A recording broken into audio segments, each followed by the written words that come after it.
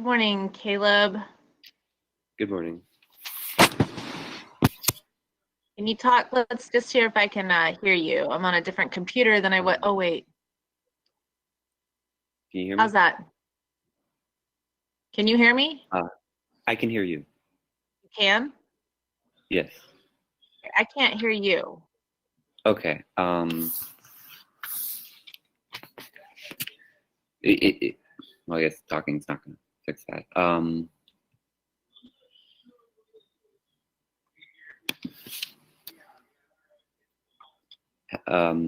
cannot hear you. Can you hear me? Okay. I can't hear you.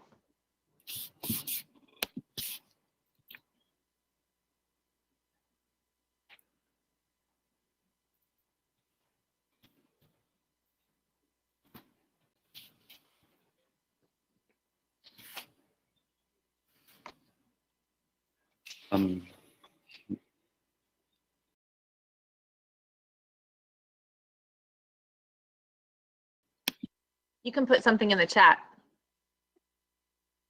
Oh, check the volume. Okay, got it. Does that work? Is that fixing it? I'm just going to keep talking to make sure that doesn't get fixed, but we can tell if it gets fixed. So, Mr. Fulton, my judge is having audio issues.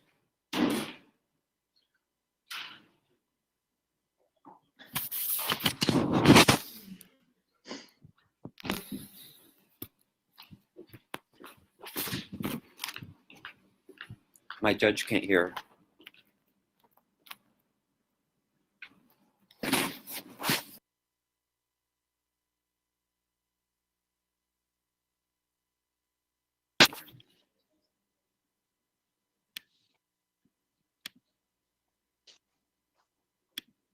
Hi there, can you hear me? Hello?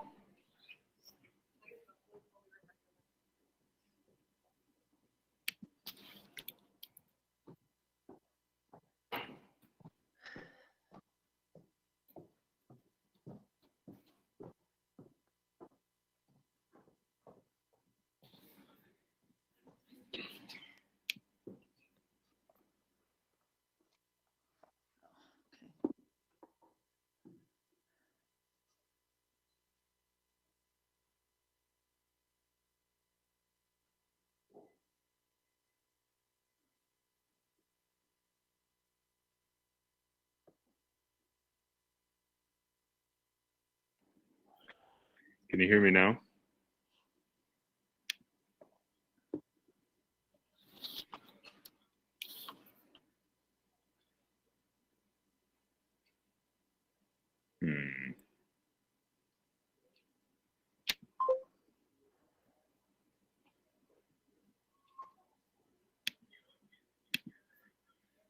Didn't have any trouble with the mic yesterday.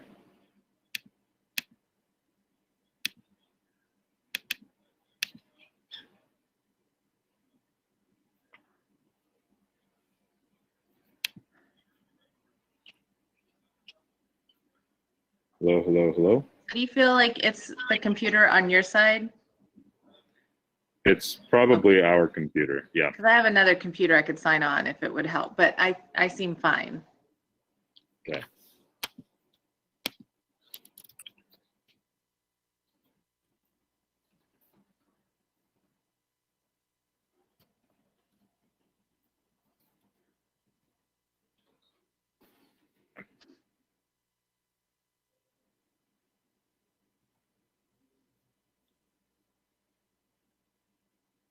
All right. Can you restart your computer?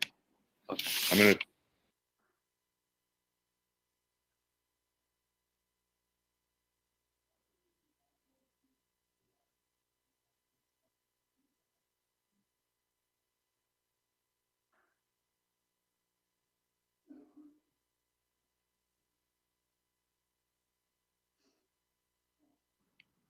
Can you hear me on this computer? Can you hear me now?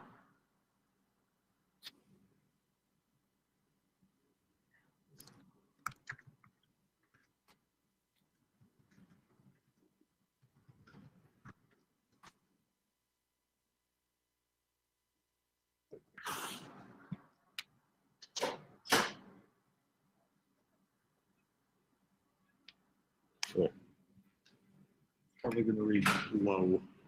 Probably. I don't think so. So it might be on her end. Okay. Have you had any recent COVID symptoms, James?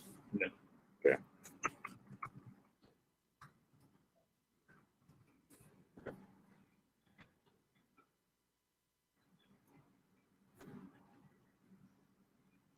Hey, Dave, are you there?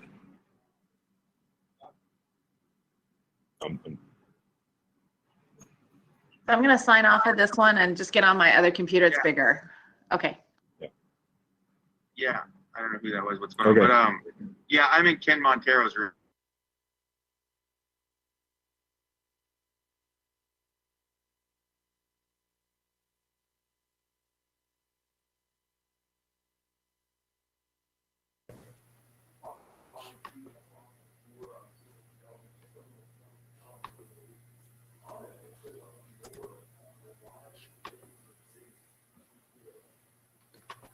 Hey, I can hear you.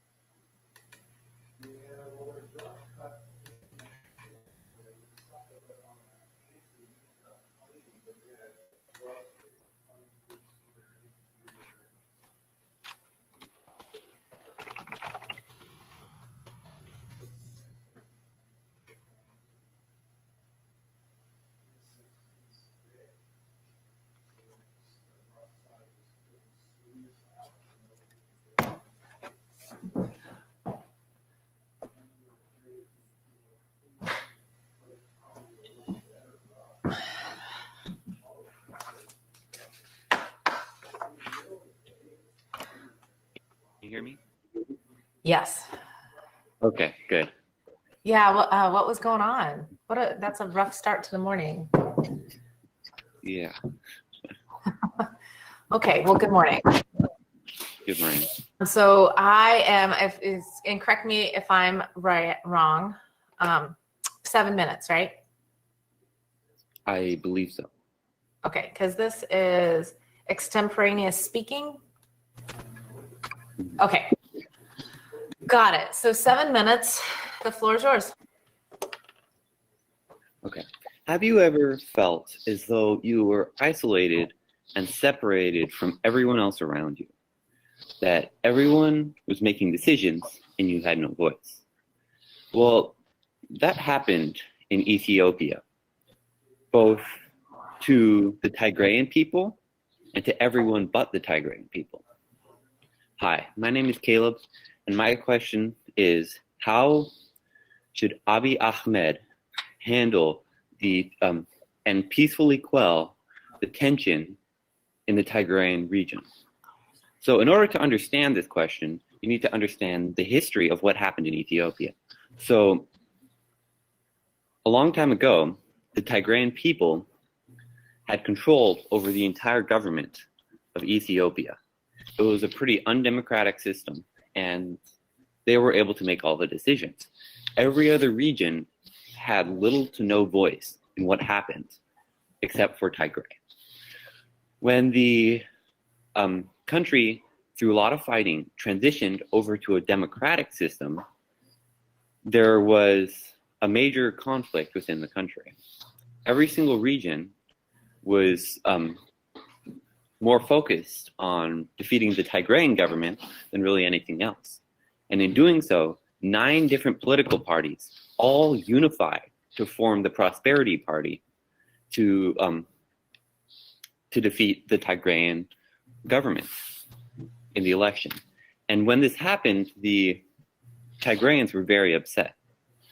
And this is really crazy that this actually happened, because with normally in other countries that have multi-party systems, they would form coalitions. So individual parties would unify together to form a government and a majority.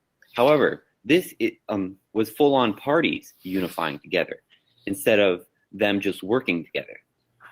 When this happened, the Tigrayans were completely pushed out of the government decision-making, as their party was the only party not a part of the Prosperity Party. And so the Tigrayan region is now having an independence movement that's fighting to be independent from the rest of Ethiopia. As this is happening, the Prime Minister of Ethiopia, Abiy Ahmed, has to somehow peacefully quell all the chaos in the Tigray region right now. And I believe the best method of doing that is through integrating Tigray with the rest of Ethiopia through infrastructure and other means of allowing them to interact with other regions, so there's less of a cultural divide. This has been done in other countries when there has been a fighting between the different areas. China has done this with other regions that aren't predominantly Han Chinese, and it has allowed them to interact. Now, although there has been some level of controversy in how China has handled things, it has shown that interacting with people of the different culture that you are fighting has shown to decrease tension between those areas. And this has also been done in the US when the US was expanding westward, the Spanish who were in the western half of the US had suddenly found themselves under the United States government instead of under Mexico or Spanish government, depending on which war. With that happening, the US needed to integrate with them and to prevent there from being a cultural divide between the two. And that happened through the infrastructure and bringing of new people into both areas, allowing them to interact and prevent the hostility from developing. I believe that that is the best method of quelling the tension between Tigray and Ethiopia. Thank you. Thank you. And I did start the clock a little late, so sorry. But I think you did just fine. I think 5 minutes on the money. So thank you. That was a really interesting topic. I know nothing about it. All right. Good luck the rest of your debate. Good luck.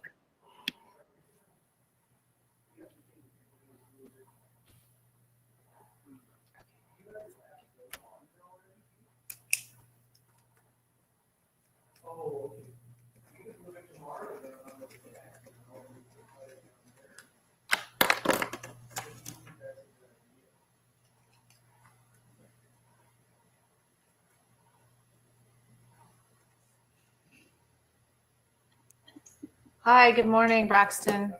Good morning. Hi, how are you doing? Good. I have the right name on today. So I don't know if you noticed I was Sean McAllister last night.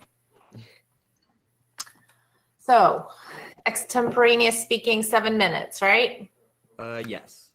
Okay, the floor is yours. Whenever you're ready. Thank you. Hello, my name is Braxton Zink, and the extemporaneous question that I'm going to be answering today asks the question, do United States hospitals have the capacity to handle surging numbers of COVID-19 hospitalizations? Now, to answer this question, we must first go more in depth on exactly what is going on with the hospitalizations right now and how exactly hospitals are dealing with it.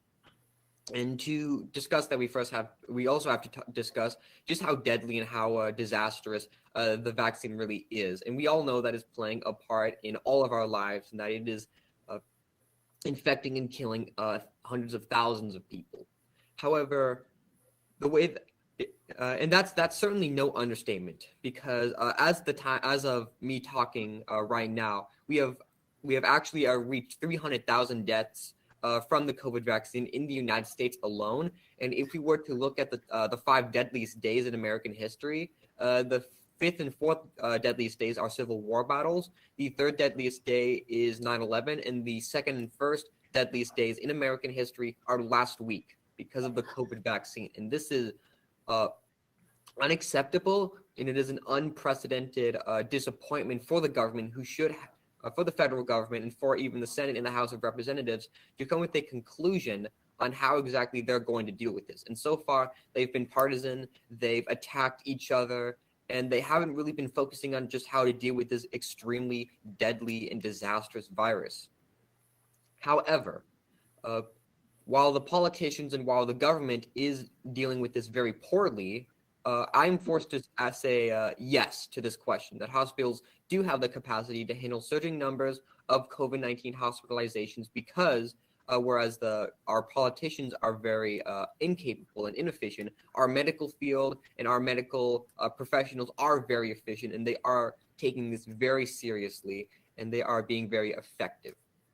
And there are two main topics. There are two main topics that I'm going to go over. The first is that the medical field is very efficient in dealing with hospitalizations and making sure that everyone is being dealt with and that a vaccine is on the way. First, I'm going to go over just how the medical field is dealing with these hospitalizations. First of all, they're keeping very close attention as to which areas are increasing high spikes and which areas are experiencing less spikes and are dealing with it a lot better. They're taking hospital beds and supplies and equipment from those areas, and they're taking it to places like North Dakota and South Dakota, which are currently experiencing extremely high spikes. Over a quarter of all of their hospital stays are because of the COVID vaccine. So right now you have a lot of you have the medical field transporting a lot of stuff from the West Coast and the East Coast, which are, although doing not well, they're doing better than the Midwest, which is experiencing the highest spikes. And the medical field is also increasing production and trying to distribute it. But of course, with all of the massive increases and all the massive cases, you can't attempt to give every patient all of the equipment that they need. So it's really amazing that the medical field is making large efforts and is very effective in making sure that all COVID patients do have what they need with the equipment that they are able to give.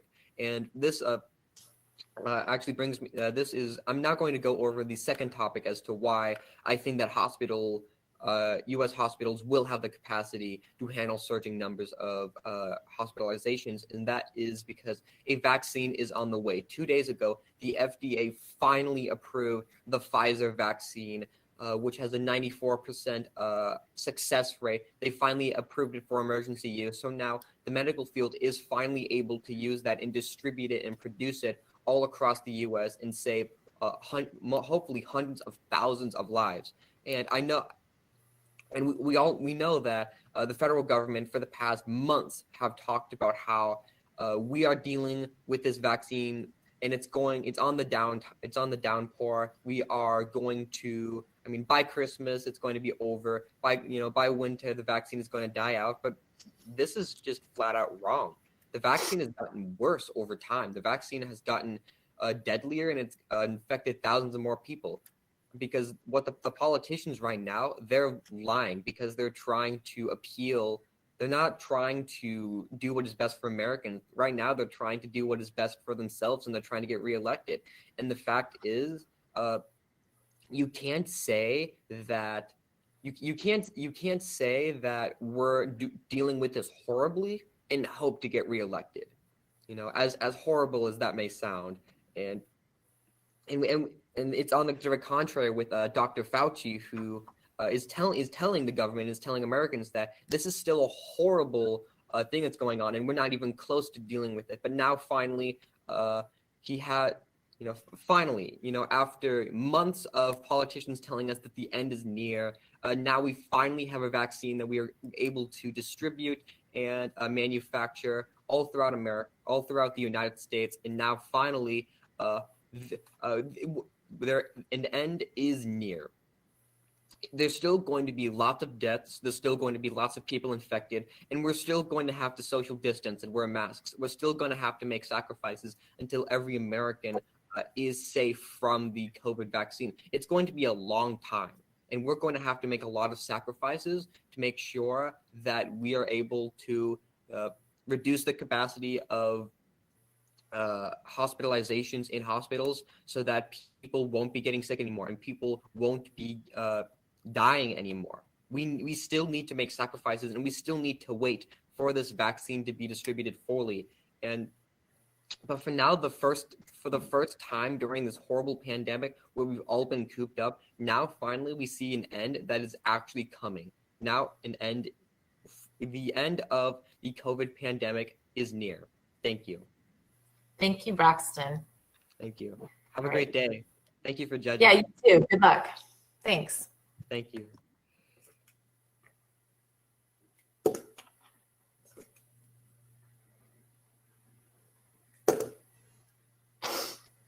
Oh, Hello. hi.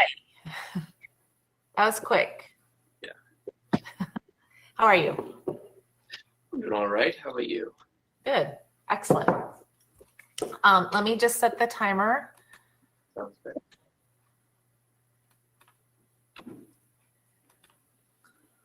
All right. We are ready when you are. And you don't mind if I have a timer running on my phone, do you? Not at all. All right. Here we go. Hello, my name is Larry Dunn, and today I'm going to be talking about why I believe that Nancy Pelosi should no longer remain the Speaker of the House. And I'm going to be talking about two main reasons today. Firstly, Nancy Pelosi as a figurehead in regard to the Democrats' electoral chances, and two, Nancy Pelosi as an actual Speaker of the House. So firstly, let's talk about the electoral chances of the Democratic Party. As we all know, in the 2020 House election, Democrats lost 10 seats, bringing their 232-seat majority down to a mere 222 one, which is dangerously close to the 218 seats necessary for a majority. And if things go the way they did this time in 2022, the Democrats could be very well soon looking at a minority in the House. So clearly, the Democrats are doing something wrong in the House and something needs to change. And that something, I believe, is clinging to the old center-left Democratic zeitgeist.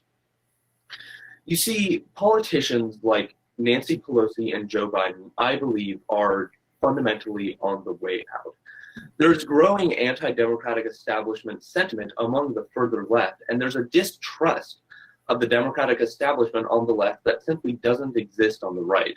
In the 2020 presidential election, we saw the somewhat unflattering hashtag settle for Biden movement, essentially saying that, even though Joe Biden is pretty awful and he's not actually going to do anything, we need to vote for him because he's better than Donald Trump. So in the case of Joe Biden, progressives were able to effectively rally around a moderate liberal, but I believe that was uniquely because of the opponent that he was facing. However, that I don't believe that this will continue to happen.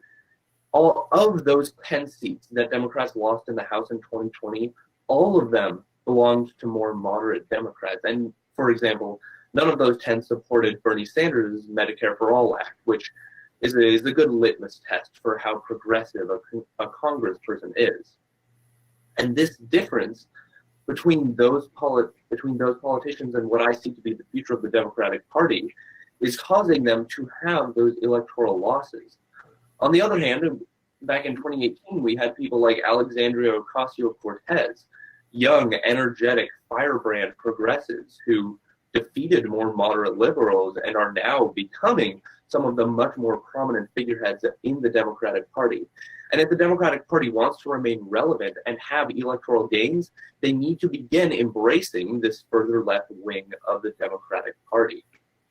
For example, in a recent poll, it was found that 69% of the population supports the Medicare for All Act, a population that within the political sphere is called radical and socialist by some. But it's obvious that adopting these policies into the Democratic policy platform is essential. Now, you could say that Nancy Pelosi and the Democratic Party could just go further left, but I believe that Nancy Pelosi stepping down from the Speaker of the House position is uniquely important to this, because as the Speaker of the Head, Nancy Pelosi is a representative of the Democratic Party, and at this point, she too clearly represents the old, more moderate wing of the Democratic Party for her image to ever be effectively enough reformed. Now, I talked about the potential benefits of bringing in those further on the left who are becoming disillusioned with the party establishment and who aren't turning out to vote for more moderate left candidates, which is what caused their losses in 2020. But of course, there's the potential downside of losing people who might be scared of so-called socialist or leftist policies. However, from what I've seen, anyone left of center is called a socialist and a communist no matter what. Consider Donald Trump, who called Kamala Harris a communist recently, which is an interesting take. I mean, maybe I missed something, but I don't remember Kamala Harris ever advocating for the abolition of private property and the withering of the state in the pursuit of a moneyless, classless, stateless society. I mean, I watched the Raphael Warnock and Kelly Loeffler debate recently, which is one of the Georgia Senate runoff races happening right now. And the number of times I heard the term radical liberal Raphael Warnock was astounding. So if this kind of Red Scare anti-leftist sentiment is already happening towards very center-left candidates like Joe Biden and Kamala Harris and even Raphael Warnock, then it seems that the Democratic Party might not have much to lose in regards to electoral chances by moving their platform further left and by embracing further left policies. So, having demonstrated that there are not significant electoral disadvantages of bringing in a new, more progressive Speaker of the House, and there's a lot to gain by bringing in progressives, we can now move on to my second point, that of Nancy Pelosi personally as Speaker of the House. And my primary concerns with her are mostly of decorum. I don't know if any of you recall, but earlier this year at Trump's State of the Union address, Nancy Pelosi stood up and very publicly ripped up his script that she was reading at the time into little pieces and threw it on the ground like confetti, and it was all very dramatic, and it made a political statement to be sure, but I believe that the message of the Democrats moving forward, like what Joe Biden did and like what I believe helped him a lot, was governing for all Americans and unity, which political displays like that tend not to really embrace or demonstrate. We can also look at Nancy Pelosi playing hardball with the coronavirus stimulus back in November, just before the election, saying that if Republicans and Donald Trump wanted to pass stimulus bills before the election, which would have undoubtedly helped Trump's electoral chances, they would have to do it the way the Democrats wanted. And this resulted in Congress not passing stimulus. And it's over a month later now, and that stimulus still has not come out. So this kind of almost paradoxically center-left, not too far left, but still not very compromising and hardball and almost sectionalist approach that Nancy Pelosi tends to have, I don't believe is in the best interest of the House of Representatives or Congress as a whole. And that also plays into the electoral chances of success that I talked about earlier. So in conclusion, as maintaining Nancy Pelosi alienates further left wings of the Democratic Party, hurting their electoral chances, and she does not bring unity to Congress and the American people, she should not remain the House Speaker for her next term. Thank you. Thank you. Thank you. That was very interesting. Good luck the rest of your day. Thank you. Thank you very much for your time. Have a good day. Thanks.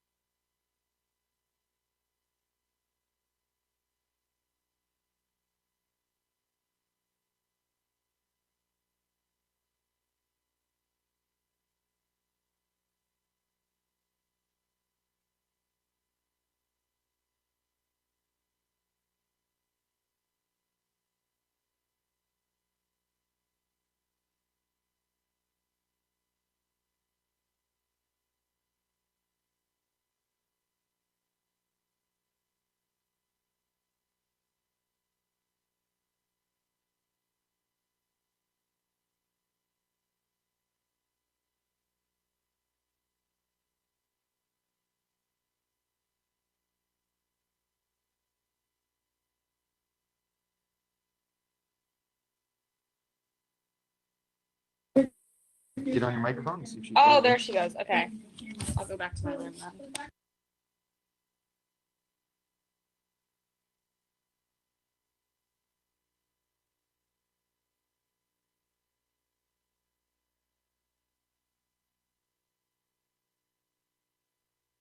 All right, great.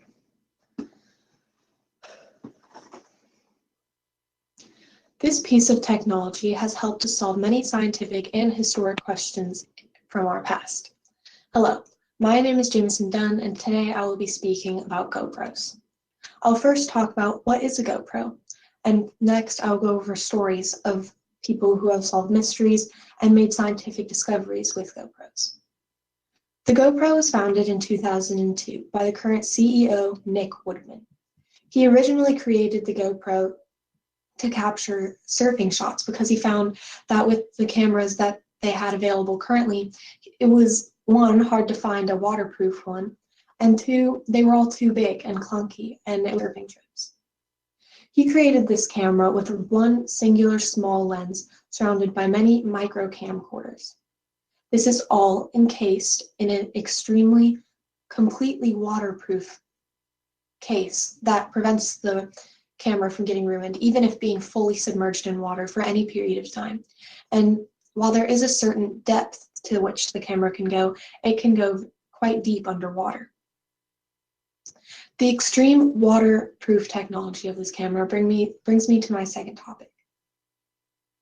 In 1992, there was a case that went cold. Nobody could solve it. In 2019, a 13-year-old boy was playing at the lake. He had a GoPro on him. He was swimming with the GoPro, and he, looking back at the footage, realized that there seemed to be a car in the footage underwater. He brought it to the police, and they found that this was the van of the girl that went missing 27 years ago. They solved this case using the GoPro. The second story I'll be telling is a true story about an Alaskan fisherman and his daughter. He and his daughter wanted to be able to see what was going on down in their nets while they were fishing, so they created their own homemade camera mount and used a GoPro to capture this footage. Even though some of the videos weren't as interesting as they could have been, he'd made it his goal to watch every single one. In one of the videos, he noticed that there was a block that was floating. Well, not floating. It was on the ground, and it was shining and reflecting off of the camera. Using the GoPro's technology, he was able to zoom in, and him and the group of scientists that he brought this video to realized that there were multiple blocks of gold on the sea floor. Unfortunately, the scientists and many lawyers told him that he would not be able to collect this gold. It was against the law for some historic laws, and him and his daughter, while disappointed, were impressed that they found this just using their homemade GoPro mount and this GoPro. New modern technology has proved to show the real beauty of videography and all of the things that you can do with it. Besides these finds, there have also been many scientists who have found new species using this GoPro, specifically underwater species because of the waterproof technology. The GoPro has done much to help with missing persons cases, scientific finds, and historic finds. New technology has shown the real beauty of videography. Thank you. And thank you for judging.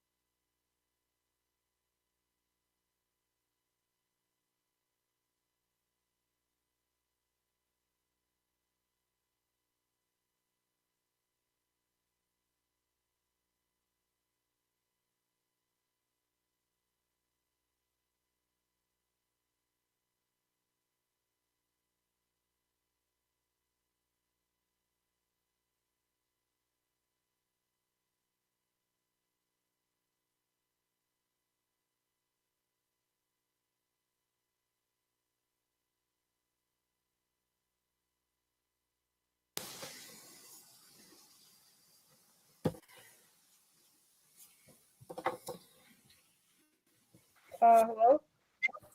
Hello. Hi. Sorry, technical difficulties. It's cool. Should I start? Whenever you're ready. Okay, I'm ready right now.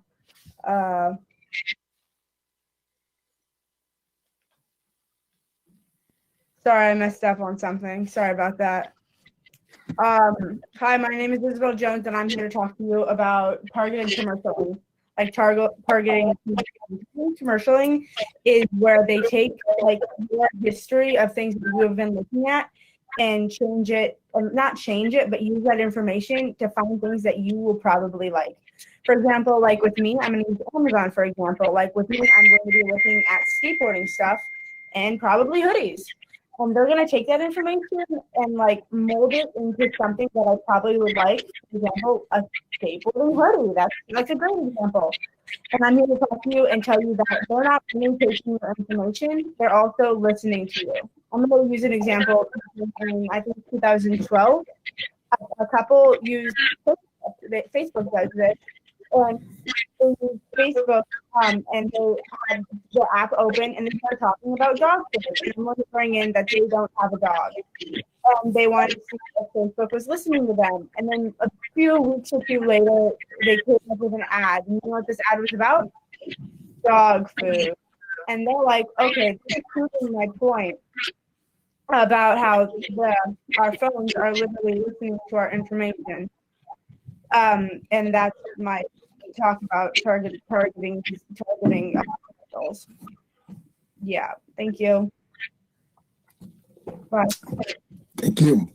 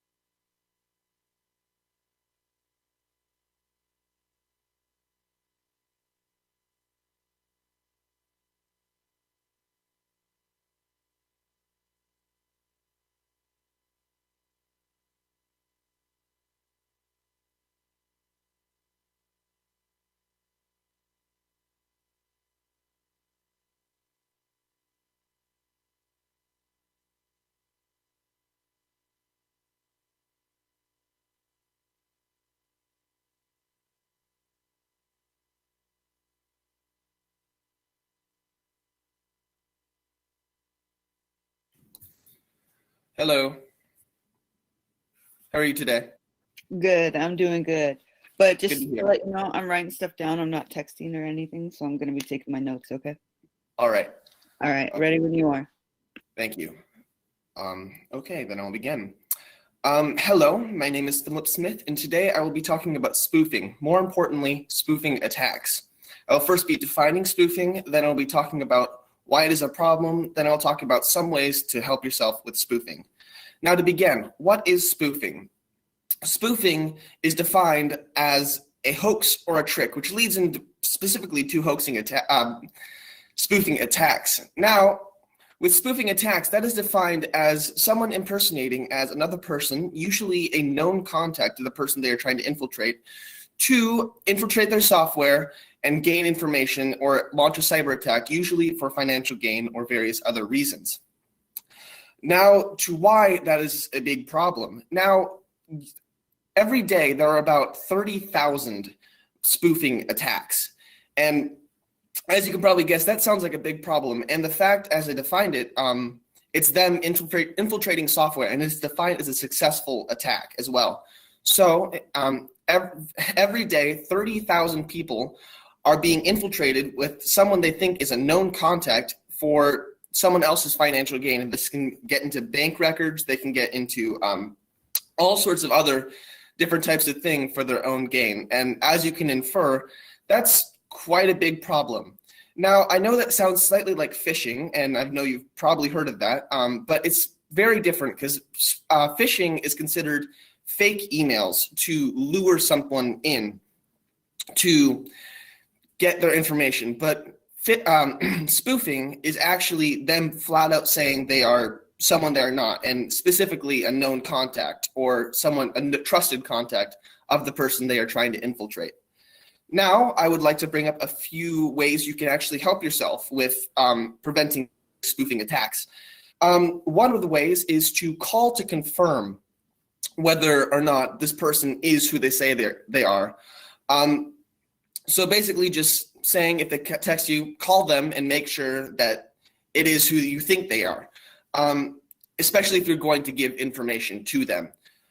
Second way is to regularly change passwords. That's pretty self-explanatory. Just change your passwords regularly to prevent stuff like this from happening. Now, third way is if you recognize a spoofing attack is happening, let the person who is spoofing you know, because this can actually prevent spoofing attacks from happening in the future. In conclusion, I have talked to you about spoofing attacks, define them, why they are a problem, and ways to prevent them. Spoofing is a giant problem that has been happening to over 30,000 people every single day, and I hope this has brought some awareness to the problem of spoofing attacks. Thank you. Great job. Good luck. Thank you.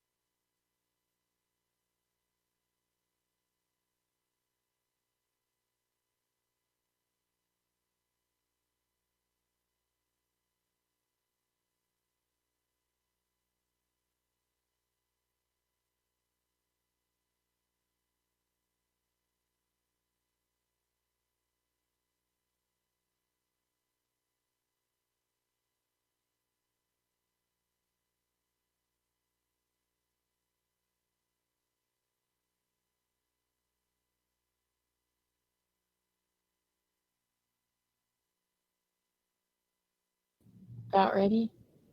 My partner will be here in a minute. Okay. Sorry. That's fine.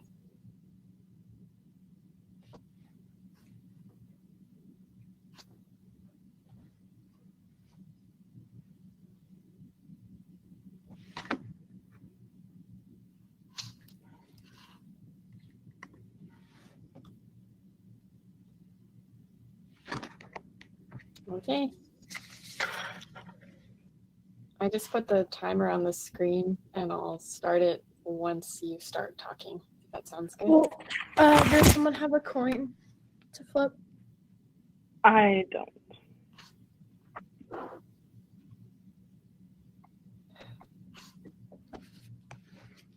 Would you guys like to call it? Sure.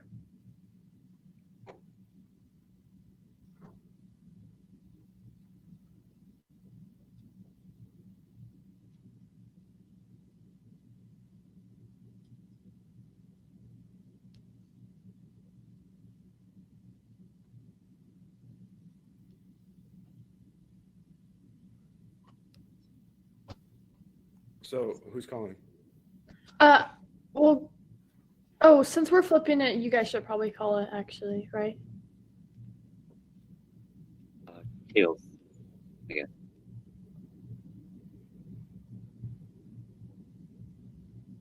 It is tails.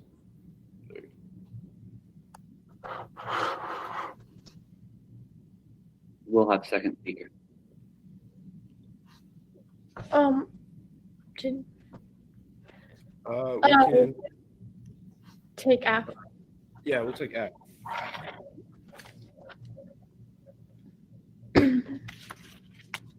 I'll be first speaker for our side. Okay. I think this one you ready. Judge and timer ready. Hello, my name is Jocelyn Cannon, and this is my partner, Jaden Stern, and we stand in firm affirmation of the resolve that Alaska should eliminate the permanent fund dividend. We have three contentions to support our case. The oil industry's income in Alaska has decreased significantly, making the PFD unsustainable. The PFD is actually worse for the lower class because it fuels income inequality, and eliminating the PFD is the only viable solution to decreasing the state's current deficit. The oil industry's income in Alaska has decreased significantly, making the PFD fail in sustainability. Nearly 85% of the state budget is supplied by oil revenues. The fortunes of Alaska's oil industry, and therefore many sectors of the economy, are dependent upon world oil prices. Ever since 1968, we've relied on the oil production for the economy when there was the largest privately financed project in history, the Prudhoe Pipeline. The pipeline continued to finance Alaska for 40 years. This has changed in recent times, even though the oil production vastly fueled Alaska's economy. Oil revenue has gone down by 90%. It's impossible for the declining economy of Alaska to continue the PFD, as the once great oil production fueled our economy, it no longer does.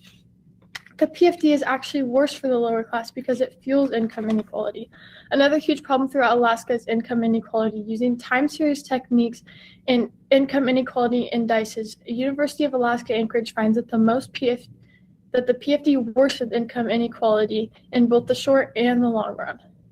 The argument that most professionals say as a possible explanation is that there may exist differences in consumption patterns between low and high income groups. But is saved with the PFD payment, if the PFD is spent on non-durable goods by the lowest income groups but is saved or invested by the higher income, then it may gradually result in increasing disparities between the groups. The higher class can invest more while the lower class spends the PFD on goods and services that are only non-durable.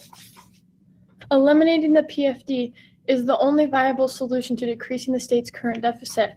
The three ways officials have thought to decrease the state of Alaska deficit are decrease expenditures, increase revenue, sales and tax, and eliminating the PFD. And the first two options are unfortunately not viable. First, decreasing expenses. The reason this won't work is because we've been trying to for years. Every year, we see more and more budget cuts and vetoes to the budget. We see Governor Mike Dunleavy veto nearly $335,000 from the budget of the Alaska court system. The governor again cut near half, $49 million of the state budget. Decreasing expenses is not an option, as we still are on the decline even with so many cuts to the budget. Overall, it's hurting the economy of Alaska. Second is increasing revenue, and because of COVID-19, Sightline Institute says that by 2021, the deficit could go by another $600 million. We have not tried adopting a sales tax or income tax, but Anchorage Daily News says that no matter what taxes we implement, it would not be enough revenue needed to close the budget deficit. In conclusion, the PFD has no way of being stable or renewable. The decline in sales to fund anything and the distribution of money to the lower and upper class is only increasing the gap between them.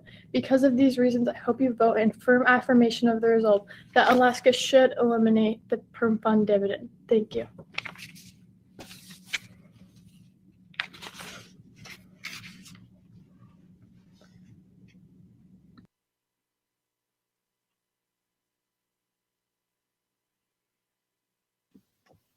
Okay, thanks. And next speaker when you're ready. Judge ready? Hello, my name is Avienda Cook, and my partner Caleb White and I stand in firm negation of the resolve. The state of Alaska should eliminate the permanent fund dividend. We have two contentions to support our reasoning. One, it reduces poverty, and two, it brings jobs to Alaska. Our first point is that it reduces poverty. Over 77,000 people in Alaska are in poverty, and a study done by the University of Alaska Anchorage shows that 25% more people would have fallen below the poverty line in the last 5 years if they had not received their PFD checks. This shows how beneficial the dividend is to Alaskan lives. Our second point is that it gives jobs to Alaskans. It's been estimated that a dividend of $1,300 creates about 10,000 jobs. It also attracts up to 20,000 workers to the state and adds $1.5 billion to personal incomes in the year it's doled out. Removing the dividend will likely cause us to lose a lot of these added jobs. In conclusion, my partner and I stand in firm negation of the resolve due to our contentions that it reduces poverty in Alaska and it reduces income inequality, or it brings jobs to Alaska. Thank you, and with that, I stand down.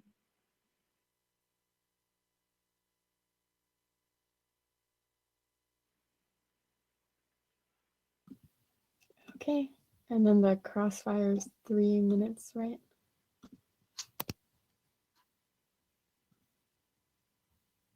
Okay.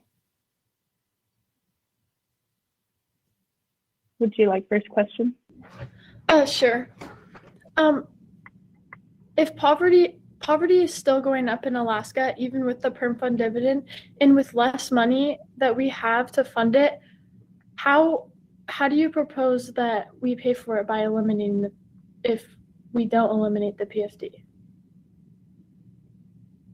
Well, we would still have the permanent fund. We would still maintain it. We would just be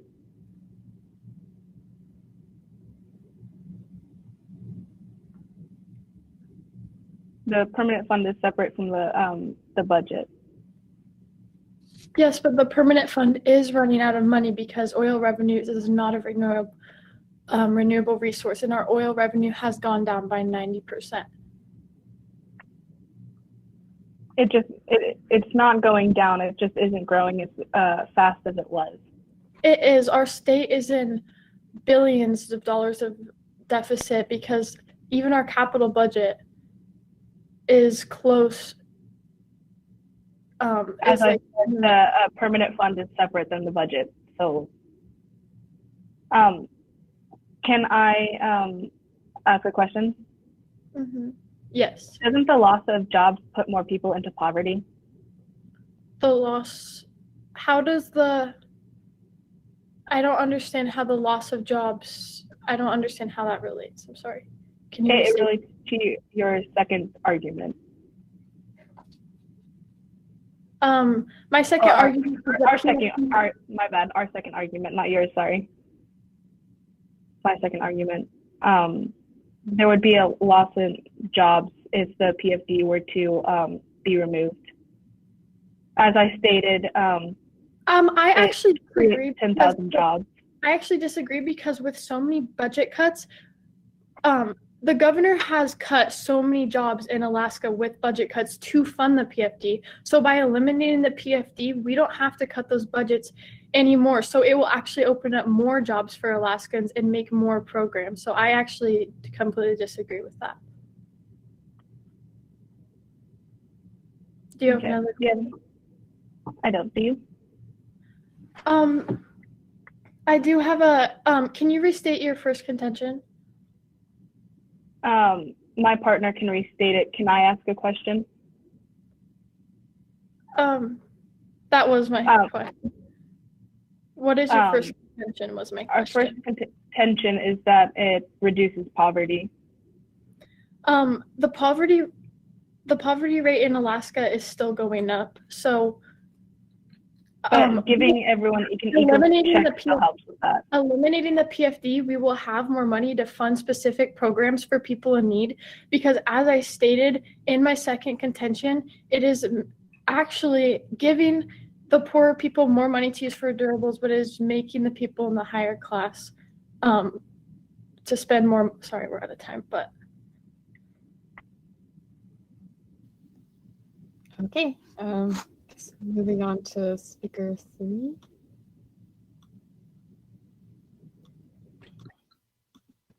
All right. Ready when you are. Okay.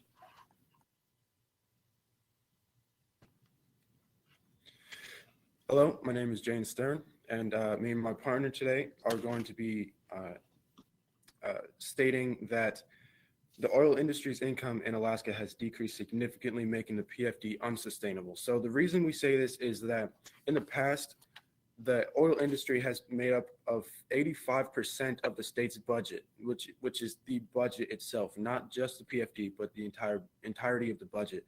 And so our opponents have said that the PF is separate to the budget, which is true.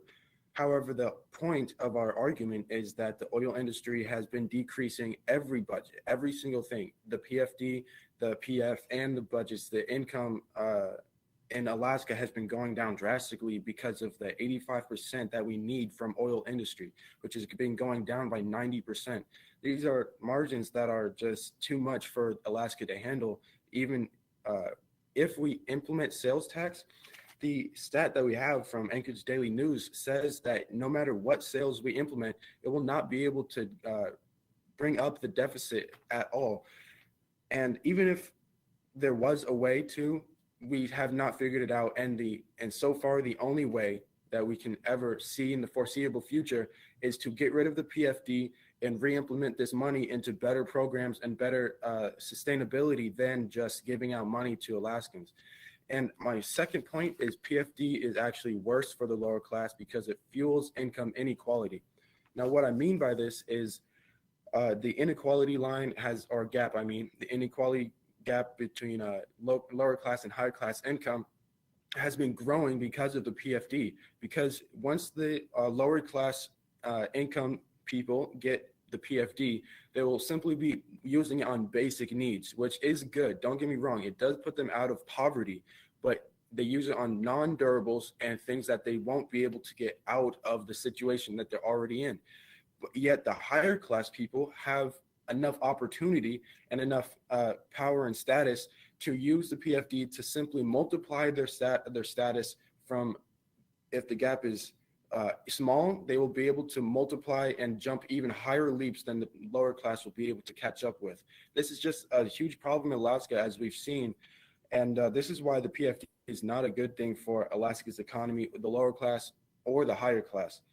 And with Governor Dunleavy's cutting the budgets, there's no way for the PFD to fund when we're running out of money. In about 20 years, we're going to be bankrupt. The economy is most likely going to crash in about 25 to 30 years. There's no way to sustain this PFD when we're just giving out money with no sales tax or income tax, which even then it probably won't help anything. So the best way for us to make sure that our economy does not crash and crumble under the pressure is to get rid of the PFD. And it is not, I'm not denying that the PFD does help give jobs to the lower class or poverty rates and reducing the poverty. But the problem is that it's not doing it enough. We have seen that in 2000, the poverty rate in Alaska was around 7%. And we've seen that in 2015 it is going up drastically to 10%. And that's a lot of people that do not have the right amount of income to be above the poverty line. And this is still where we have PFD going up every year. And even with COVID, it is just not being any good for tourism. And we have also seen that a big oil company known as BP exited the scene in around 1977. They've been there since the original pipeline in Alaska. So for these reasons, I would like to say to vote in firm affirmation of the resolve. Thank you.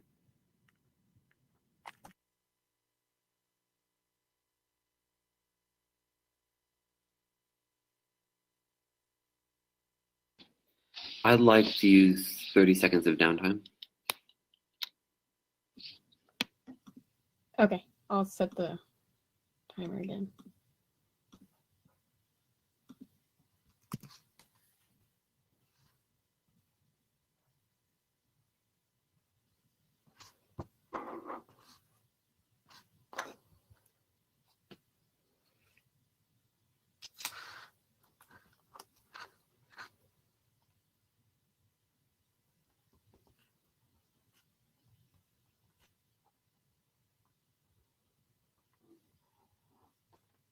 The timer hasn't started, ma'am. Sorry. Okay. Thank you.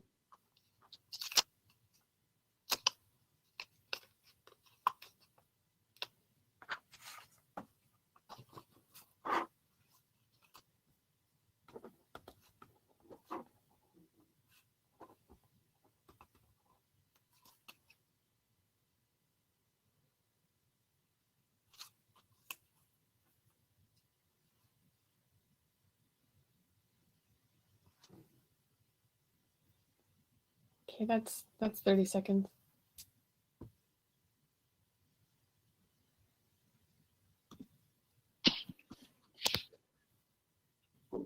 Judge and timer ready?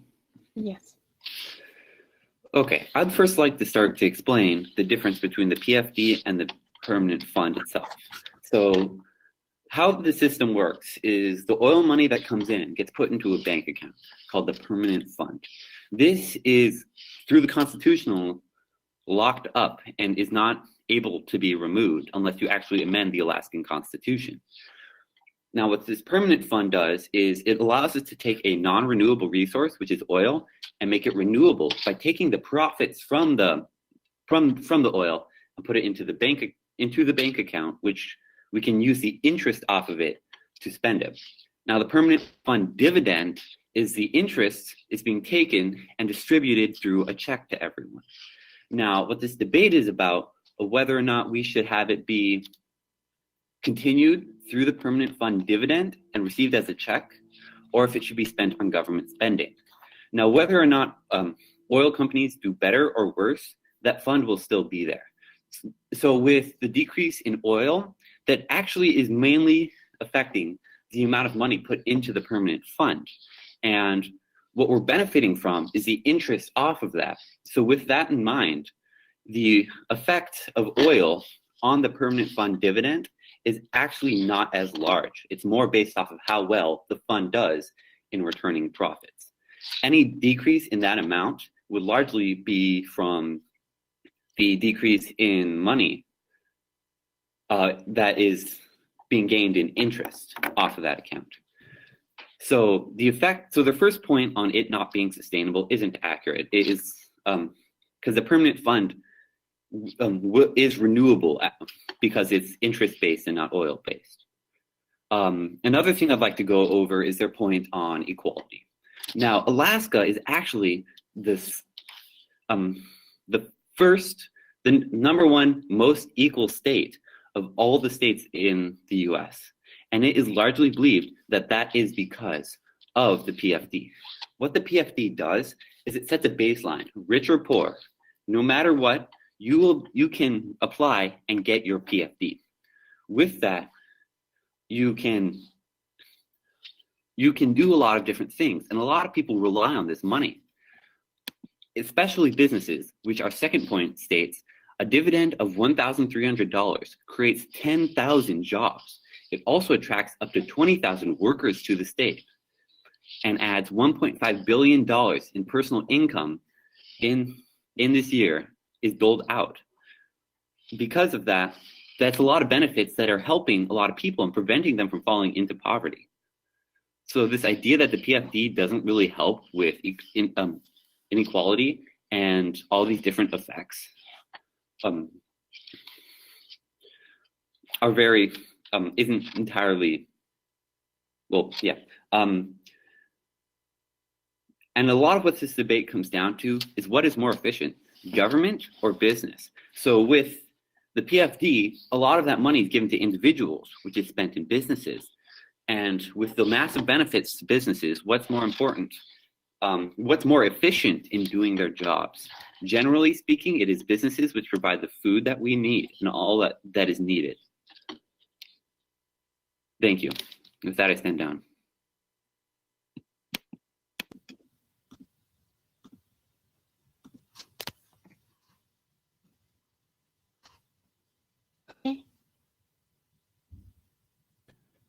So my first question for you is, I'm going to bring up something in my case something I said before, where one of the biggest oil companies, who is a British oil company, who was one of the original oil companies to be in Alaska, is named BP. And they have recently exited the oil scene, who is a huge business for Alaska.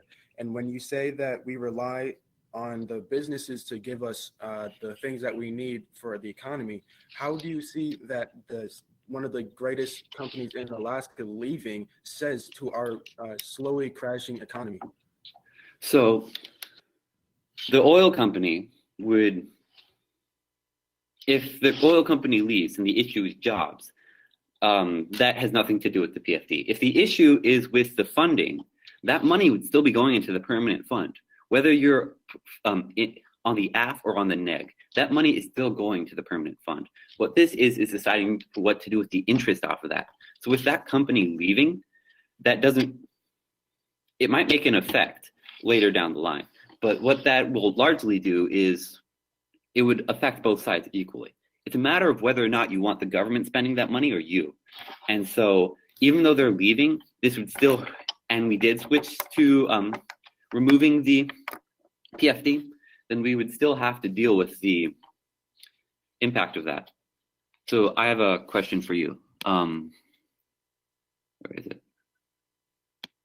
Doesn't giving everyone an equal check help with creating equality? While it would seem that way, I do not agree with this. As you said before in your summary statement, that the point of the PDF is, PFD, is that we have interest from the permanent fund itself and how different the permanent fund and the permanent fund dividend is.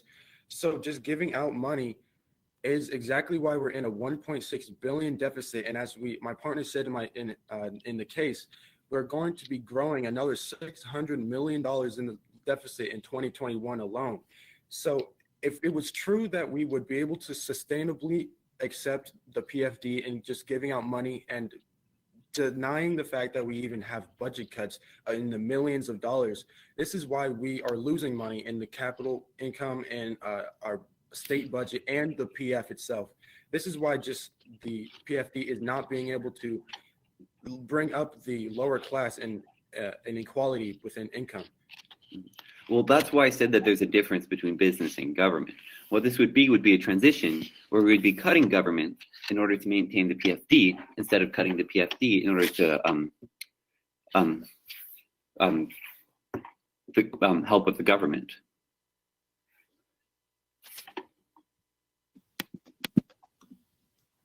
Okay. Summaries are next, right? May I have a minute of downtime, please? Yes. I'll actually start it this time. Okay.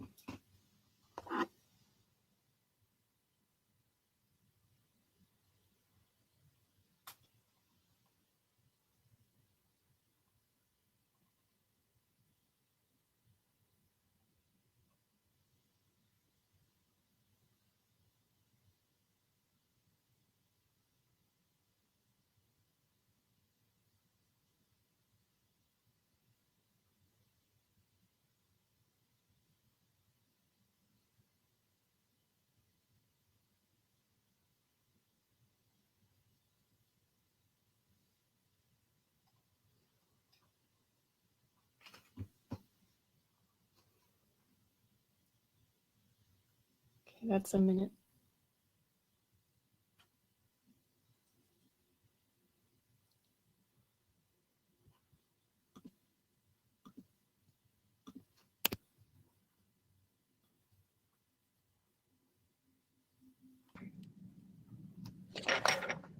Okay.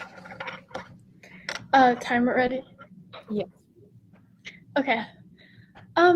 First I would just like to go over the points of our opponent that the money that we make off of the oil and how much we're making does not affect the PFD because they're two separate. The money that goes, it is all related, even then it goes into the perm fund and the money that we get off of that for the perm fund dividend. It all matters. And if our oil revenue keeps decreasing at this rate, we will run out of money. And we are, as we said in our case, by 2021, we will go more into $600 million more into deficit. With that, I'd also like to summarize more our second contention that giving a check to every single person the same amount of money, it does not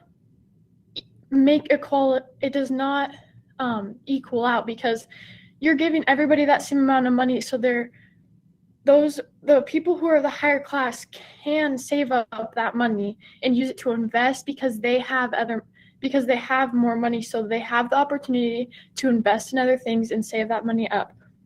The people of the poorer class have to use that money immediately for non-durable things that they use in their everyday life.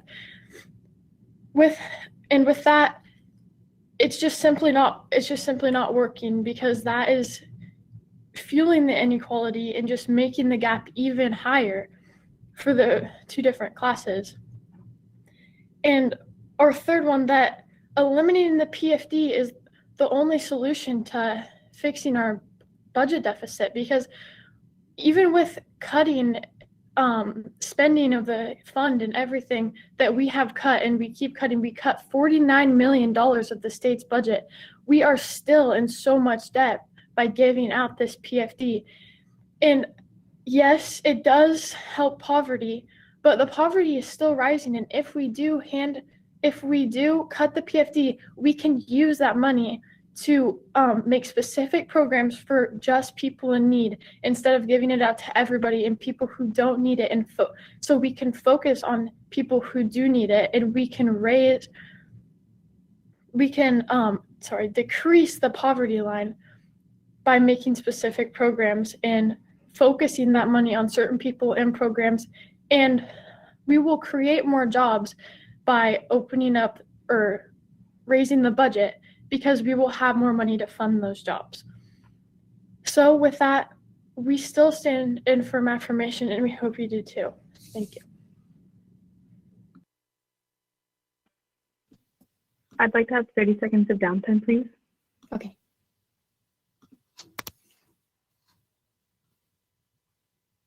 All right.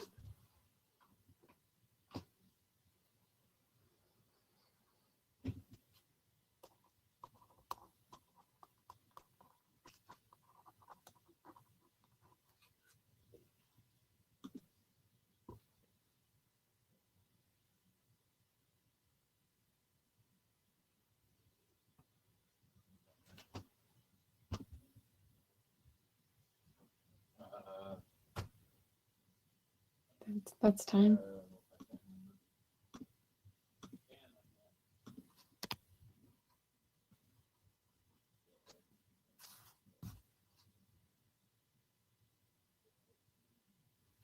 All right, Judge ready? Yes. All right. So I'd like to go over a few things that my opponent said. Well, rich or poor, you will receive the PFD. We've said this before, rich or poor, you will get it and you will receive it. Another thing is with the loss of oil funds, you should cut the government spending and not the PFD, because a lot of people rely on it to get food and other necessities that they do need in everyday life. And even if you create other programs that would help potentially benefit them, you can't target all needs that a person will need. And like my partner has said, giving an equal check will helps with creating equality over everyone, even if you are rich or poor. We have said that we are the most equal state. Another thing that has come up is the budget deficit. I'd like to point out that we are not in debt, we're in a budget deficit, and there is a difference between the two of them.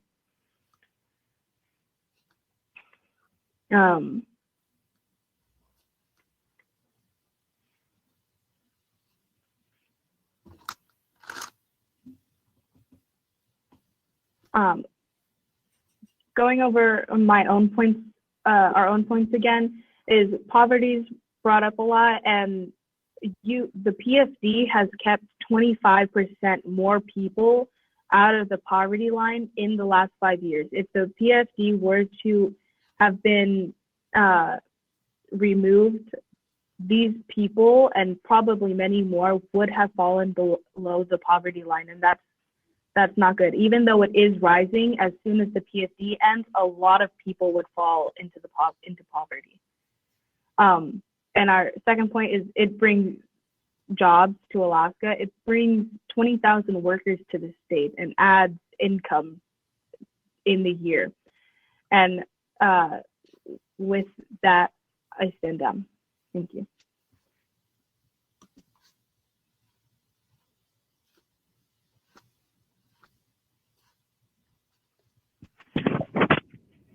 Okay. It's Graham Crossfire, right? Yeah. Okay. I do have a question. Or sorry, have it first. Okay. All right, I'm ready. Okay. So you stated in your speech that we should cut the government spendings because that will benefit the people, but I just don't understand. I don't understand how cutting government spendings benefits people when government spending is spent on the people, like education, programs and jobs. Government spending is funding jobs, so I don't. How is that? How would that? What we're talking about is a transition from what's being proposed in this. It would be a transition from government spending over. So maybe cutting government spending will help with the budget, and yes, it will cost us a few jobs. But it is far more beneficial for the people who rely on this money for food, and for the people who, when they spend that money, they spend it in businesses, which allow them to create more jobs. So with that transition, it would be a transition from the public sector to the private sector. And when this is happening, by and large, it will create more jobs in the private sector than is lost in the public. How does it create more jobs? Well, when you spend the PFD at, say, a grocery store, it allows them to employ more people and expand their business, or prevent them from shrinking their business because people aren't buying more. This is basically giving people money to spend, which will help the businesses that they spend it in, which is why there's a creation of jobs. There was a stat done and a survey done that even though the PFD does give out money to spend at local businesses and it does help the economy, it only helps a tiny bit. And throughout the year, everything added up, it's barely a difference. And there is evidence to prove that it, even though it does help the economy, it's not enough to make a big difference. The statement that it'll make a big difference isn't really evidence. Yes. Whereas we have provided actual statistics, like for 1,300 dividend, we'd get 10,000 jobs. The problem with that is that getting rid of the PFD will bring even more jobs than keeping the PFD. Just because there's a slight difference does not mean there's a better way for us to do this, which is getting rid of the PFD. It will allow us to put more government spending into places that need it. And also, you're saying that the best way is to decrease expenditures by cutting even more, even though that's exactly what we've been doing for years, from 335,000 from the court system or $49 million from the state money. This is just too much for us to even handle. We're already losing money. We're already in a deficit. In about 20 to 25 years, we're going to be in debt. 20,000 workers is not a small amount. And if we don't want to go into debt, we cut government spending. That's how that works. If we keep the PFD, we can keep the PFD and keep that separate. The government has other means of funding it and how they've done it in the past. Thank you. No, they have not. Time's up.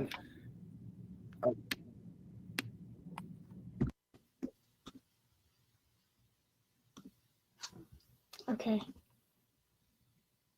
Does anyone want to use the last of their preparation time? Yeah, I'd like 30 seconds of downtime. Okay.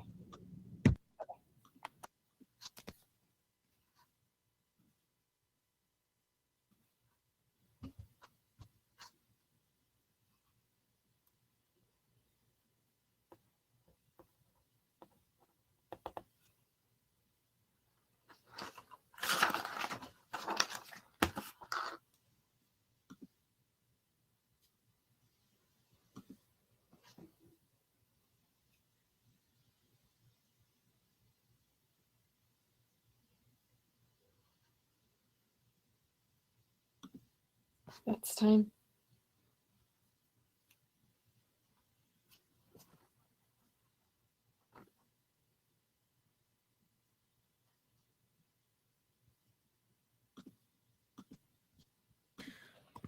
All right, judge and timer ready? Yes. So for the last time in this debate, my name is Jaden Stern and my partner Jocelyn Cannon are here to tell you exactly why you should be in firm affirmation of the resolve. The Alaska state should get rid of the PFD. So I would like to go over the crossfire real quick and say that we have been cutting down on government spending every single year, multiple times. We see that Governor Mike Dunleavy has vetoed nearly $335,000 worth of budget court system in Alaska, and also nearly half of our budget of budget for education and $49 million. This is all because we have no money left, and we know, no money left to spend nearly in the foreseeable future that we know of. And we see that the oil companies have been decreasing since the 1900s and on to the 2000s. It's obvious that we're going to be in debt in about 20, 25 years. Even Representative Dan Ortiz says the exact same thing. We need to know that the PFD is hurting everyone in Alaska. We see that the deficit has been growing every year, and we see that the equality of the lower class, the higher class has been making such a huge gap over around 50% every 10 years. This is just terrible, as we see that 10,000 jobs have been created from the PFDs, but that does not mean that it's well or okay for the poverty rate in Alaska, as we see that the higher class is able to spend more smartly and have investors. So I'd like to conclude this by saying you should vote in firm affirmation, and thank you.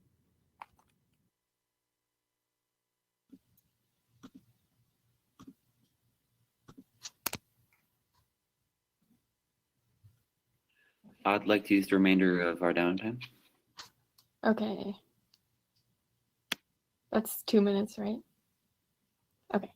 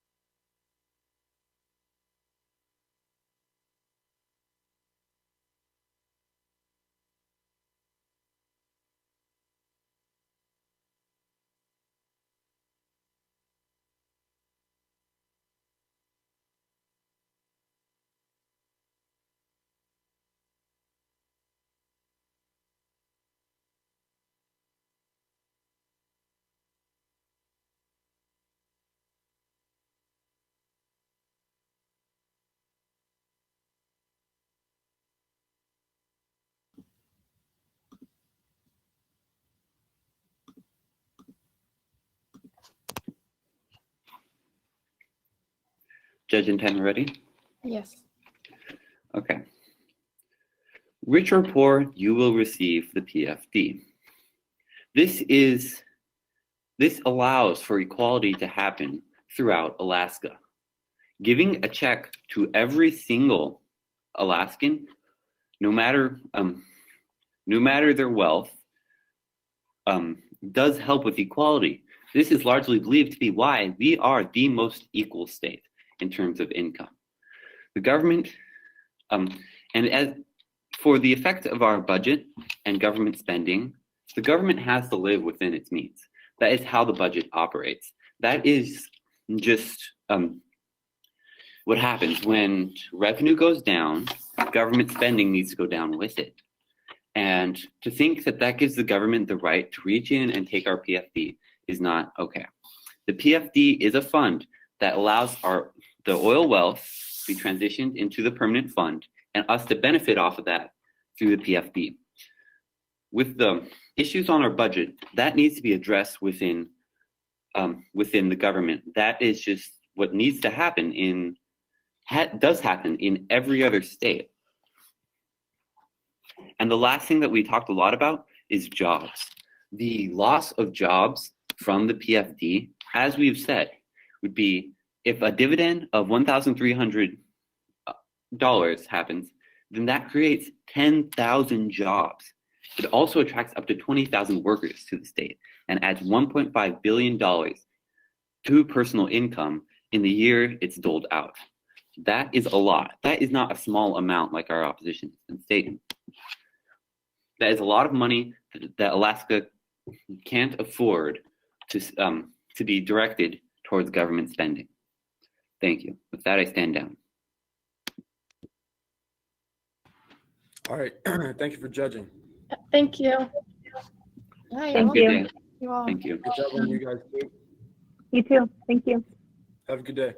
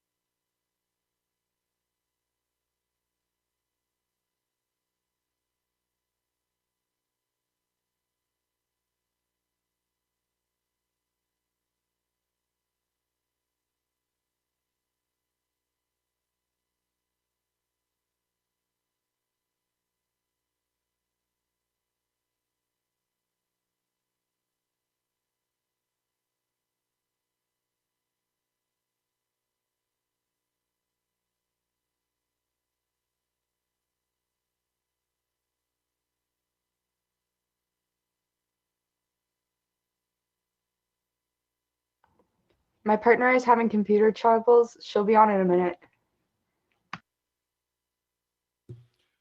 No worries, Danica. She's got 6 minutes.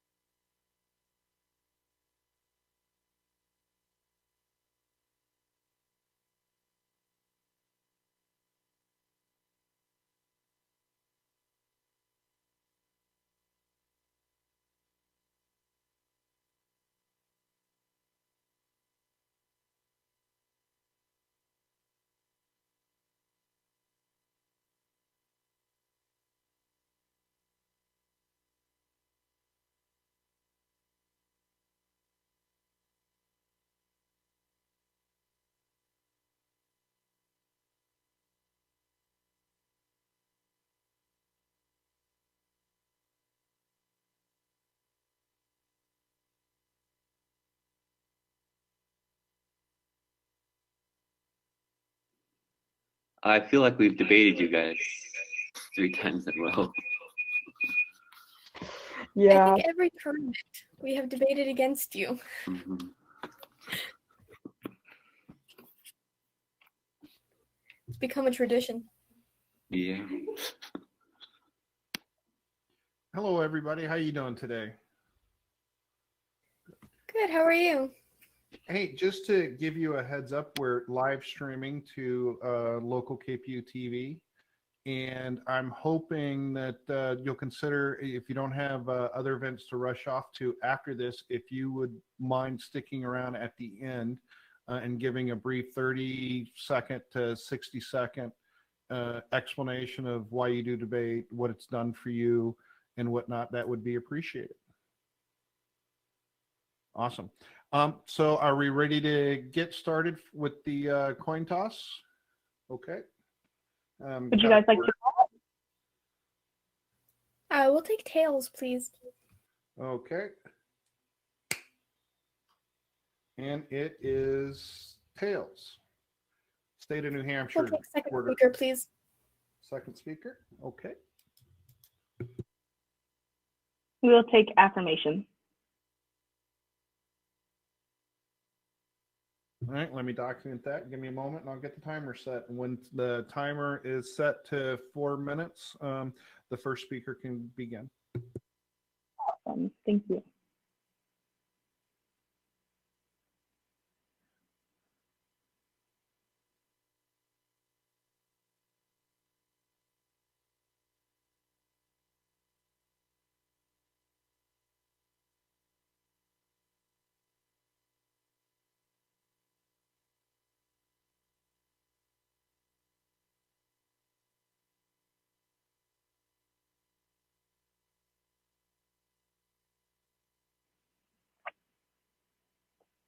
Okay, Judge ready?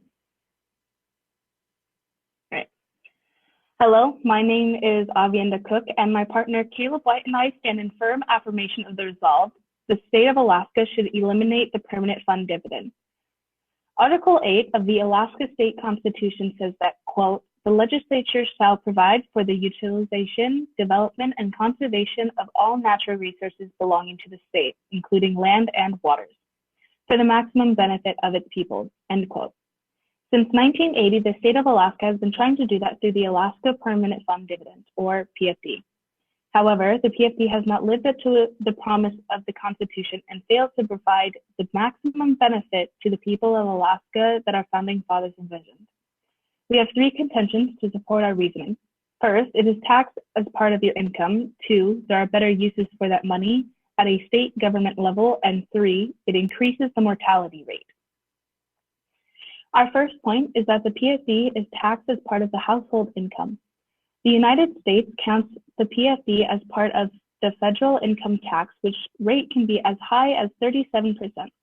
This means that a portion of the PFD ends up not benefiting Alaskans, but gets sent to the federal government instead. If the purpose of the PFD is to provide Alaskans a way to share in the oil wealth of our state, it does not even come close to achieving this goal. Our second point is there are better uses for the money at the state government level. Eliminating the PFD will not eliminate the permanent fund, which means that close to $7 billion will be freed up for the state to spend on projects that have greater benefit to Alaskans. Giving this money away as individual checks cannot possibly have the same benefit as improving our road systems, funding our ferries, or other expenditures that the state could feasibly fund if the earning resource account were not used for the PFD checks. Our third point is that the distribution of the PFD caused a dramatic increase in the Alaskan mortality rate. Research from the Journal of Public Economics found that in the week following the distribution of the PFD check, the mortality rate in Alaska spikes by 13%.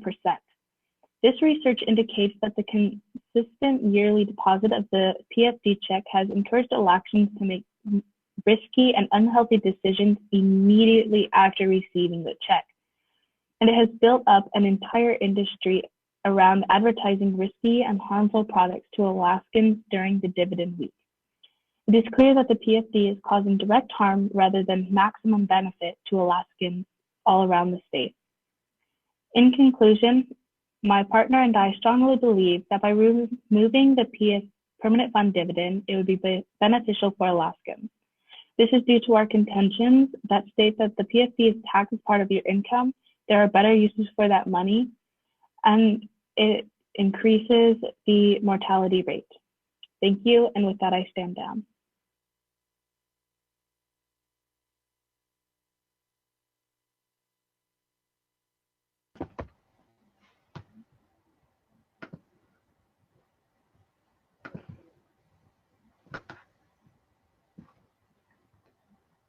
Sorry, one sec. There we are. Okay. Timer ready? Okay. Hello, my name is Dana Kamicheski, and my partner Zoe Trapt and I stand in firm negation of the resolve the state of Alaska should eliminate the permanent fund dividend. We have three contentions to support our case.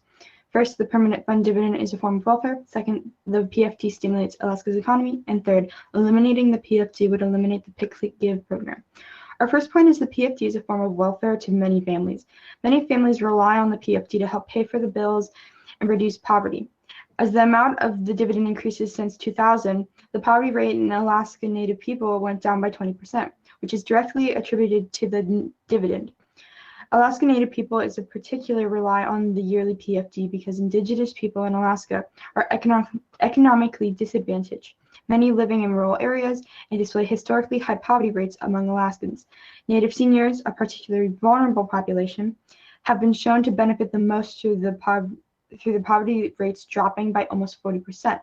The PFD also makes up somewhat between 5 and 10% of Native families' incomes, which is a massive amount. Without the PFD, 28% of Native families would be below the poverty line, and the dividend also provides for many students' colleges. Alaska 529 is a program that sets a portion of the money aside for children's college funds.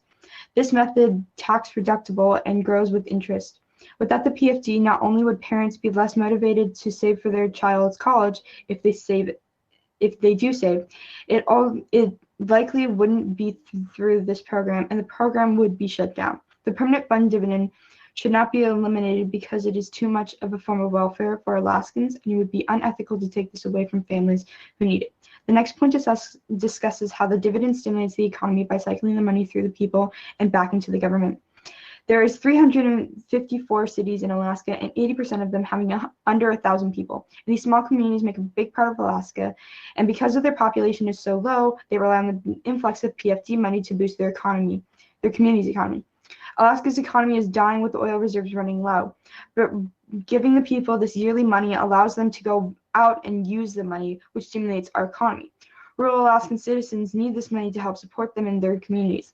Receiving this money also saves it from being spent by the legislature without the vote of the people, which is an important liberty. So this means that we as Alaskans control the money that we are given. The permanent fund dividend should be eliminated because it stimulates the economy, which is the best for our state.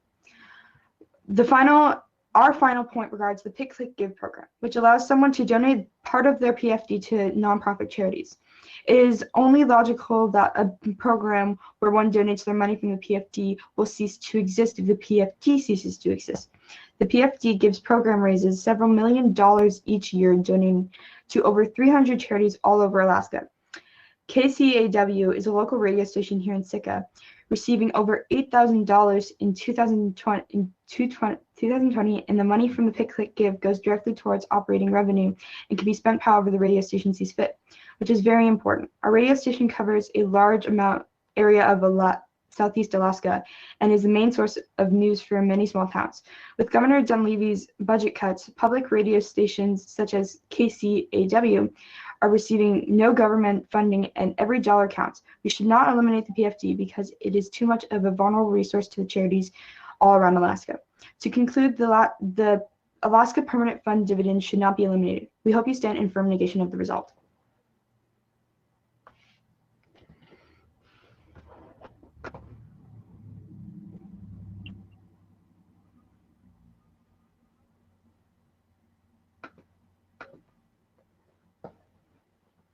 Okay.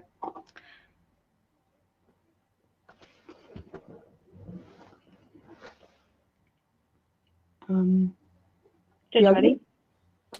Yeah, crossfire between the first speakers. Yes. Yes. All right. I believe as first speaker, I have first question. Mm-hmm. Okay.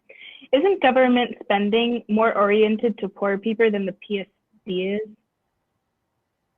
Can you elaborate on that, please? Like, expand. There are more programs that are the government spends money on that are directed towards poor people than the PSD is. Well, that can depend on what programs, such as we said in our actual point of the Pick Click Give program. It has over 300 charities it donates to. Do you have a specific number of how many charities the government has to support the PFD or give that money back to the state?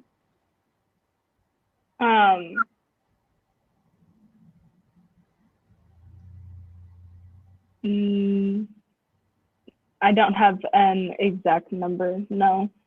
Okay.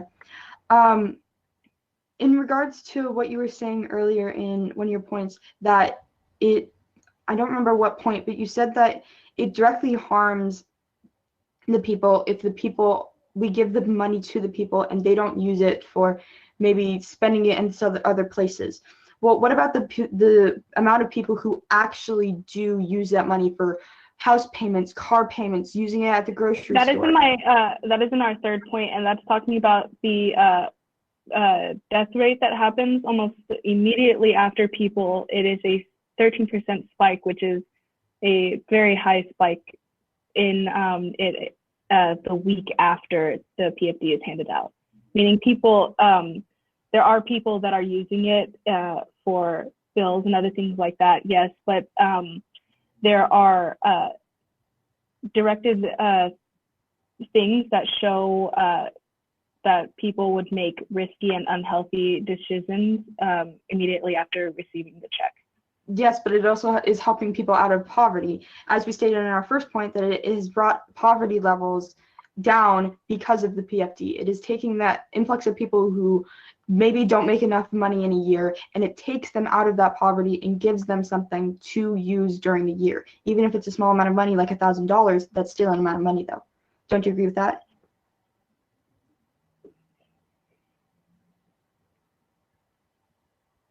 Here, let me read that. Yeah.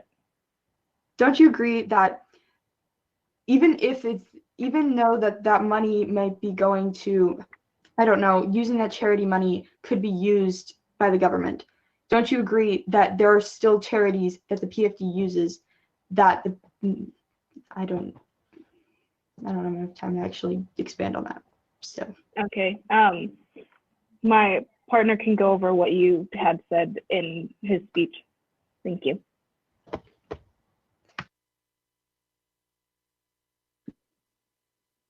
I'd like to request 30 seconds of downtime. Go ahead.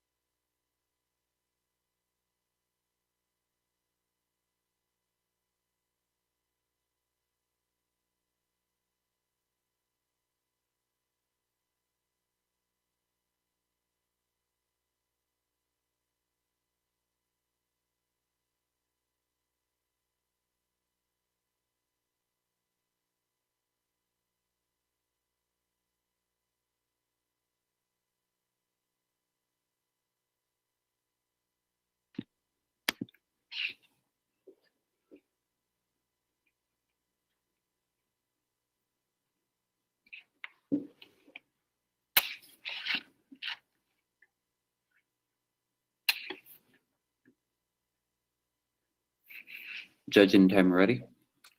Ready? Proceed when you're able. Okay, so first I'll go over our opponent's points and then I'll restate our own. So the first point is on how it's a form of welfare. Yes, this is true. but so is welfare. The government's vast majority of its programs are oriented towards the poor. That's not really a disputable argument. That's just a fact. Our public education is towards the public, and that our infrastructure benefits everyone who drives on it. With the PFD, it goes to everyone, including the rich who don't need this money. With the elimination of the PFD, that money can be spent on poorer people and the poor communities. The other thing I'd like to go over is their second point on the economy. And I'd also like to go over the charity argument. The argument that a lot of people are donating to charity, yes, some people do, but a lot of people are spending it on themselves and their own needs, and it would be more efficient if the government managed that funding and oriented it towards other programs. Their second point is on stimulating Alaska's economy.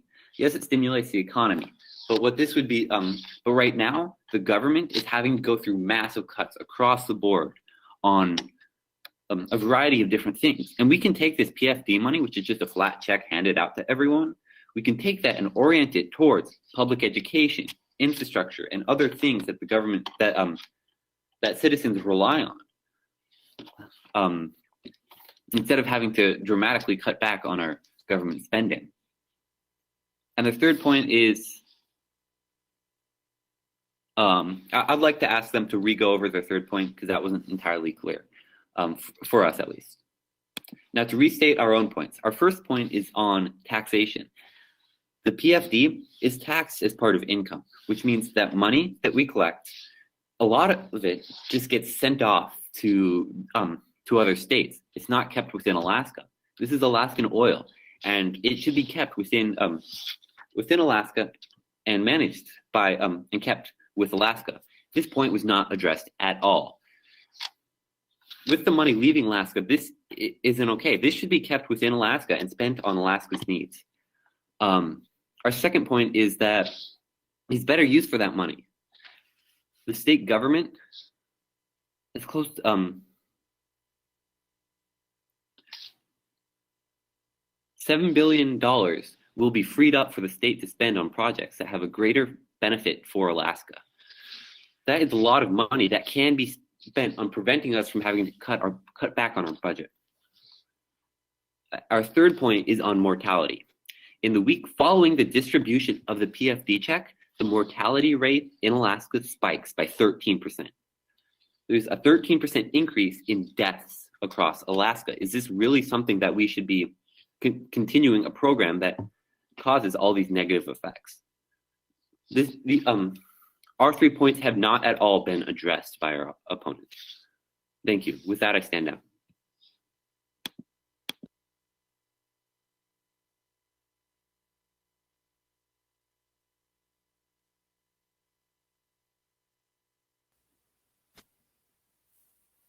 All right, Judge, ready? All right, so first of all, my opponent was saying that we have not addressed any of their points, but you, in your first speech, you don't particularly address the points that is saved for the deconstruction speech, which is this speech here. So my opponent's first point was that it is taxable income and so it is obsolete. But it's already like free money, so like why does it matter all that much if part of it gets taxed? Because if you didn't have the money in the first place, like you would get taxed less, but like take what you can get, is what I'm saying.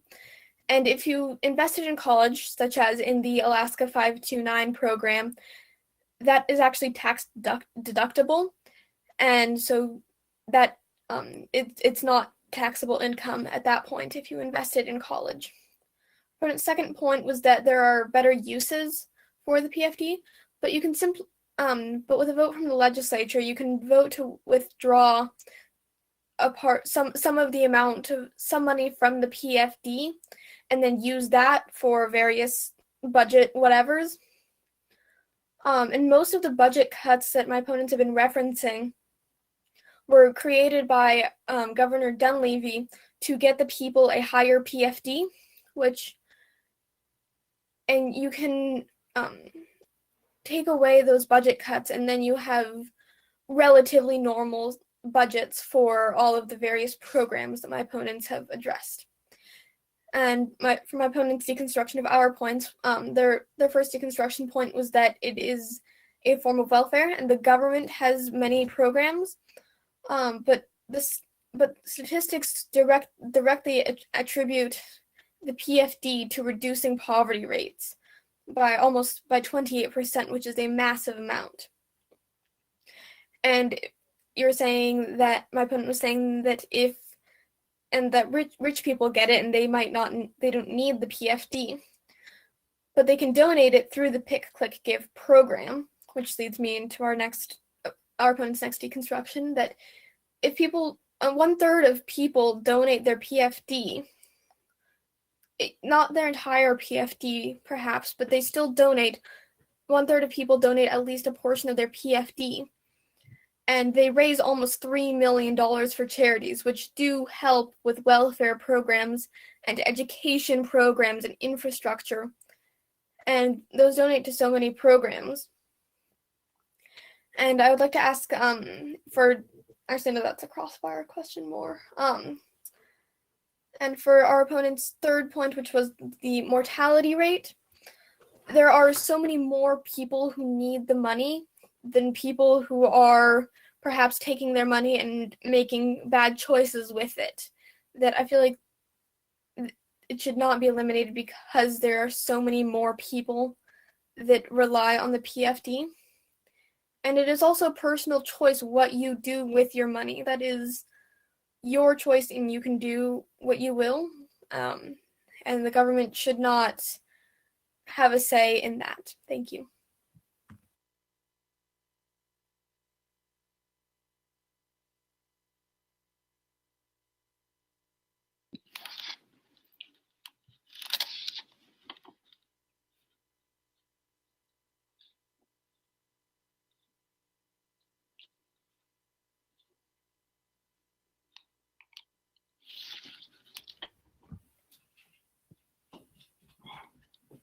Okay, crossfire between speaker 3 and 4.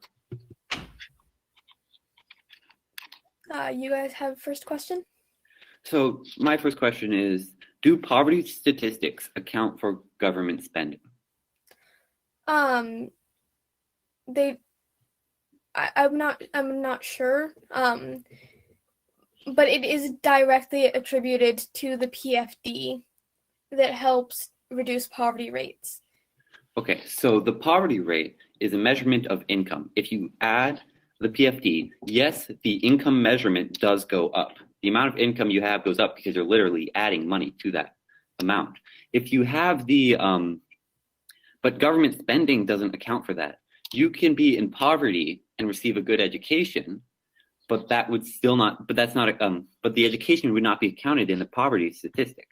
If you have, if you're above the poverty line, but you aren't receiving high quality education, or you have horrible roads you drive on, or if you have a number of different negative effects of not having proper spending from the government, you may be poorer, but still, you could be poorer, but still be above the poverty line. Well, yes, but because of the income that the PFD brings to people, it is between 5 and 10% of their entire income for, this is for a single person, which means that they make about $40,000 to $50,000 a year on average, and the average income in Alaska is $70,000 for Native people specifically, which have been shown to benefit the most from the PFD by decreasing their poverty rates specifically. Yes, but that, again, doesn't count for the fact that now they're receiving a higher quality education. They're driving on roads that aren't full of potholes because of infrastructure spending and a number of different government programs that can help benefit them are unaccounted What for. does education and infrastructure have to do with poverty? The fact that the poverty statistic, when the government spends money, they invest it in infrastructure and education and other different things that that government spending can be invested in, that can benefit them even though they aren't above a technical poverty line.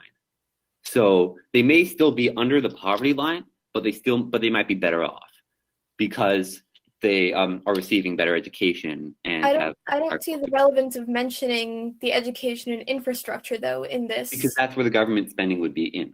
So like the government can invest it into these different areas that can Isn't benefit the their government lives. already investing their money into these issues? Yes, but they're right now they're going through massive amounts of cuts across the Yes, it can board. be solved by decreasing Governor Dunleavy's budget cuts, and that is the end of Crossfire. Time. I'd like to request a minute of downtime, please. Go right ahead.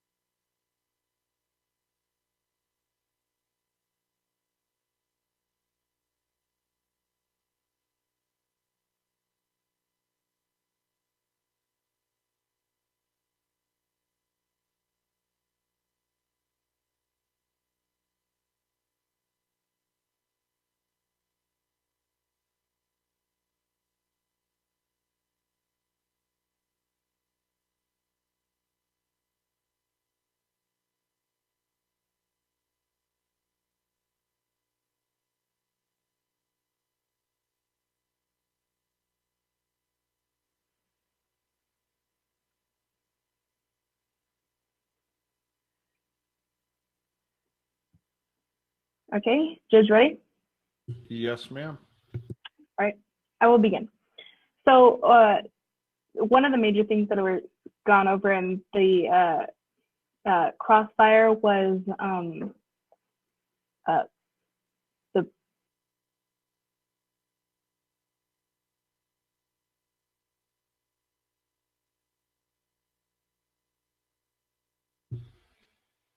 Please hold. I've lost your audio. that was my bad. I'm so sorry. Okay, no worries. We can reset the timer and go from there. 1 second.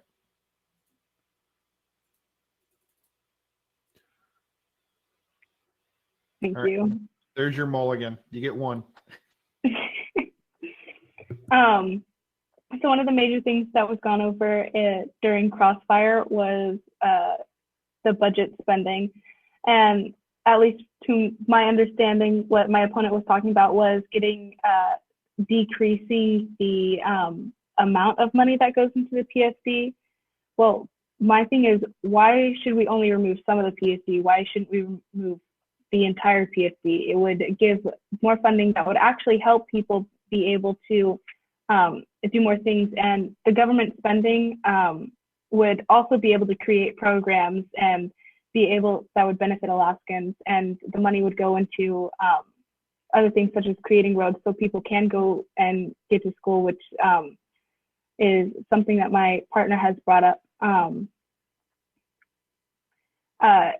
And going off of my opponent's third point is about charities. And yes, there are charities, and yes, people do give money to these charities, but the government, like I had said, will be able to create more programs such as like food and school benefits that would help these people that are in poverty be able to help them without having to give them a flat out check.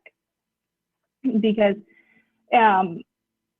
giving them a flat out check, they would be able to spend it on anything. And yes, people do save for college and other things that would that people rely on. But if the government would be able to do those things without the people having to worry about saving that money.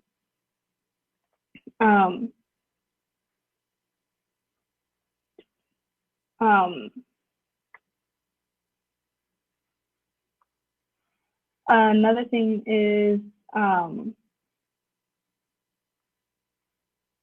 can find it.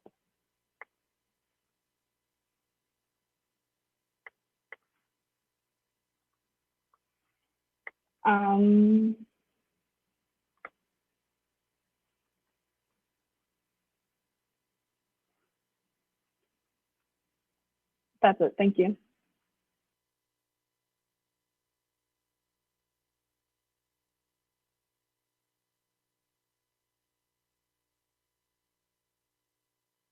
Judge is ready. Okay. So, sorry. Okay. So, for my opponents, they have brought up, what I would like to bring up is how they have stated that rich people don't deserve the money, when in fact, or they shouldn't be getting the money, and the people under poverty, from what I'm getting, they stated that. But in fact, that anybody who has an influx of money or doesn't need the money, they can always spend it on the charity.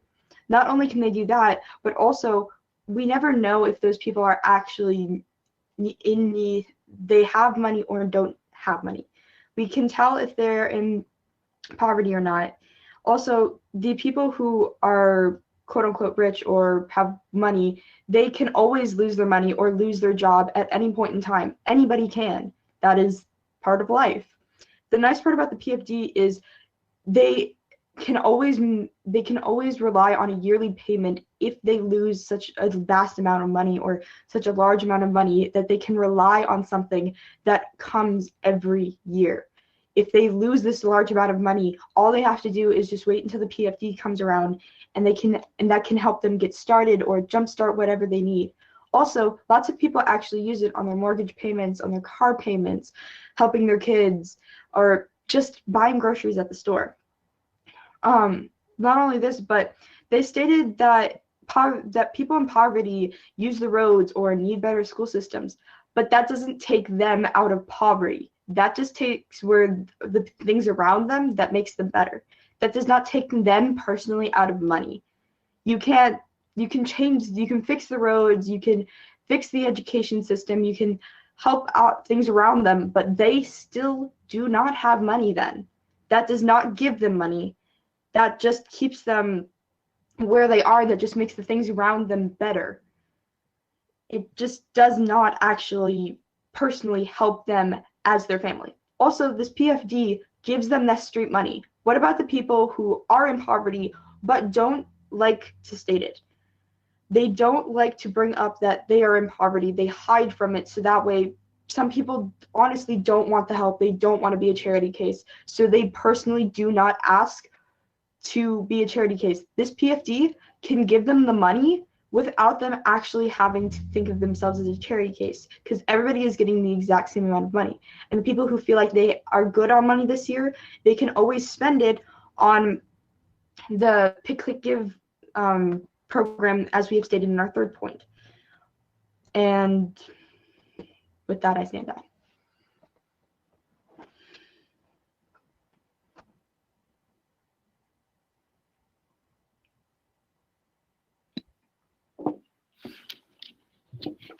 Crossfire all speakers. I believe we have first question. Yes. So, with your argument on charities, aren't you relying on people not being selfish and just willy-nilly giving up the money that they've received and Over 1/3 of people donate at least a portion of their PFD to charity, though. That I feel like that shows a decent amount of, like, they are willing to, yes. Okay, 1/3 giving a portion.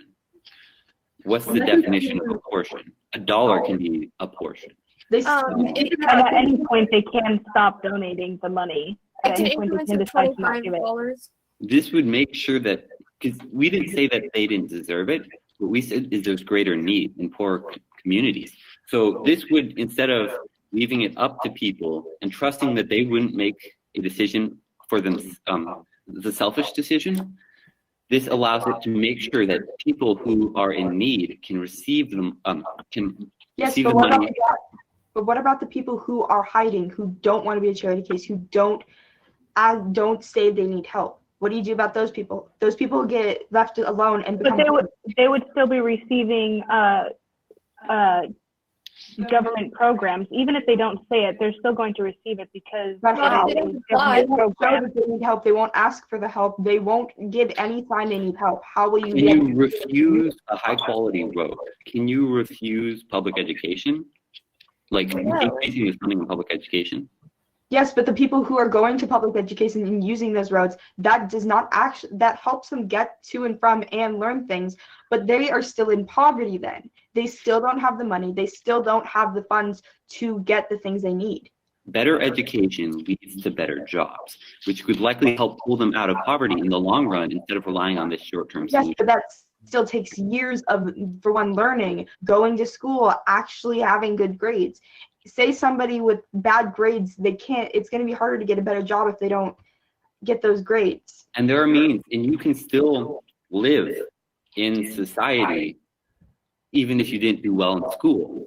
But this idea that they should be given a check and that would be more efficient than them having higher quality roads. Yes, but they have higher quality roads. Sorry, do roads really have that much of an effect on poverty levels, though? It can affect the damage that can affect your car. Your car can be affected by but that the doesn't quality of the take roads you people out drive. of poverty. That keeps. But it's a bill that people have, and that can help with people who own a car. Yes, but what about the people who don't have a car? Roads aren't going to help them. Roads are just going to help the people who do have cars. No, you're right. And there's other things that outside of infrastructure and education that the government funds to help with people. Yes, but still, even helping with education, that's helping the schools out. That's helping them out. It's not helping the families personally with their money. They are still in poverty no matter how good you make the school.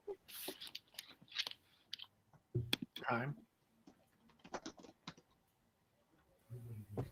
I'm gonna be right back. There's a lot of noise out in the living room, so I'm gonna try and stop that. I'm going to request downtime so she can just do that during the downtime. Thank you.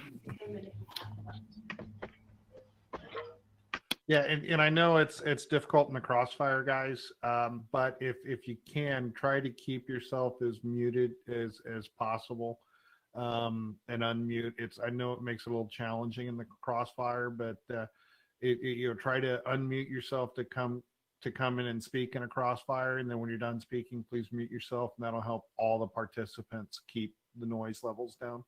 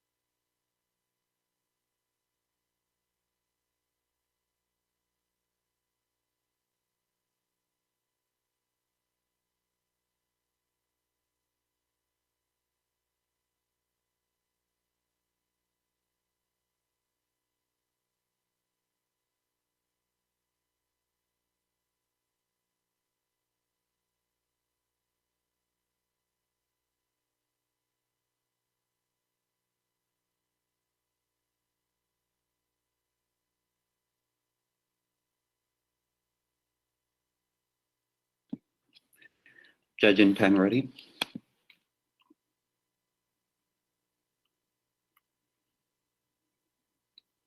It's 2 minutes for the final focus, correct?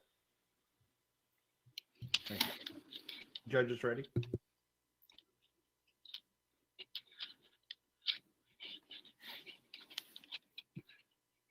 Okay. So there are two things to look at in this debate. There's one, how much money is actually being kept, and two, how it's being spent. So as we've stated with our arguments, there is a it is taxed as part of income. So a lot of that money that's received through the PFD is being sent off to other states. We have stated this, and this wasn't clearly refuted. The other aspect is how it's being spent. Now, we stated that this causes a death rate with the PFD, with a 13% spike the week in mortality the week following. This is a massive con and hasn't really been truly addressed. The other aspect that's been talked a lot about is whether how this affects poor people. Yes, they may not be able to spend it on foods and other stuff, but they do. You do need to have a job to pay for those things.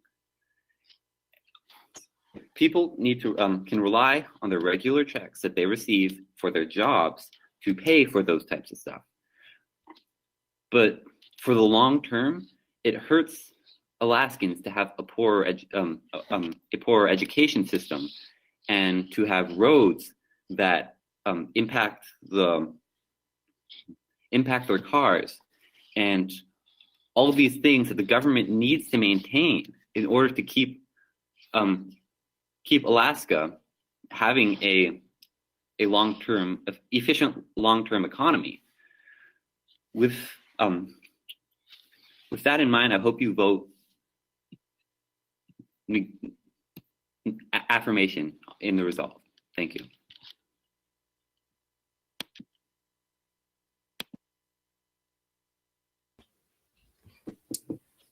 Right.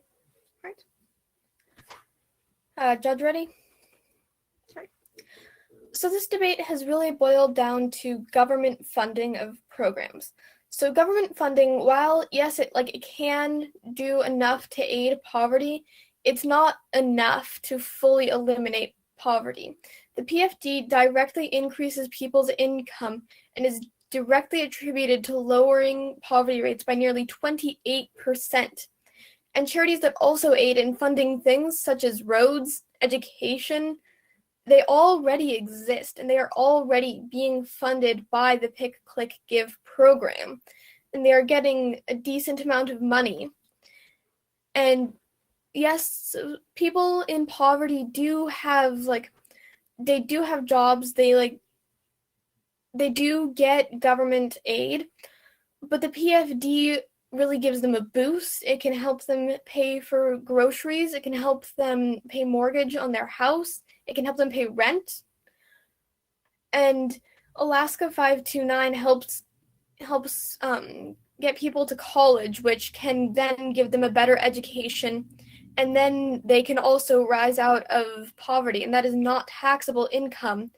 And so that is a better way to invest money so it's not taxable.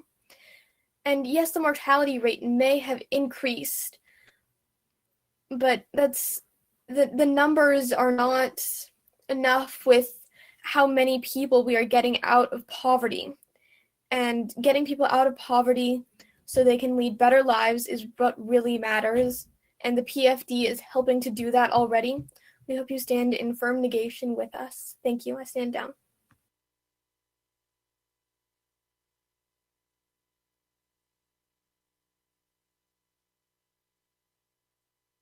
Excellent job, all of you. So if you have a moment, and starting from left to right on my screen, which is Danica, Zoe, then Caleb, followed by Avi, if you could take a moment and talk about debate. I'm not supposed to ask you where we're from, but I can assure you as the judge, I've already made the decision, and I won't be biased from your location. So it's your choice if you want to mention where you're from. But just a brief history of what debate means to you, and what you hope to gain out of it would be fantastic. And please proceed, Danica. Okay. So you said that I should state where I'm from, or It's your choice. As the judge, we were counseled not to ask, but feel free to. Right. I promise it won't affect the scores at all for the Okay. round. But entirely up to you.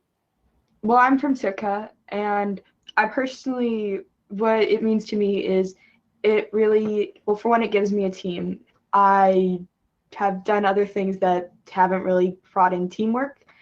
And the nice part is I get paired with people who are very supportive and nice. And even if I haven't really met them or known them very well, I can still get to know them, and they teach me a lot of things. And it's just really nice to have a team. And it's also nice to learn about things that are happening in around the world, or debates that are actually happening in real world time. Like, for instance, this debate, it's perfect because my family does not really talk about like politics because it's just not a fun thing they don't like talking about. So for this actually really helps me stay in contact with the real world. I don't have social media. I prefer not to have it. And it really gets me to open my eyes to things that are going on around. Plus, I get to hear both sides of what people think. Not only do I get to learn the information, but I also get to learn how people learn their research, how to find research. And even though this is my first year, I've learned a lot about different types of things that if I hadn't done this, I don't think I would know this much about, which honestly helps me in real world time. And what was your other question? No, that's it in general. And what does debate mean to you? And I think you covered it nicely. Zoe, what are your thoughts? I have always wanted to be in DDF. I enjoy debates, but it's a lot more fun when it's like structured like this. And it's taught me a lot of skills like persuasion mostly, which is a great tool to have. And I've also learned a lot about like real world things, like the nuclear no first use was a really interesting topic. And then this one, learning more about how our state works, has been a lot of fun. And like Danica said, I do enjoy being part of a team. Awesome. Thank you. Caleb? Yeah, so I've probably debated since I was 6th grade. Not officially, but just with pretty much every teacher, with everything. I'm very involved in politics, economics, everything across the board. And it's been this was an opportunity for me to express that. And when I heard, when we first started having our, Metlakatla had our first DDF team was actually only last year. This has allowed me to express how I feel and learn more about these issues. I've always been very opinionated on just about everything. And this allows me to talk about something I love and am passionate about to a group of people. And I'm able to do it with my best friend, Avi. And so that's kind of why I enjoy this and what it means to me. Fantastic, Caleb. Now, Avi, what does debate mean to you, and how do you intend to use it? And thank you.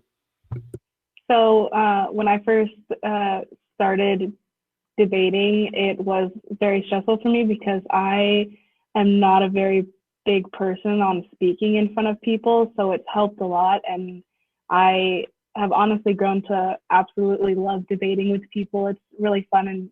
And like Danica and Zoe said, you get to learn about new things that I probably wouldn't have learned about. And I get to debate with my best friend, and he's honestly I learned so much from him and learned about topics that I probably wouldn't have learned about other than debating with him. So it's really fun. Well, thank you for all of your time, and a very admirable effort. Please stick with it, and growing knowledge is always fantastic, and all of you demonstrated a deep respect for that, and that's fantastic. Thank you. Thank you for judging, and nice job, guys. Thank Hopefully you. we'll debate you next time. Thank you. See you. See ya. Have a good day.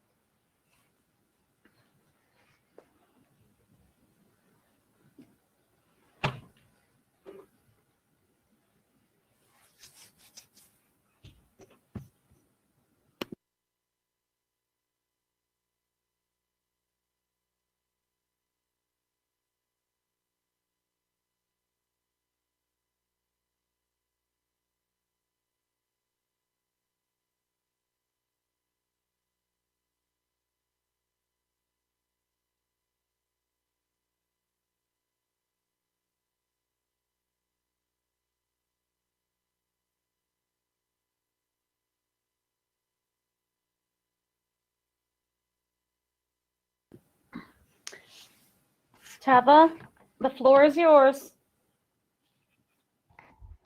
Okay. I mean, do you want to wait for 12 o'clock? I'm happy starting now, but. It's fine with me. I'm game. I'll just put happen. Okay, I'll turn my mic off. Hold on a second. Okay.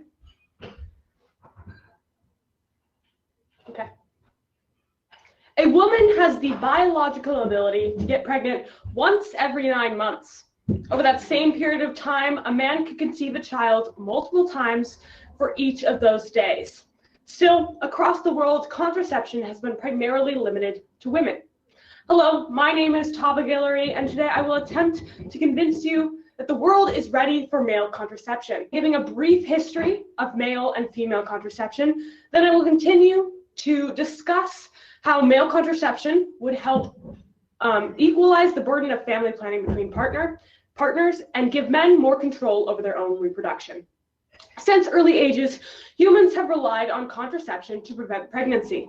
Women in ancient Mesopotamia and Egypt would insert stones, honey, and even lint into the vagina to block sperm. In northern Africa and Greece, a species of giant fennel was used as an oral contraceptive, along with many other types of plants, though most were relatively ineffective. In 7th century BC China, women looking to induce sterility could use the 1,000 of gold contraceptive prescription, an oil and quicksilver mix.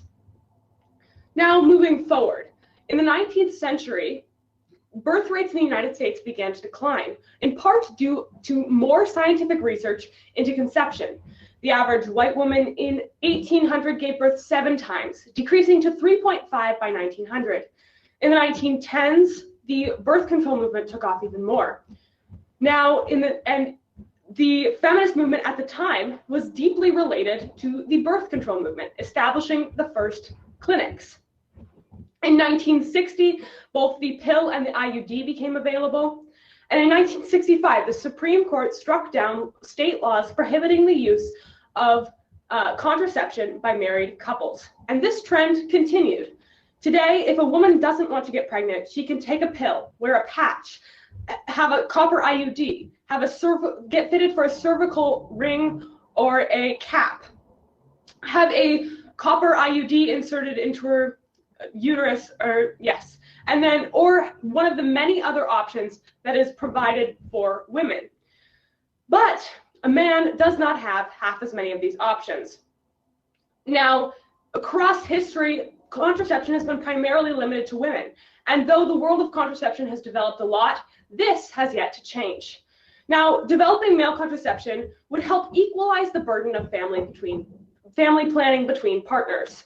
According to the UN, the most common form of contraception used is still no method. In the United States, approximately 40% of pregnancies are unplanned. This is in part due because society dictates that, unfairly, women are primarily responsible for pregnancy prevention and contraception and family planning.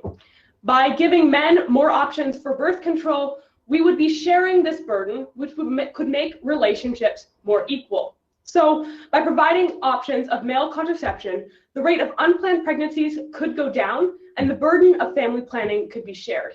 Secondly, this would give men more options to decide if or when they wanted to have children.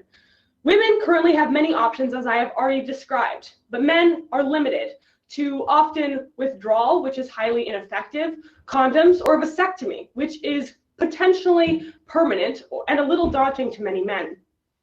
In this situation where men would have the option to rely on many options of birth control, they would be able to rely on and trust themselves to prevent pregnancy. In relationships, both partners would be able to work on preventing pregnancy, which would make, again, them more equal. This would ultimately give men more choice in deciding if and when they want to have children. Also, it would give men more options of birth control as a whole. As I've already said, women have these options, and men deserve to be able to adapt to their situations and needs. By establishing more options of birth control, men would be able to make more choices about their own reproduction. Now, moving on to the actual research. A study done in 2009 showed that a hormonal-based injection of testosterone testosterone-based injection was 99% effective in preventing pregnancy. This is a monthly injection of a testosterone-based contraceptive, and though it was highly effective, it never picked up speed due to the inconvenience of that monthly injection. It did, however, lead to further research in the world of hormonal male contraception. In recent years, studies have shown that men may soon be able to take a hormone pill called DMAU, a once-daily pill that suppresses two male hormones. DMAU suppresses levels of testosterone, which decreases sperm production without causing any major side effects. DMAU still has 5 to 10 years left before it will be developed, but has been proven to be highly effective. Now, Vasogel, a non-hormonal, long-acting method of birth control, is also being developed in the United States. The treatment for Vasogel is a simple injection into the vas deferens, the tube that the sperm swim through, unlike a vasectomy where the vas is actually cut. Vasogel therefore blocks the sperm. The treatment for Vasogel can last for years, making it easy and straightforward. Also, the treatment for Vasogel can easily be reversed by simply dissolving and flushing out the polymer. Vasogel, though, has a long way before it will be developed, possibly decades. RYSUG, or reversed inhibition of sperm under guidance, is another non-hormonal option for male birth control being developed in India. The RYSUG polymer is injected into the scrotum, where it creates an inhabitable environment for sperm. The positively charged polymer breaks apart sperm cells, which almost creates 100% effective at preventing pregnancy. The RYSUG injection can be taken in an outpatient facility, and men may need a day to recover compared to more invasive procedures for women. RYSUG is currently the closest to development, where it is almost ready for distribution in India. Now, across the world of contraception, we have been moving forward in science, but pharmaceutical companies do not seem to want this action. There's been a lot of speculation as to why that is. Some have said that men don't want male contraception, and therefore pharmaceutical companies don't feel that there is business interest. But polls have shown otherwise.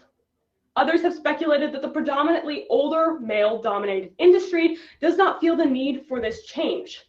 No matter why pharmaceutical companies are slow to take up male contraception, it is time to move it forward.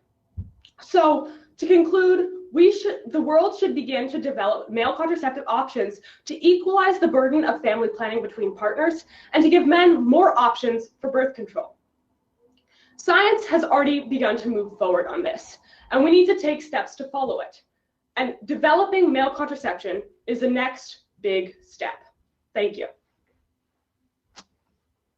Thank you so much for judging. I really appreciate it. You're welcome. Great job. Thank you.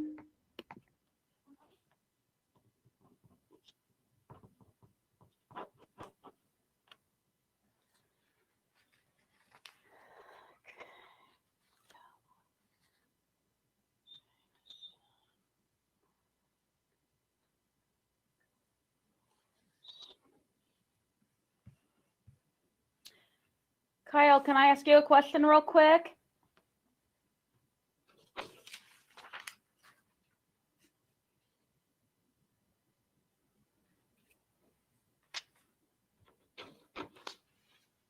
And the Miller on there, are you Logan Miller?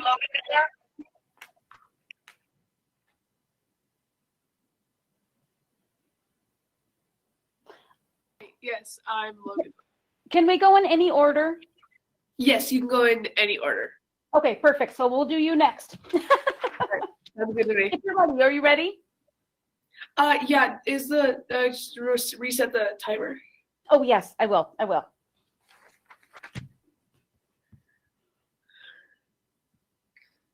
This is my first, like yesterday and today was my first time doing this Yaatly judging. So it's a new, Really it's a new confusing like process. Okay, so good morning, and I'll turn my mic off in just a moment, and then you can go. Okay. People have rough days, bad hours, and sad moments. However, for some, they last longer than they should. Some last weeks, and some last months. And sadly, a portion of our young adults go through this every single day because of anxiety or depression. In fact, a survey done by the National Alliance of Mental Illnesses said that 1 in 5 young adults will go through one or more mental illnesses, and yet more than 50%, or 3.5 million kids, will go untreated. Why is this? I think it's from our behavior around mental health. A lot of people do not take mental health seriously, and we push social stigmas or negative stereotypes onto them, which causes them to be underfunded. Social stigmas are a very troubling part, and it's something that we ourselves push onto it subconsciously or unsubconsciously. And I'm here to discuss why. Hi, I'm Logan Miller, and I'm here to convince you to change your behavior around mental health. I will be discussing what affects kids daily and adults alike with mental illnesses, how people trivialize them or minimize their mental illness struggles, and how the effects could happen, and how we can change our behavior around mental illnesses. There's more than 200 diagnosed mental illnesses in our world. The most common are found as anxiety, depression, bipolar disorder, dementia, and other panic-like disorders. I myself have extremely bad anxiety and have been dealing with this since a very young age, since about the beginning of middle school.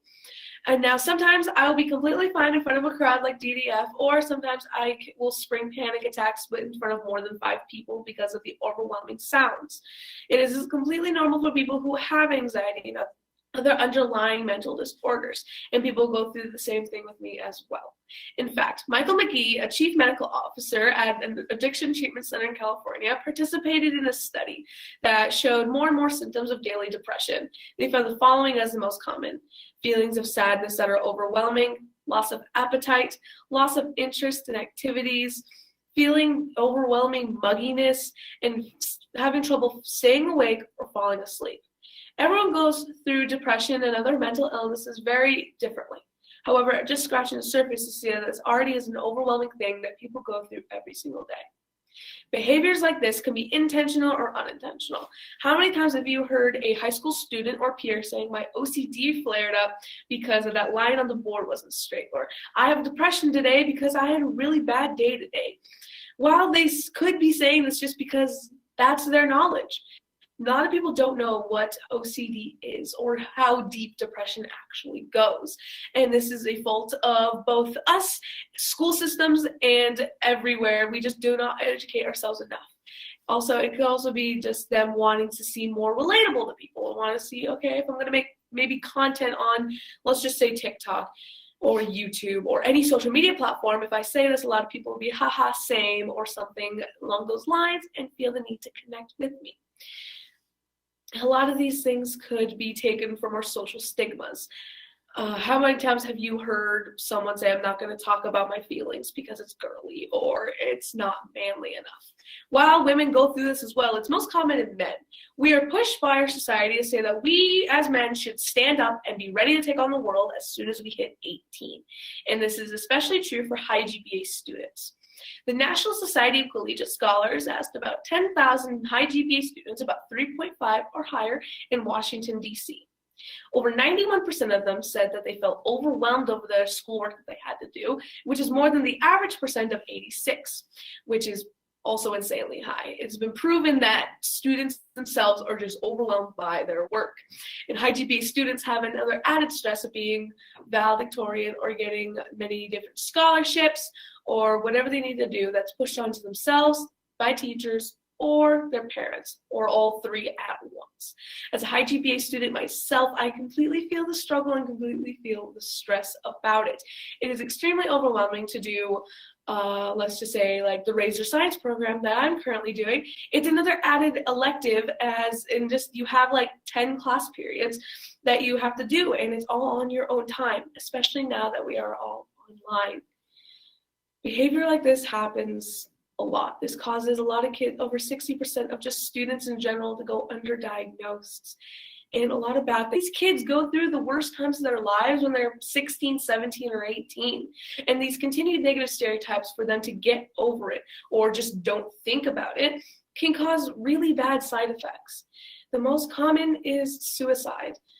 Over 46,000 kids die from suicide from 16 to 20 every single year. This is the 10th leading cause of death, and it's more than stroke, influenza, chronic lung disease, AIDS, and birth defects combined.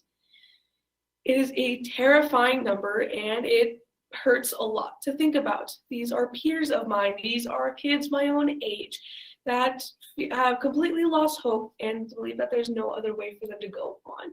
Though this is a very extreme side effect, this is still a very important thing to cover.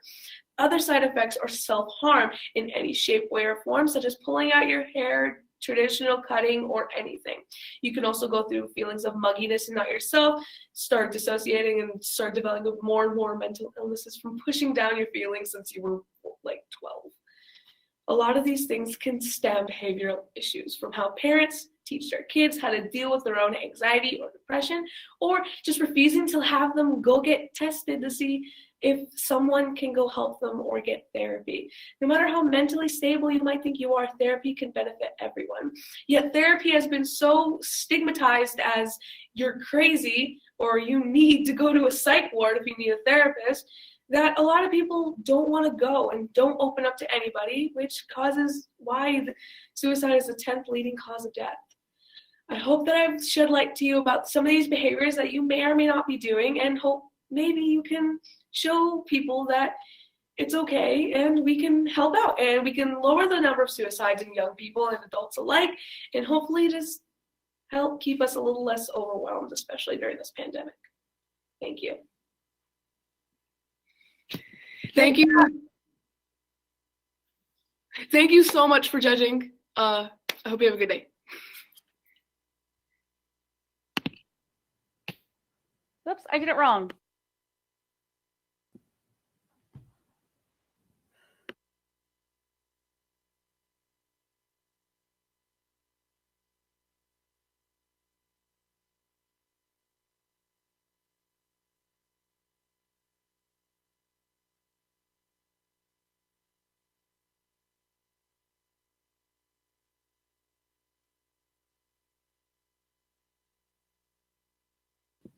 Jameson Dunn, the floor is yours.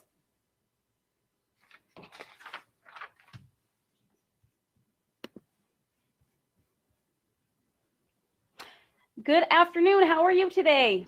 Hello, I'm great. How are you? I am great. I'm going to reset the timer and then I will pause. I will mute myself and then you'll be ready to go.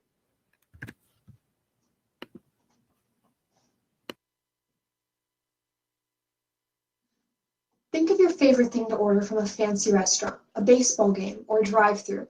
Something that makes your mouth water. Something that has been at the top of your favorite food list for years. Chances are one of those favorites, or maybe even your number one, is a dish containing meat, such as a steak from that fancy restaurant, a hot dog from the baseball game, or a simple yet delicious burger from that drive-thru. These food items have been at the top of America's food favorite lists for a very long time. But new studies have found that this number one food group may be at the root of America's top causes of death. Hello, my name is Jameson Dunn, and today I will be convincing you to take red meat out of your diet.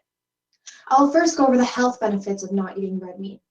Next, I will go over the financial benefits. And lastly, I will discuss meatless options for a plant-based diet.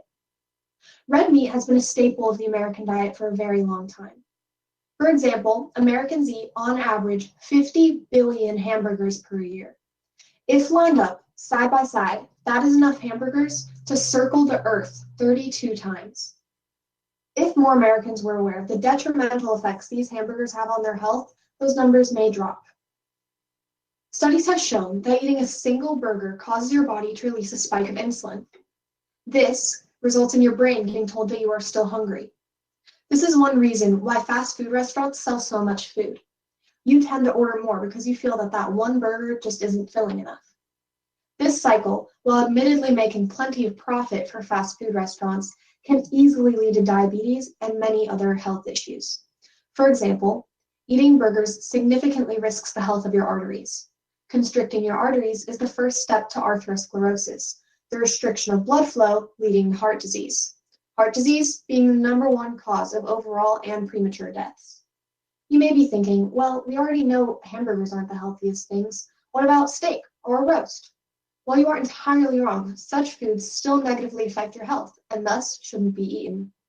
Dr. Hu from Harvard Health has provided an accumulated body of evidence showing an obvious connection between a high intake of red and processed meats and a higher risk for many health issues, such as diabetes, cancer, heart disease, and premature death. He says the evidence is consistent across different studies and shows that people with relatively low intake have lower health issues. When regarding processed meats, Dr. Hu said that there's a much higher risk for heart disease, diabetes, and cancer, especially colon cancer. And when talking about nutrients in red meat, Dr. Hu said that you can get the same amounts, and in some cases even more, from poultry, fish, eggs, and nuts. And special beef, such as organic or grass-fed, there have been no real studies showing any huge health benefits from eating these meats. They are often more desirable as they contain low to no growth hormones compared with grain-fed beef. The health benefits are not the only advantages of not eating red meat. Most meat, especially organic and grass-fed, is much more expensive than the produce that can provide the same nutrients. Researchers at the University of Oxford have found that if the U.S. is to continue on its current meat consumption, it could cost the U.S. between $197 billion and $250 billion each year by 2050. Studies have found that the U.S. would benefit the most from turning away from red meat. If the U.S. was to follow recommended meat proportion and diet guidelines, we could be saving $197 billion each year. If we were to turn away from animal products completely, we could be saving more than $250 billion per year. Additionally, while saving money, we would also be saving lives, avoiding 320,000 disease-related deaths each year. Additionally, it's important to look at the environmental consequences of red meat. Cows alone produce 10% of anthropogenic greenhouse gases, leading to climate change. Aside from climate change, another world issue is deforestation. And believe it or not, livestock makes its contribution there as well. Millions of acres of untouched land are used every year to create optimal grazing land for livestock. Almost 30% of the world's ice-free land is used to raise livestock. America's demand for red meat is not only ruining our earth, but destroying lives. Granted, it would be a huge change for some to cut red meat out of a diet, but there are several ways to ease into a plant-based diet. Nutritionists describe a plant-based diet as a diet not including animal products, such as meat, milk, eggs, or honey. You could start off by changing your diet by just eating less and less red meat, until you are replacing such meat with poultry and fish. For example, chicken burgers, ground turkey or fish tacos, or roast chicken. All great healthy meal bases. And your protein can come from beans or nuts in a salad. Iron is one nutrient people feel is only in abundance in red meats, but this is not the case. There are many common plants and other foods that have the same amount and even more iron than red meats. These include quinoa, kale, or an algae called spirulina that is almost tasteless and you can hide in a smoothie. Last nutrient I will be covering is zinc. This nutrient is common in many foods, such as cashews, kidney beans, and oats. All of the nutrients in red meat are just as abundant in many foods that are not meat options. Red meat has been a staple of the American diet for a very long time, but taking into consideration the risks it brings, it is simply not worth it. Cutting red meat out of your diet will not only save you money, but much more importantly, it could save your life. Thank you. And thank you so much for judging. You are very welcome. Great job. Thank you. Have fun with your other events. Thanks. Yep.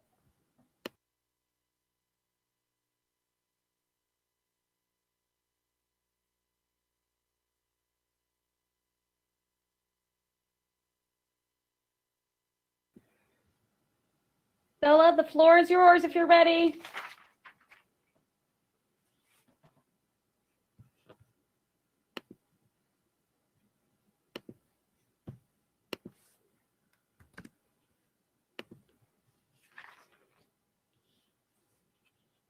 Kylie, are you ready? Yeah, I can go if you want. I'll let the floor be yours then, since we didn't hear back from Bella. Oh, okay.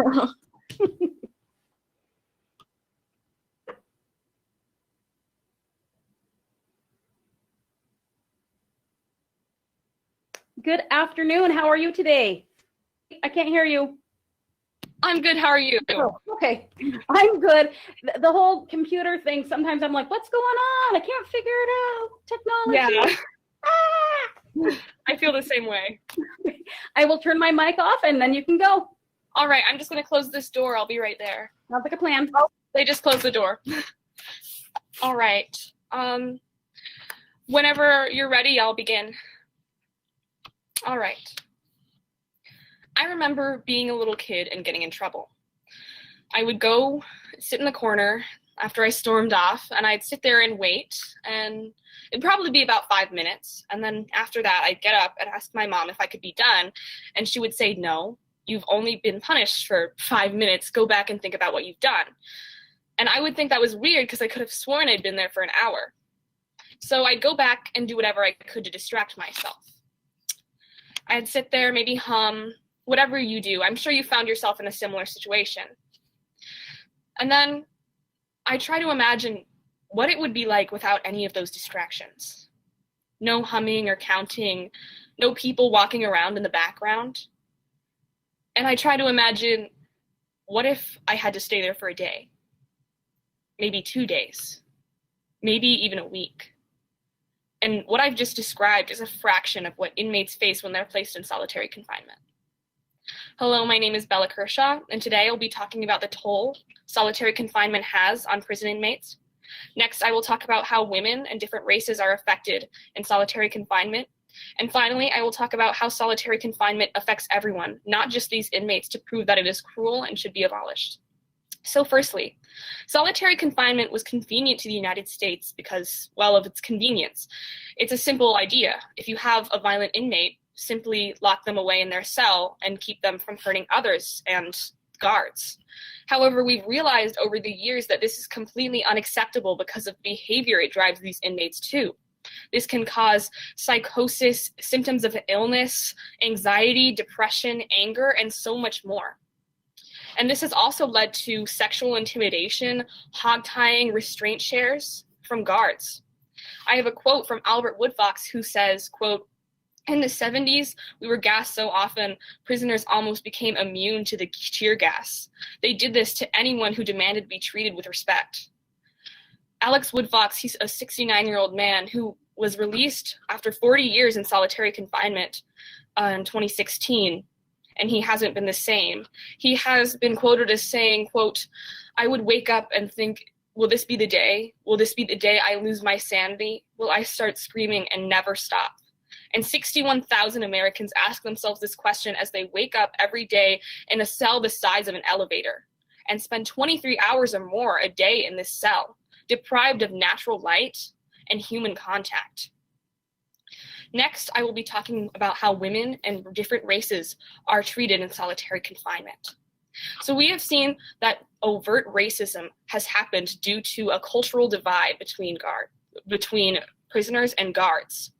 A study done by the New York Times found that 30% of people placed, a study found that 60% of inmates who were Black or Latino had been 60% more likely to be put in solitary confinement and 30% more likely to be given a disciplinary ticket. And these are extremely terrible because disciplinary tickets limit an inmate's ability to get access to education, jobs, and therapy. This was mainly attributed to the cultural divide between upstate white guards and Black or Latino prisoners from more urban communities. There has been a quote of a prisoner named Van Dorch who has said that when he was placed in solitary confinement, he had a mental breakdown and guards took hold of him, dunked him in scalding water, and told him that they could joke him and say they could turn a Black man into a white boy. This is not okay. Solitary confinement is not as looked over and by the state or regulated, and we need to change this. Women are also misrepresented in solitary confinement. Information from California Santa Rita Jail says women are denied basic access to hygiene products, they are sexually intimidated, and they are facing constant abuse and harassment from guards.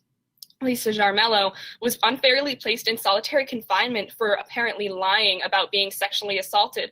However, in a civil rights lawsuit, we figured out she wasn't lying, and she received $66,000 in damages. So not only does solitary confinement increase sexual harassment from guards, so many women are placed in solitary confinement for trying to speak out about this issue. Also, women are placed in solitary confinement for lesser punishments or lesser things they've done than men. For example, a man would have to attack a guard while a woman would merely have to spit on a guard. This is unacceptable. Even women who are traditionally less feminine are placed in solitary confinement. Finally, I will talk about how solitary confinement affects everyone. Now, we all agree that solitary confinement is terrible and horrible punishment of these prisoners. However, we've realized this is because of how it doesn't rehabilitate these prisoners. Most people believe this idea that if we treat these people poorly when they're placed in prison, they won't want to go back there. However, this cruel treatment messes with their minds and they can't go back into society and be a fully functioning person. We need to rehabilitate these prisoners. When solitary confinement was first reinstated in the United States, it was in the 80s with the idea that we couldn't rehabilitate prisoners, that they were these bad people, but we know now that's not true. Because of this, we need to see that solitary confinement is cruel. About 92% of people or prisoners who are placed in solitary confinement are 92% more likely to reoffend rather than the 60% of people to reoffend in normal prison. And for these reasons, solitary confinement should be abolished. In conclusion, solitary confinement should be abolished because of its treatment of people of color, its treatment of women, how it affects people mentally, and how it affects the rest of society and not just these prisoners. To quote the Eighth Amendment, excessive bail shall not be required, nor excessive fines imposed, nor cruel or unusual punishment inflicted. And because of these reasons, solitary confinement definitely breaks this rule, and it should be abolished. Thank you. Great job. Thank you. Thank you for judging. You're welcome. Have a great rest of the day. Oh, you too. Thanks.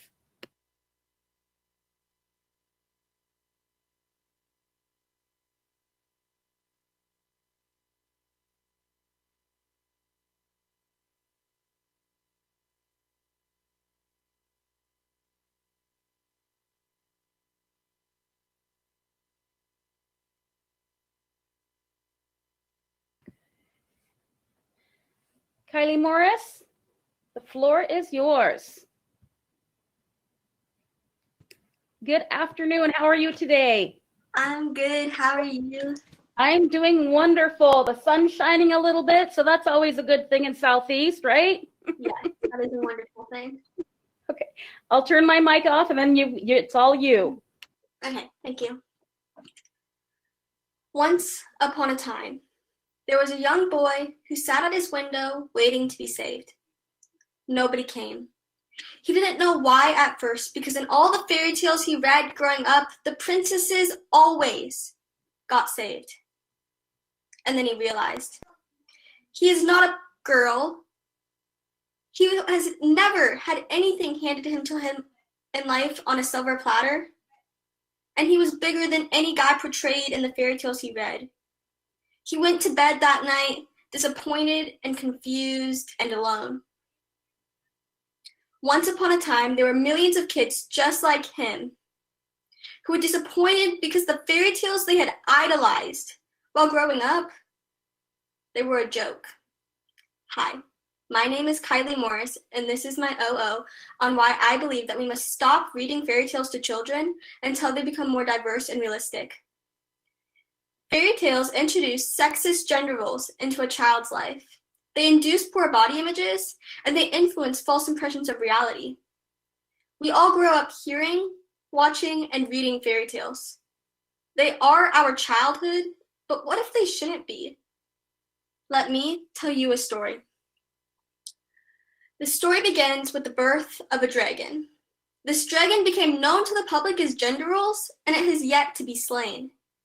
Gender roles attack our world on a day-to-day basis, but they also attack the worlds between the pages you allow your children to read. 25% at least of children have been introduced to some sort of fairy tale, whether it be from spoken word or technology. They have been introduced to it. That is 18,250,000 children that are being influenced that a girl can't be a hero and a guy can't ask for help. 18,250,000 children that are being influenced by Snow White, who was a housemaid for 7 male dwarfs, that all they're going to do in life is clean. 18,250,000 children who are being influenced by Ariel, who had the equivalent to plastic surgery to please a man, that the only way that they'll find love is if they change the way they look to appeal to their lover. 18,250,000 children that are being influenced by Mulan, that to accomplish their dreams, to achieve what they want, they have to dress up to be somebody they're not. And that's not even the core of the problem. I bet right now you can't name one fairy tale where a girl is saving another girl without any male intervention. These fairy tales are introducing to children that a girl can't help another girl. That's a man's job. And a man can't ask for help, otherwise he's weak. By embracing this idea and showing it to the children, we are showing them that it's a man's world. It's not a world where it's okay for girls to be the hero, for girls to help a guy. Girls will always be the damsel, and guys will always be the big, strong man. And that's not okay. To continue my story, in a nice little village where young boys and girls inhabit, there's this little girl, and she's been reading fairy tales her whole life. And she wants to look like those protagonists that are painted as beautiful beyond comparison. She wants to be like the main character. You know, the main character with the unproportional body sizes.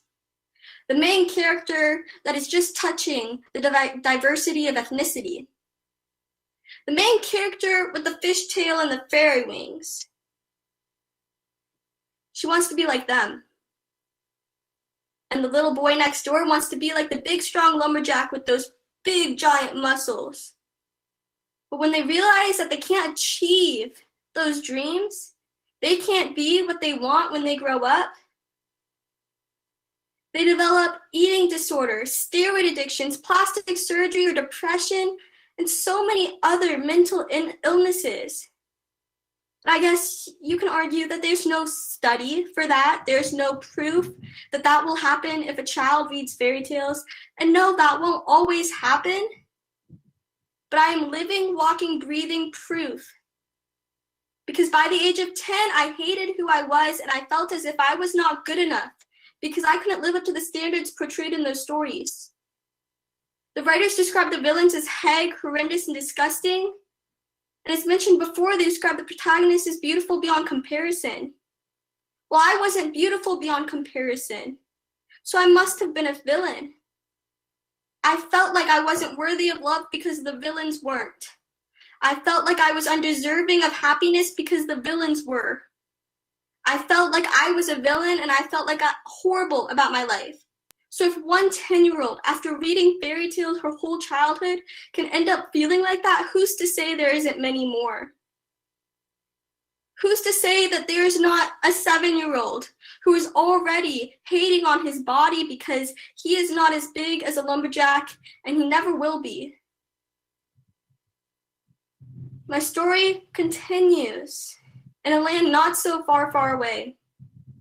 A land here, our very earth, where millions of children are being held back for the potential they could have in their futures.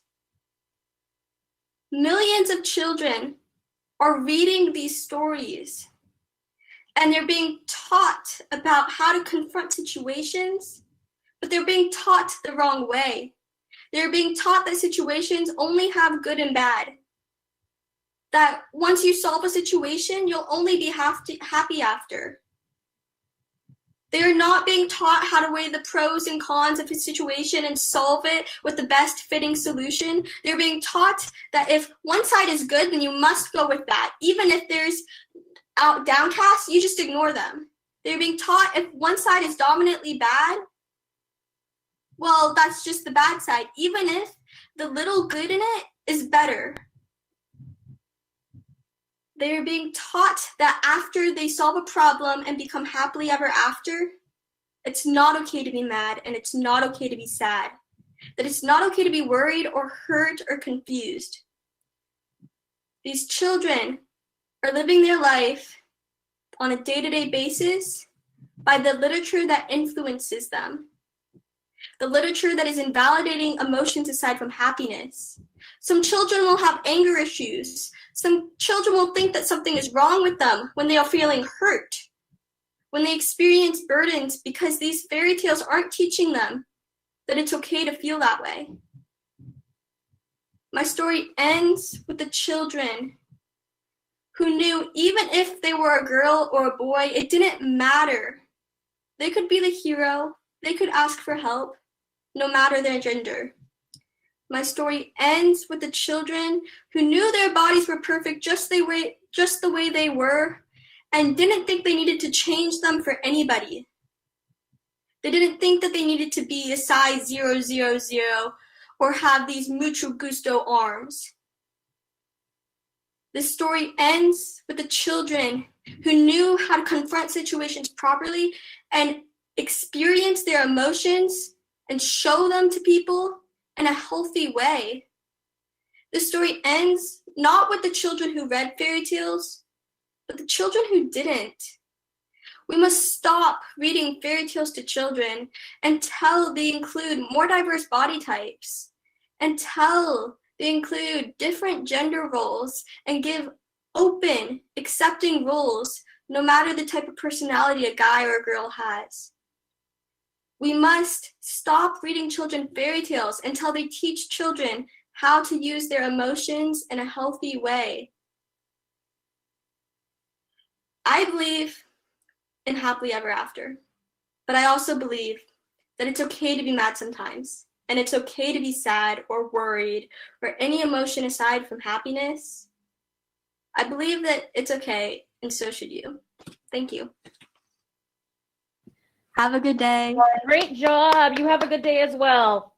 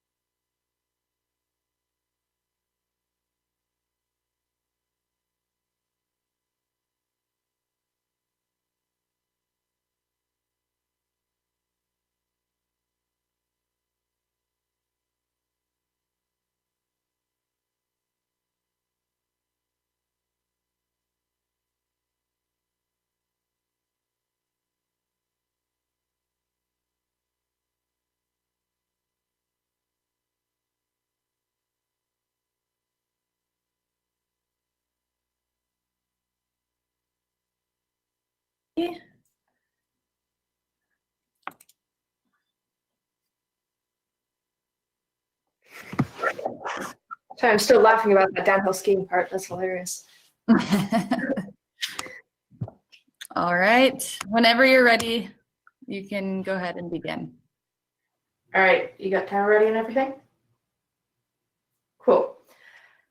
Believe it or not, there was a time before Spotify and Apple Music, Amazon Music, Pandora.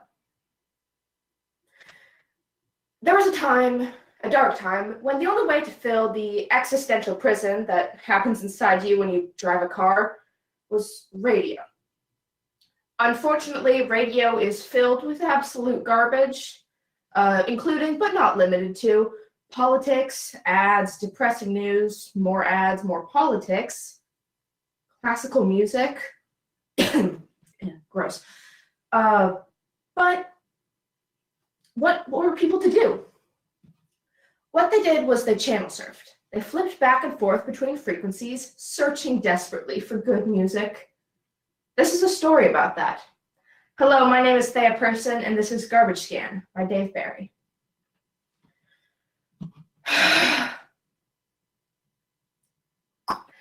You just heard 14 uninterrupted classic hits. We'll be right back after we send Bill Doberman to Congress because Bill Doberman agrees with us.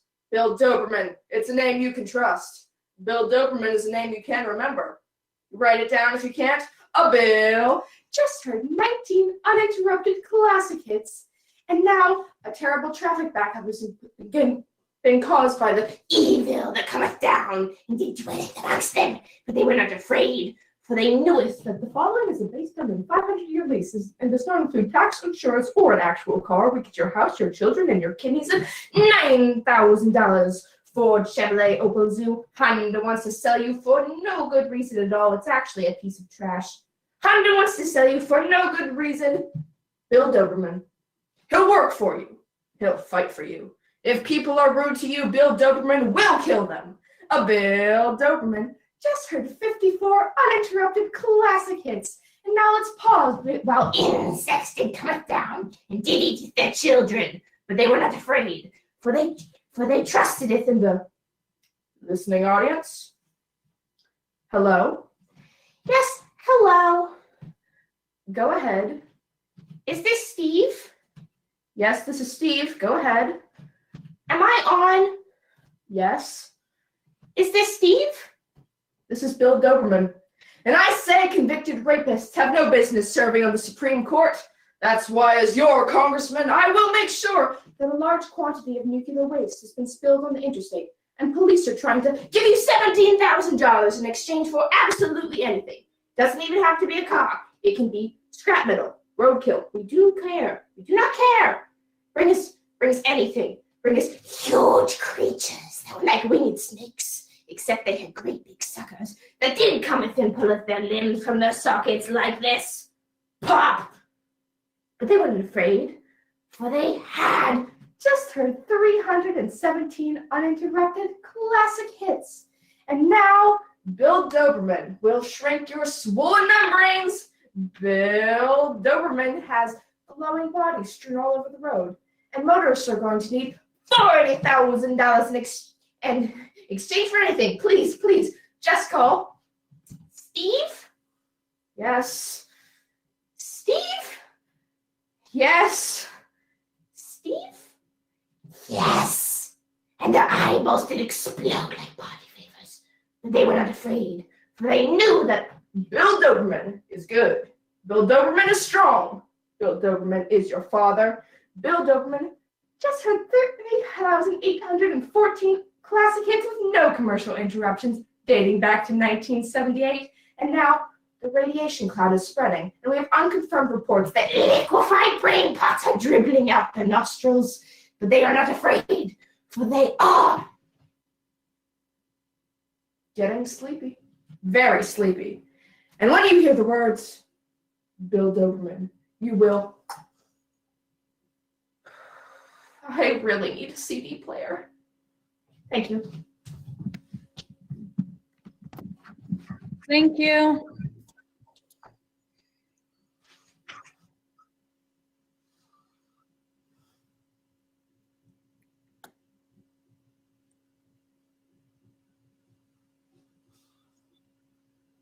All right, and that concludes everyone for the HI. Thank you.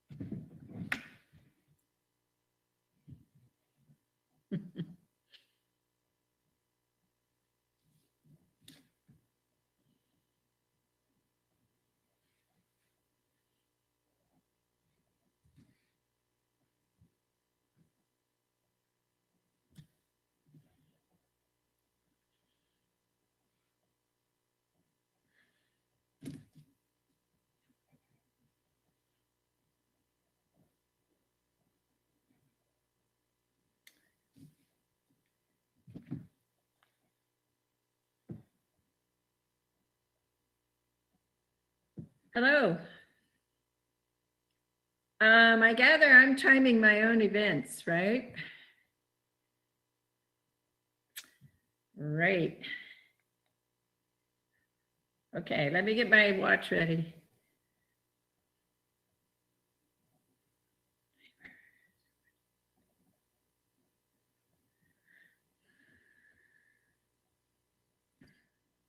There should be a timer, a part of the. Oh, part of the group that's coming in? No, there should be a timer, a part of the Yaatly website. Oh, on the website. Oh, okay. Huh. Maybe. Oh, hi, Grace. So maybe it activates when you start, because I don't see it on my screen, guys. Where do you have it on your screen?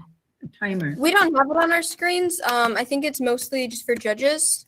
There should be, I don't know where it is. We don't have the. Oh, here it is. Room timer. I've got it. Got it. Awesome. Got it. Okay. Let me see how that works. Room timer. Sorry, can everybody hear me? Because I've had some weird audio issues today. I can hear you. Fantastic. Why don't we do a sound check? Is it Abby? Abby? Oh, I can't hear you. Avi. Avi. Okay, Avi. Caleb, go ahead and try yours. I'm Caleb. We're good. And Grace, I've heard you. And Rick. Okay. Who's pro and who's con? Do you have a quarter on you or a coin that you could flip? You know, hang on. I got one. I have one right here. If, for time's sake, I could do it if that's all right with everybody. You know, I apologize. This is my first digital judging, so. No problem. Caleb and Avi, you guys can call it since I'll be the one flipping it. Okay. Tails. Called tails. All right. Rats. Okay. It's head. So what do you choose? We'll take Neg, please. Okay. Then we'll choose second speaker. Okay.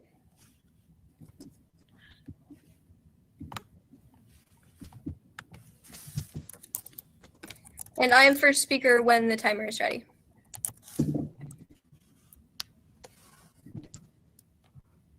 See how this.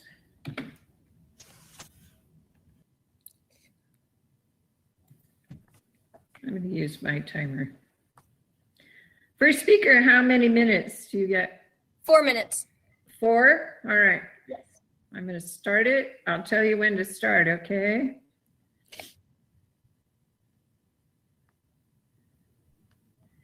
All right, are you ready? I am. All right, start. Okay. Growing up in small towns, I've been able to see the impact that PFDs have on Alaska and its people. The Permanent Fund Dividend offers hope in times of darkness, support in times of need, and comfort in times of stress. Hello, I'm Grace Stewart, and my partner Reese Bunton and I are here today to convince you to be a negation of the resolve that PFDs should be eliminated. To get started, I'd like to introduce the following definition.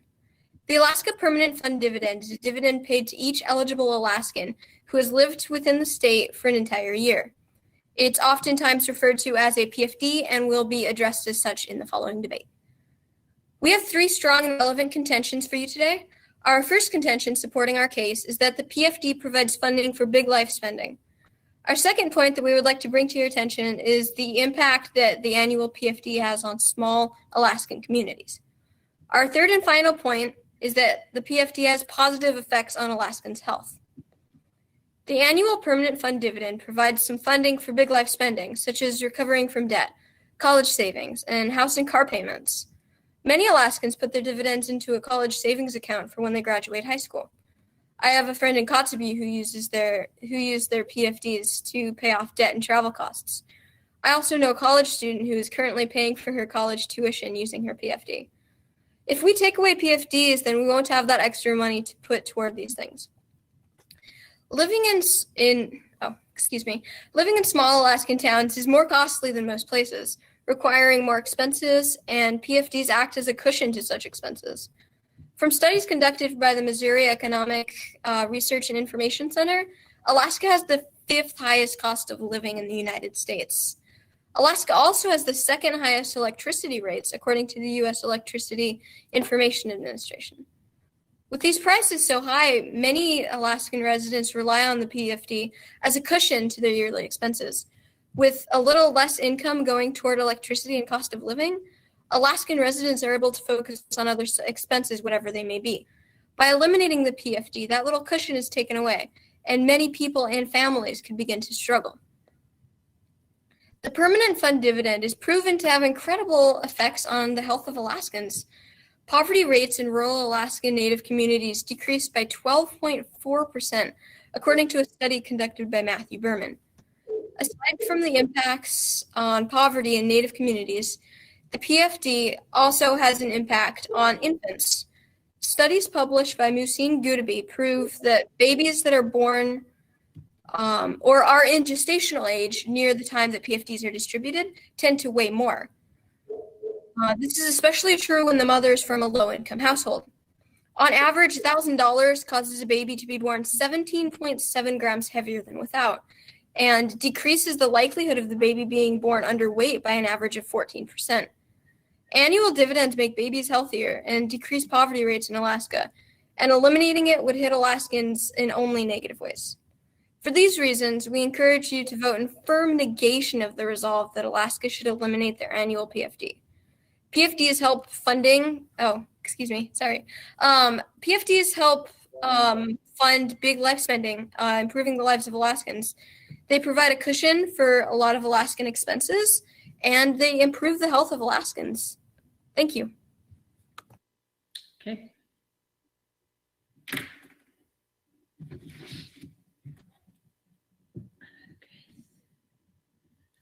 Okay, who's next? I am next. Okay. And you are 4 minutes, correct? Yes. Do you want to be warned with 1 minute left or 30 seconds, or how do they do that? I think I'm okay. Thank you. Okay. I'm ready when you are. Let's start. All right.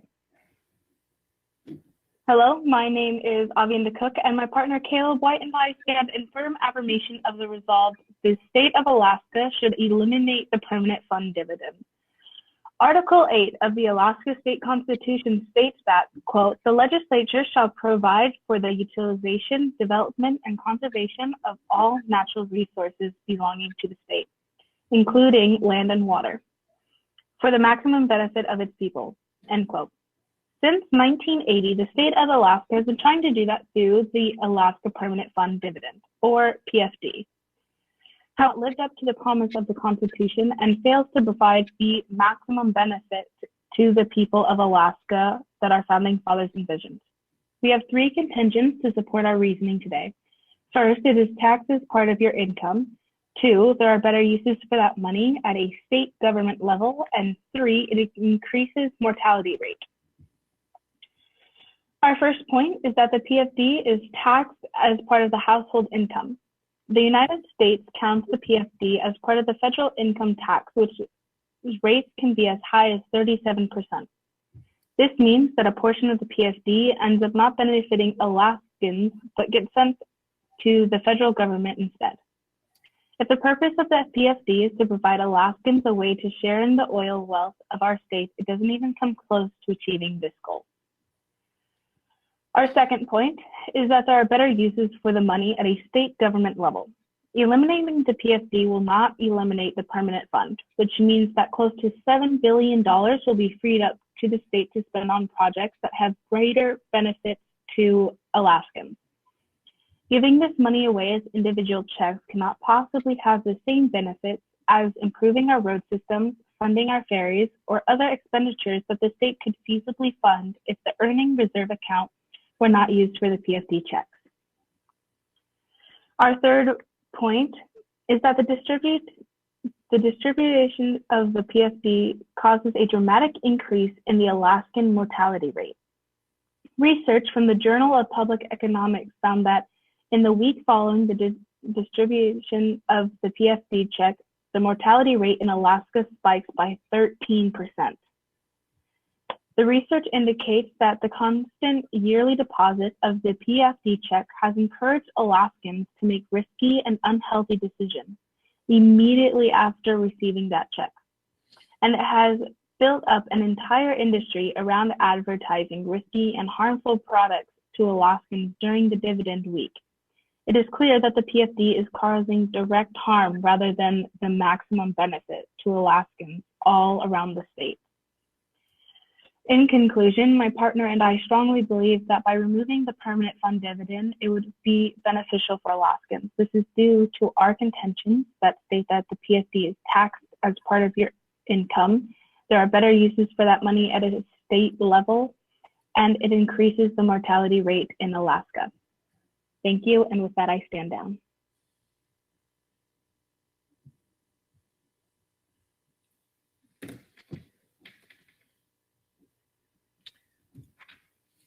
Okay, Reese, are you next? Next is a crossfire between the first two speakers. Gotcha. It is a 3-minute crossfire. Thank you. Like I said, this is new to me, digital, so. All right, are you both ready? I am. Are you? Yes, I am. Here we go. Awesome. Okay, as first speaker, I believe I have the first question. Is that all right with you? Yes. Okay, why do you suppose mortality rates increase in the following weeks after the distribution? Well, in the article that we found, the 13%, there was, it is directly tied. The research was directly tied to the PFD, that's saying that as soon as they got the money, they were more likely to use it on consumption. Can I ask you a question? Yeah. Is there evidence that a PFD is the direct cause of weight changes in babies? Well, I don't see it as a coincidence.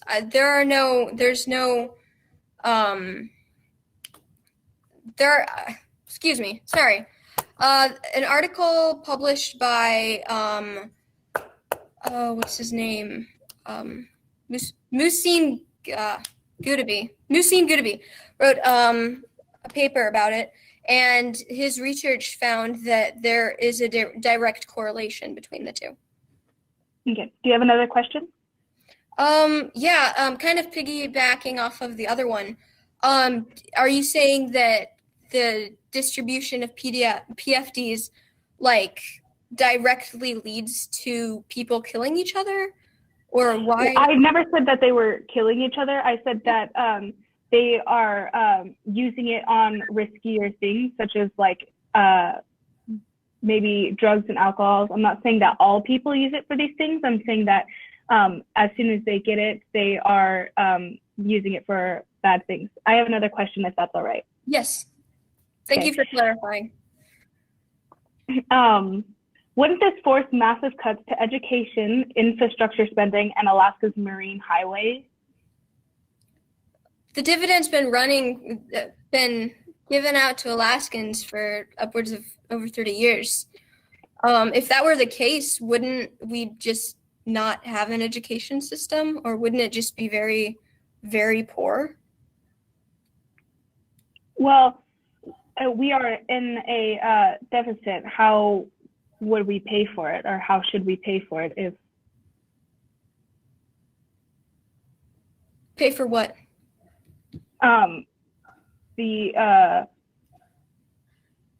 education and infrastructure spending and the highways, the Alaska Marine Highways, how would we pay for those? We could use the money from the PFD to go back into those and help those things. That is an option, yes, but I think that's the most drastic option, and I don't think that that's necessary, and it would affect more people and be too big of a change. Okay, that's time. Thank you. Thank you. All right, hang on.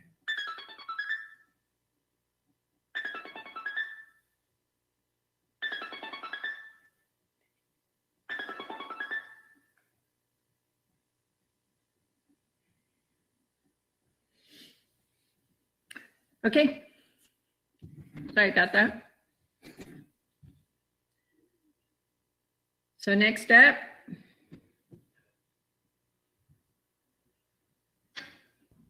I'd like to take a minute of our downtime.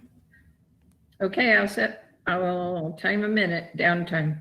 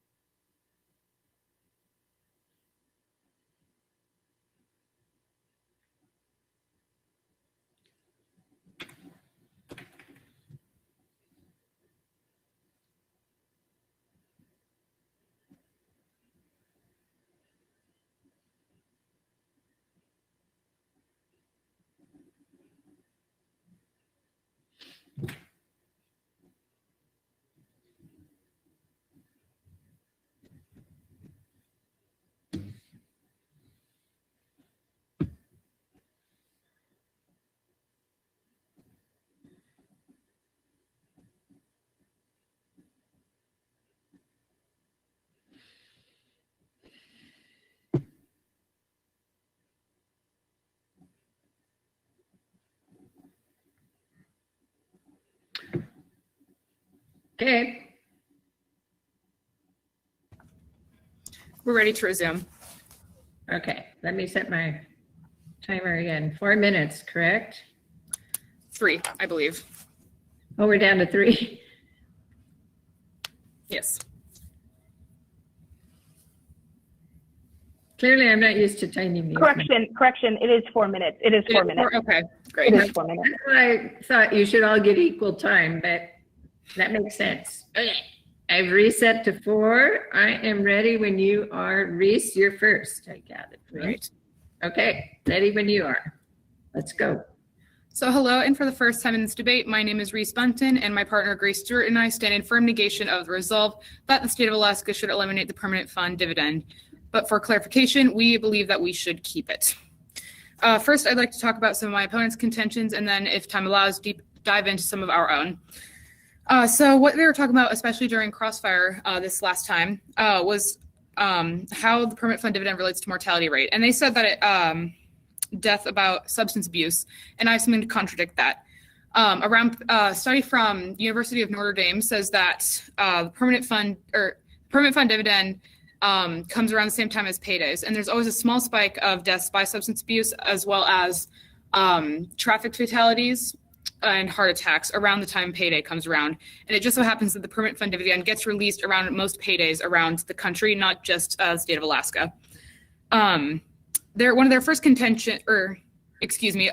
contention, I believe, is that there's better uses for the money on a governmental state level. What better way to spend the money than give it to the people? Because a lot of the time, these people spend their money how they see fit, whether that is for college savings, house payments, car payments, heating bills, electric bills, water bills, that sort of thing that people rely on as a cushion. And there's just no way to benefit the people if we just give it to the state instead. So giving it to the people is what increases the most benefit. Since time allows, I'd like to go back over some of our own points just for clarification and emphasis.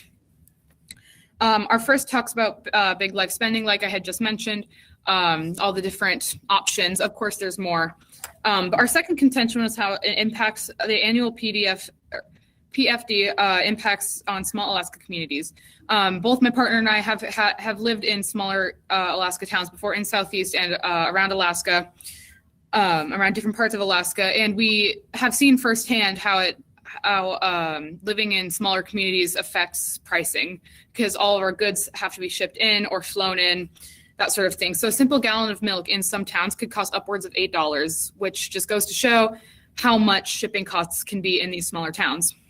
And so the PFD kind of acts as a buffer between that, so people don't fall into financial deprivation, because they'll begin to struggle if they do not have enough money to pay for those things. So their daily goods, like groceries, for example, can be paid by their regular income, but the PFD helps with those bigger numbers, if not the smaller ones.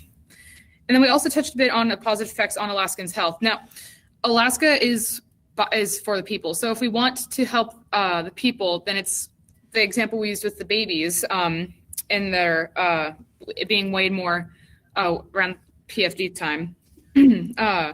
That just shows also how our people are important, and the PFD helps our people, and it helps with the health of our people and the well-being of our people. So we encourage you today to vote in negation to the resolve of eliminating the permanent fund dividend, in that we should keep it. Thank you, and I stand down.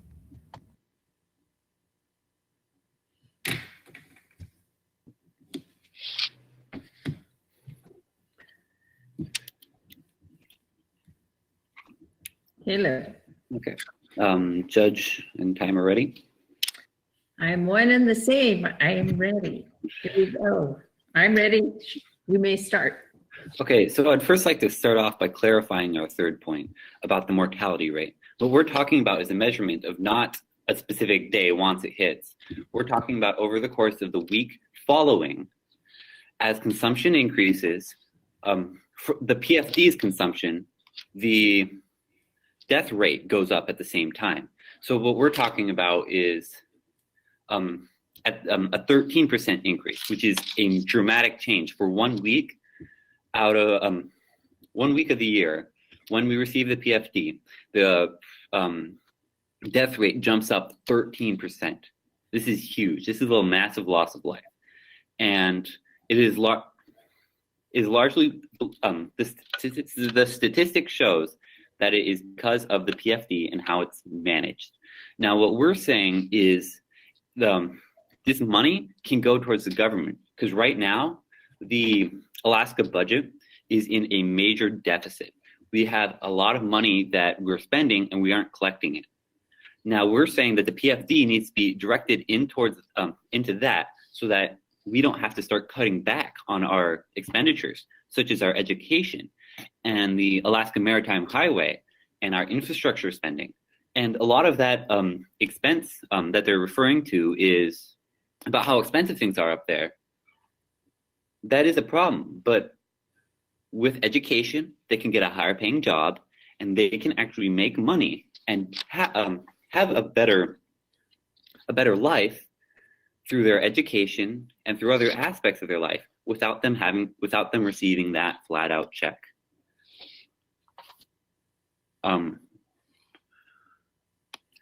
I'd also like to point out that they never addressed our first point, that is taxed as part of income.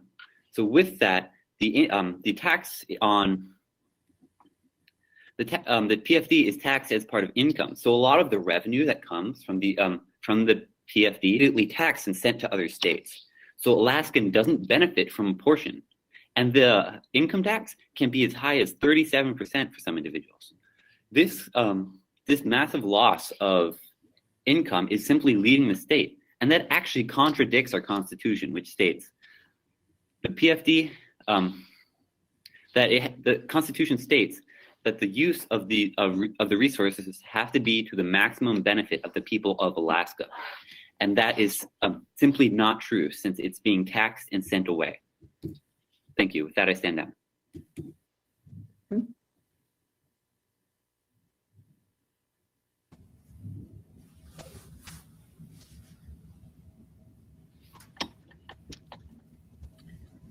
Crossfire? Yes. Okay, hang on a sec. 3 minutes?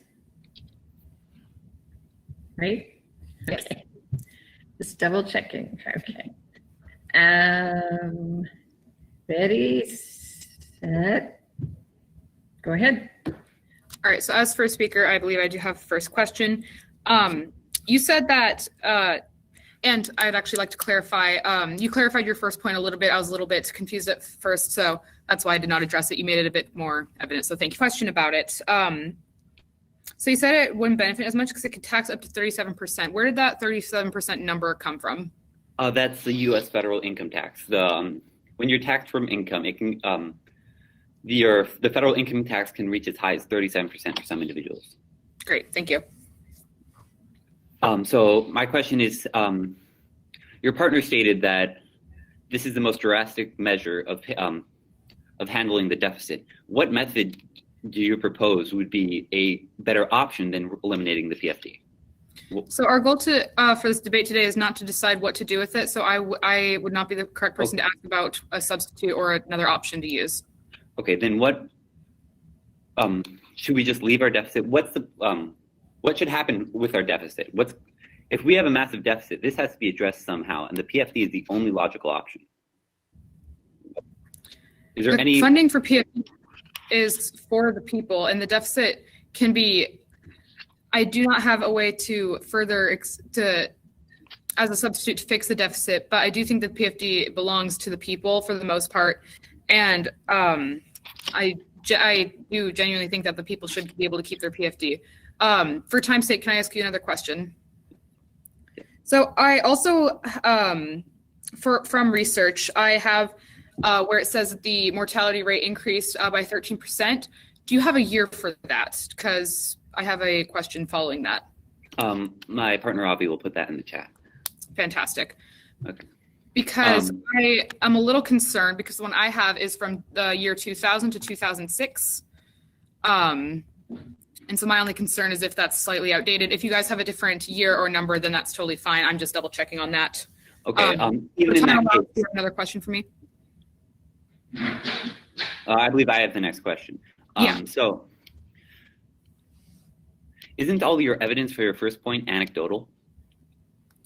For about big life spending? Yes. No, it's not. If you give me one moment. Oh, it's over here. Okay. So King Economics Group did several studies on how important the permanent fund dividend is to Alaska's economy. And they said that, one moment. It is from King's Economic Group. Would you like me to pull the direct quote, or I do have the source. It's right here. Would you like me to look for the direct quote? Because it could take a sec. Yeah, you can probably do that during the speech later on. We'll address that in grand form. Yeah, we're out of time. All right, thank you.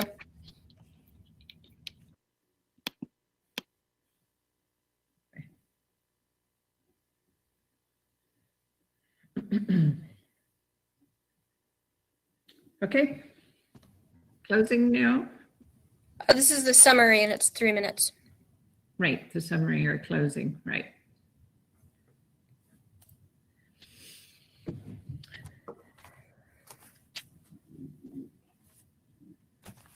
Are you ready? I am. All right, I'm ready. Go ahead. Okay. Excuse me. Hello, my name is Grace Stewart for the second time in this debate, and I'm going to summarize what we've kind of gone over and some of my opponent's points. They mentioned that the mortality rate increases every year following the PFD distribution. This could be a number of reasons, and we also see mortality rates increase after, or substance abuse rates increase after every payout. Every time people are paid, this happens. So getting rid of the PFD is not going to just solve that problem. It's just going to take away the money from the people that need it. And there are so many better ways to go about that than taking away the permanent fund dividend. It also, the permanent fund dividend acts as a cushion for necessities for a lot of people. And taking that away would only hurt them. That's not going to benefit the state. Sorry. It's also on the mortality rate. I'd like to touch on the fact that yes, it's terrible, but on an annualized scale, it's not that large. 13% in the course of maybe what is it, 3 weeks or so, it's a lot. But when you look at a whole year, it's a lot smaller. And so when you look at the big picture, it's not that big of a deal. And it's definitely not a main point. Their second contention was that there are better uses of the money in the permanent fund dividend. But the purpose of this debate is not to discuss whether the money could be used for better things. It's to discuss whether or not we should keep it as Alaskans. And like my partner said before, the PFD belongs to the people. It belongs to Alaskans. And giving that away is taking something from us. And it's not, there's also no evidence to prove that education would be better. My opponent mentioned that people could have a better life through good education, but there is no proof that there would be better education. By giving the money from our permanent fund dividends to the government, there's no way for us to tell what they'll do with it. It's in their hands. But with it being in our hands, we have the choice. We have the power to do what we want with it, making it the people's money. Again, I hope that you vote in firm negation that we should eliminate the PFD and that we should keep the PFD because of all the benefits that it holds. Thank you.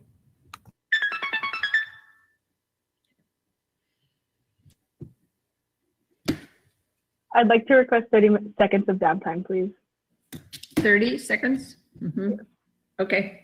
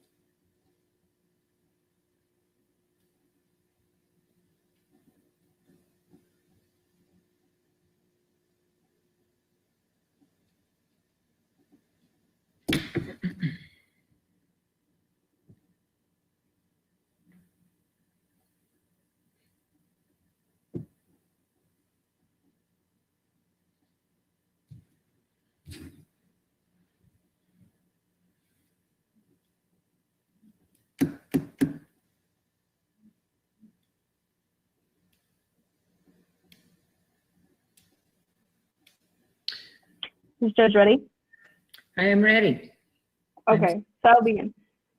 Go ahead. So the evidence that my opponents were asking for about when we got the 13%, the article that we received it from was revised in May 18th of 2011 and accepted as correct on May 23rd of 2011. So it's not super recent, but it is more recent than 2006. Another thing is, so death rate has been talked about a lot, and I'd like to say that it would, yes, death, it happens whenever you get paid, but it would greatly decrease the death rate. Instead of it being 13%, it could be lowered. And the loss of any life is a big deal. Whether it seemed like a small number throughout the entire year, it's still the loss of lives. And so 13% of people, even in a 3-week span, and even within the entire year, is still a pretty big deal.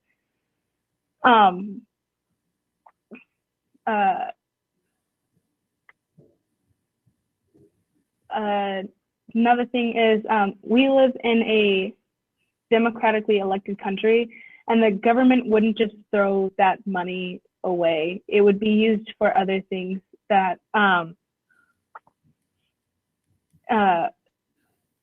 used for things that people can benefit off of, like other programs like food programs and other things that would benefit people even in small towns. It would create, the government could create food programs that would help those people get food, even if we didn't have the PFD.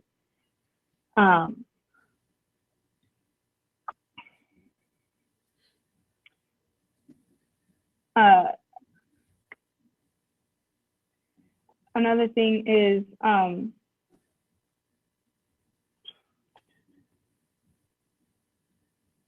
our first argument, it wasn't clearly addressed even after we went over it. Our first point hasn't been clearly addressed by our opponent.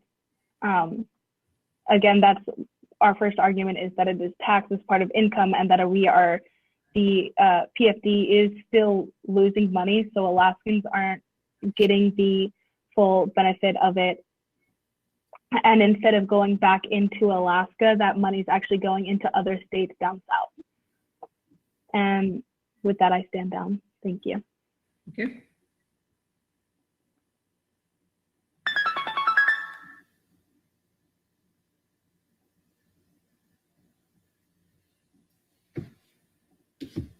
Next is the Grand Crossfire, which is 3 minutes long. Thank you all for your patience. Of course. This navigating this program, you know, adults struggle more than you all, right, with technology, and it's awesome, and it's great because we're able to carry on, right? Debate and forensics in spite of the pandemic. For that, I'm thankful. So here we go, Grand Crossfire, and tell me when you're ready and I'll start the timer. All right, here we go. Okay, as first speaker, I believe we have first question. Is that right? Okay. Yeah. My question to you is, how will eliminating the PFD decrease mortality rates? You can clarify. So, as we have, hold on. Can you mute yourself real quick? Okay. Thank you. As we have stated, people are using these money for other things, so it would decrease it, and these people wouldn't be spending that $1,000 or so on things that could possibly harm them, and so it would decrease the mortality rate by that. Okay, do you have any evidence for that, or is that just speculation? No, that's evidence. The evidence is that once the what's it called? The PFD is given out, the death rate increases by 13% for a period of time, and that death rate is directly immediately after the PFD is received, and so that's why we're saying that it has that. Right, but do you have any evidence stating specifically that if we eliminated the PFD, the mortality rate would go down? No, not specifically saying that, but it does say that the PFD, there's a 13% increase afterwards. So logically, if we eliminate the PFD, that 13% increase would go away. Do you have a question? Yes. So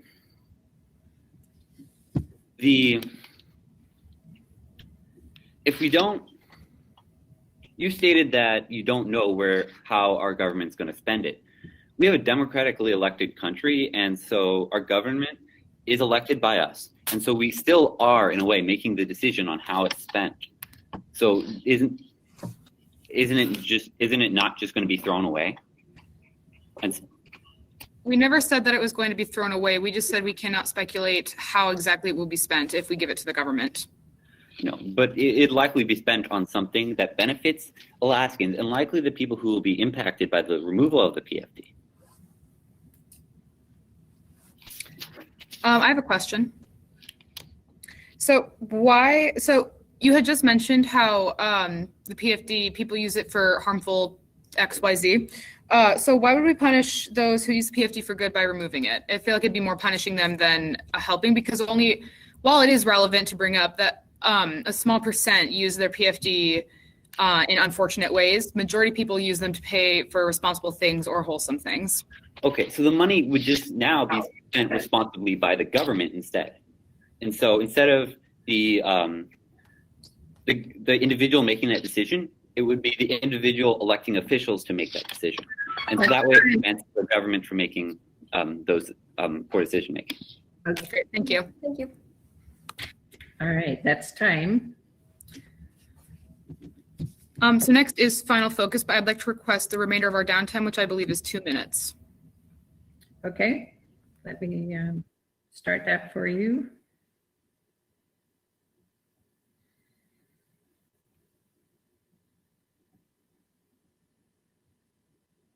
Go ahead. Downtime.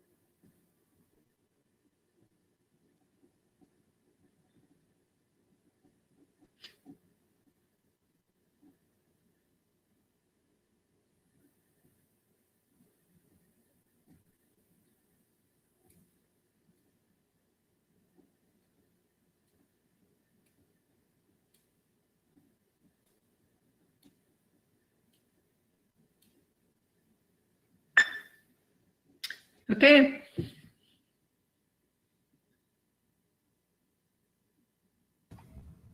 Okay, judge and timer ready?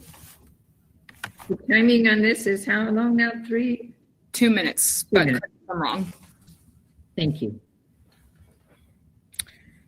Okay. Okay, ready when you are. Ready? Mm-hmm. Let's start.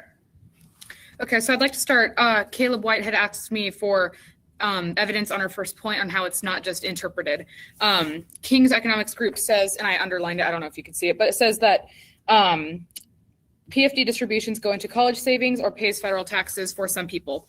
But moving on into my final focus, we encourage you once again to vote in negation of the resolve that the state of Alaska should eliminate the permanent fund dividend.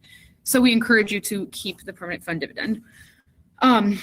Our first point was talking about big life spending, which I had just mentioned was not simply interpreted or speculation, it's shown. And our second point was how is the impact of the permanent fund dividend on small Alaskan communities and how it's only shown as pro, because it helps pay for those, it helps pay for larger expenses since cost of living is so high in Alaska, not only in small communities, but the entirety of the rest of Alaska. Like we had mentioned, that Alaska has the 5th highest cost of living in the United States. Moving on into some of our opponents' points, just to retouch on that.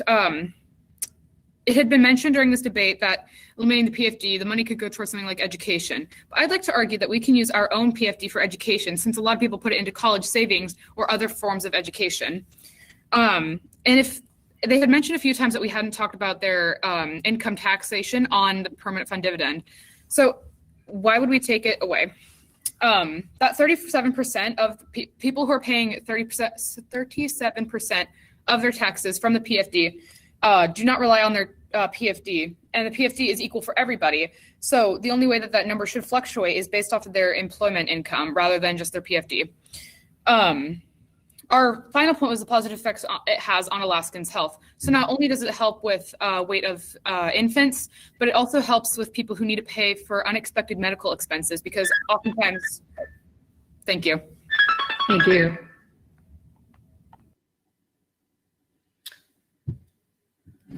Okay.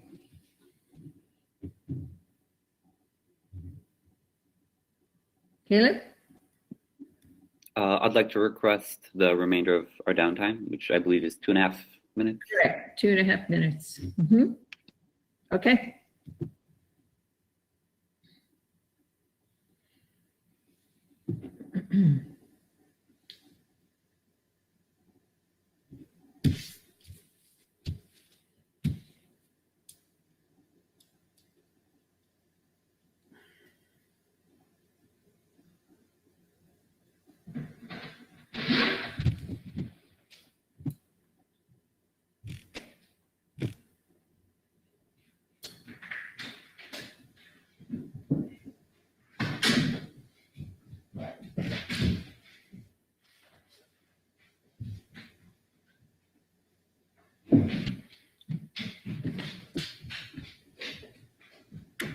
Down, Haley, down.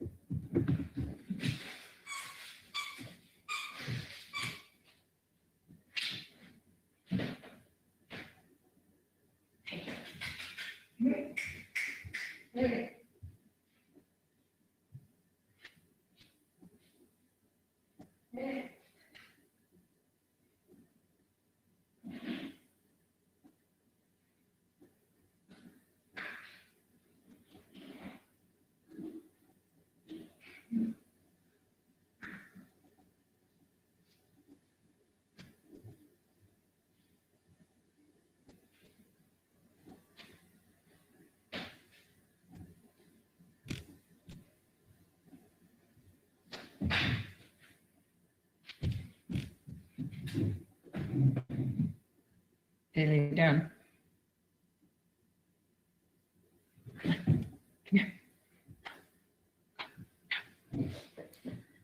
Sorry, my dog is acting up here. Nope. They have a few more seconds.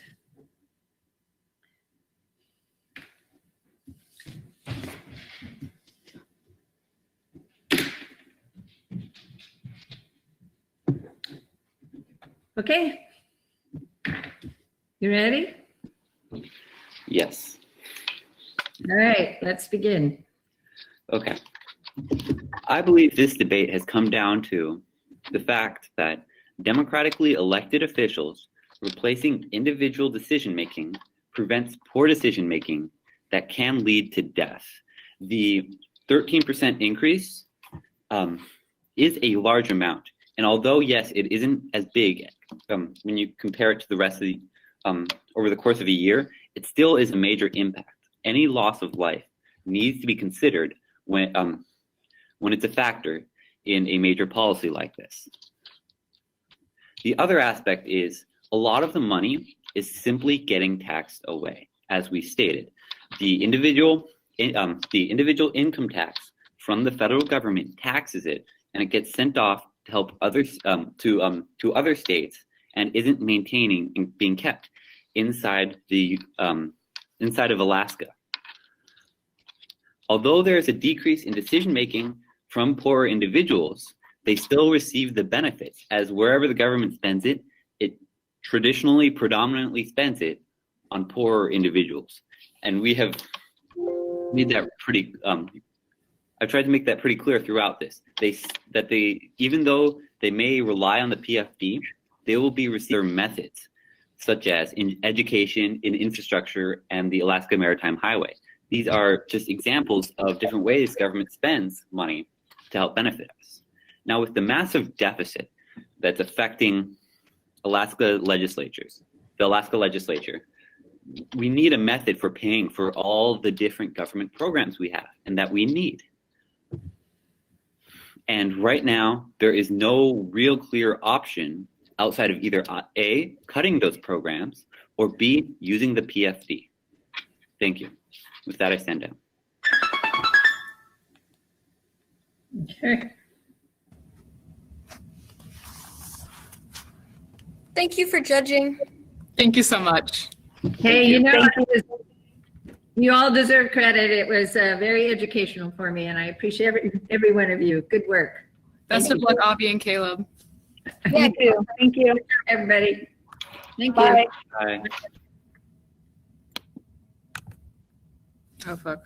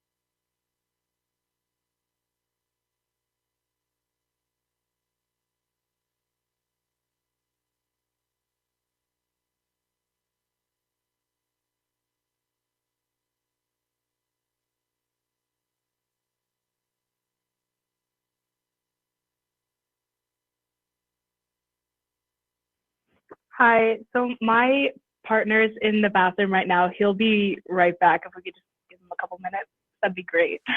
That's completely fine. Thank you.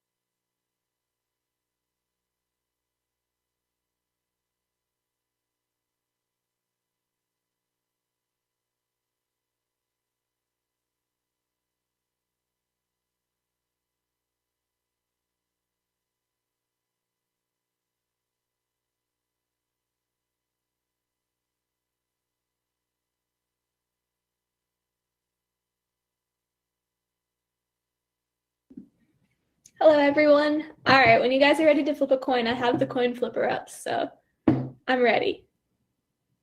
All right, Caleb, you guys can call it.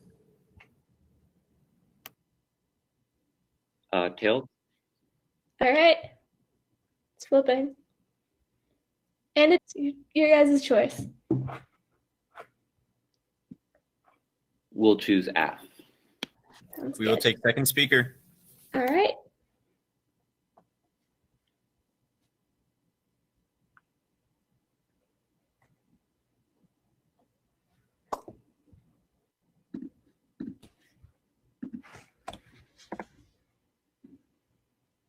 All right, I'm ready to begin when you guys are. Awesome. All right, I'll begin. Hello, my name is Avienda Cook, and my partner Caleb White and I stand in firm affirmation of the resolve. The state of Alaska should eliminate the permanent fund dividend. Article 8 of the Alaska State Constitution states that, quote, the legislature shall provide for the utilization, development, and conservation of all natural resources belonging to the state, including land and waters, for the maximum benefit of its people, end quote. Since 1980, the state of Alaska has been trying to do that through the Alaska Permanent Fund Dividend, or PFD. However, the PFD has not lived up to the promise of the Constitution and fails to provide the maximum benefit to the people of Alaska that our founding fathers envisioned. We have three contentions to support our reasoning today. First, it is taxed as part of your income. 2, there are better uses for that money at a state government level. And 3, it increases the mortality rate. Our first point is that the PFD is taxed as part of the household income. The United States counts the PFD as part of the federal income tax, which rate can be as high as 37%. This means that a portion of the PFD ends up not benefiting Alaskans, but gets sent to the federal government. If the purpose of the PFD is to provide Alaskans a way to share the oil wealth of our state, it does not even come close to achieving this goal. Our second point is that there are better uses for the money at a state government level. Eliminating the PFD will not eliminate, which means that there will be close to $7 billion that will be freed up for the state to spend on projects that have greater benefit to Alaskans. Giving this money away as individual checks cannot possibly have the same benefit as improving our road systems, funding our ferries, or other expenditures the state could feasibly fund if the earning reserve account were not used for the PFD checks. Our third point is that the distribution of the PFD caused a dramatic increase in the Alaskan mortality rate. Research from the Journal of Public Economics found that in the weeks following the distribution of the PFD check, the mortality rate in Alaska spikes by 13%. The research indicates that the constant yearly deposit of the PFD check has encouraged Alaskans to make more risky and unhealthy decisions immediately after receiving the check, and it has built up an entire industry around advertising risky and harmful products to Alaskans during the dividend week. It is clear that the PFD is causing direct harm rather than the maximum benefit to Alaskans all around the state. In conclusion, my partner and I strongly believe that by removing the permanent fund dividend, it would be beneficial for Alaskans. This is due to our contentions that state that the PFD is taxed as part of the household income. There are better uses for that money at a state level, and it increases the mortality rate. Thank you, and with that, I stand down. Thank you. All right. Is everyone ready? Then I will begin. Hello, my name is Bella Kershaw, and this is my partner, Francis Sherman, and we stand in firm negation of the resolve. The state of Alaska should eliminate the PFD. We have 3 contentions to support our case. First, the elimination of the PFD disproportionately impacts lower-income Alaskans. Second, the PFD ensures that Alaskans are actively involved in safeguarding the permanent fund. And finally, the PFD provides an economic boost to the state of Alaska. The elimination of the PFD disproportionately impacts lower Alaskans. The PFD currently lifts over 25,000 Alaskans from poverty while also strengthening the diminishing lower class. Therefore, the elimination of the PFD would be equal to, quote, a regressive tax on the lower class, end quote, says Alaska Representative Dan Ortez. Without the PFD, thousands of Alaskans would fall below the poverty line.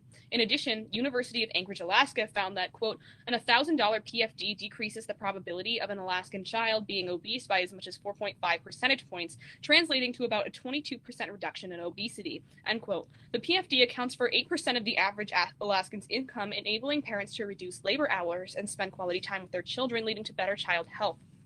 The elimination of the PFD would be detrimental to low-income families. Take Daniel Helmer, for example, an Alaskan resident living in the interior told Business Insider, quote, Helmer is separated from the rest of Alaska by an 160-mile Taylor Highway, which is snowed shut from October through March. After getting their direct deposits, Helmer and his wife spend 50 to 60% of their dividend on fuel and groceries, which they need to stockpile ahead of winter, end quote. With a PFD, Helmer and hundreds of thousands of other Alaskans like him lose their financial stability net. The PFD is vital to Alaskans, their finances, and eliminating it would raise poverty in Alaska. The PFD ensures that Alaskans are actively involved in safeguarding the permanent fund. A PFD distributes regardless of status as a member or of a special interest group, meaning that Alaskans get to choose what they do with their PFD, and there is an incentive for people to stay in the state and boost involvement in state government. People take ownership of the state budget. In addition, this allows citizens to share resource wealth equally as the Alaskan Constitution mandates, and the PFD's connection to the fund earnings and spendings provides important protection for the fund against mismanagement. Furthermore, Representative Dan Ortez said, quote, the best way for the Alaskan government to maximize oil revenues is to enable a PFD, end quote. Alaskans have options only because a PFD was established. Taking a PFD away is robbing future generations from their funds. Finally, the PFD provides an economic boost to the state of Alaska. The Institute of Social and Economic Research, or ICER, found that PFD increases consumption while also increasing the amount of demand for a product. In addition, ICER found, quote, recipients spent about 45% of it on basic necessities like food, heating, clothing, and rent. 20% was saved, 5% on reducing debt, and about 10% went on leisure purchases, end quote. Removing the PFD removes economic grassroots in Alaska. Maintaining a PFD greatly stimulates the economy and strengthens Alaskan families. All in all, the PFD raises Alaskans from poverty while also strengthening the economy. We hope you stand in firm negation of the resolve. The state of Alaska should eliminate the PFD for these reasons. Thank you. Thank you.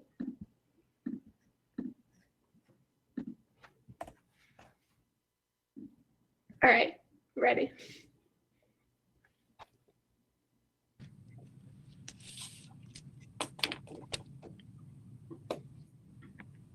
I believe that's first speaker at first question. Yes. Okay. Isn't government spending far more progressive than the PFD in helping those in need? Can you rephrase the question? I'm sorry, you kind of cut out. Isn't government spending far more progressive than the PFD in helping those who need it? No, so the PFD actually gives people who need this money the ability to choose what they're spending it on. Other welfare programs don't allow them to do that. So people take their PFD and they are able to choose what they want to spend it on, which is really nice for them to be able to choose if they want to spend it on food, gas, or rent, whatever they specifically need. I noticed that you, in your contention 3, were talking about how people tend to abuse this. Can you talk about how they abuse their PFD money and how that relates back to the topic? So our third point is talking about the mortality rate and how there is a spike in it. During that week, there are, since there are that spike, these deaths have been due to what people spend them on, including things that are not quite so healthy, such as like drugs or alcohol, and that's why the death rate is so high. But isn't there? Oh, sorry. You can continue. No, you're good. Okay, but isn't there always going to be substance abuse? Do you have a specific statistic on how many people are abusing their PFD?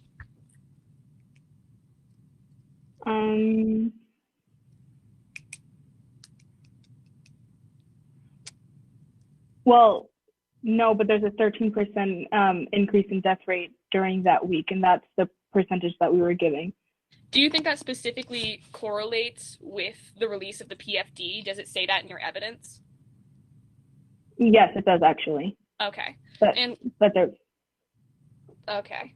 Did you have a question? Yes. Does the evidence that lowering of child obesity talk about the PFD or versus government spending, or how is child obesity tied to the PFD? So the PFD allows parents to spend their money on healthier food for their children. So healthier food is much more expensive than other food, and this allows it to reduce obesity greatly because they're buying this food for their children and being able to provide for them in a way they couldn't before, because now they can afford to feed them better foods that they need, and this creates the ability for people to purchase and choose what they want to buy, which is important for the PFD. But there's government spending would also help those help make programs that would help buy healthier foods, and that's time. Thank you.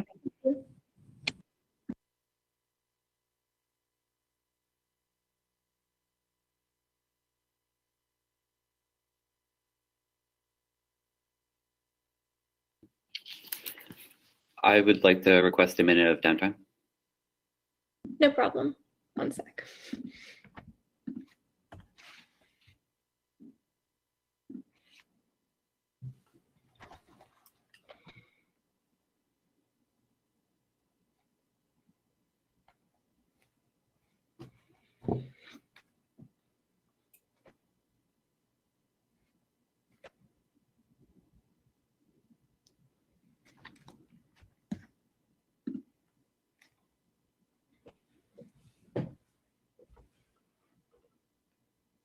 "30 seconds.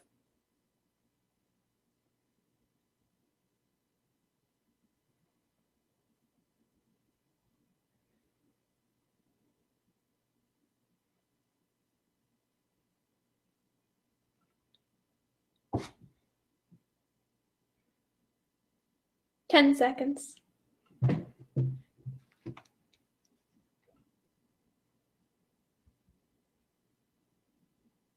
All right, time.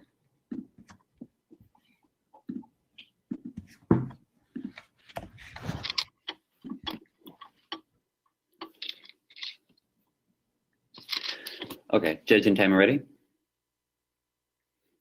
Okay, so I'm going to first go over what happened in Crossfire, and then I'm going to go over our opponent's points, and then go over our own.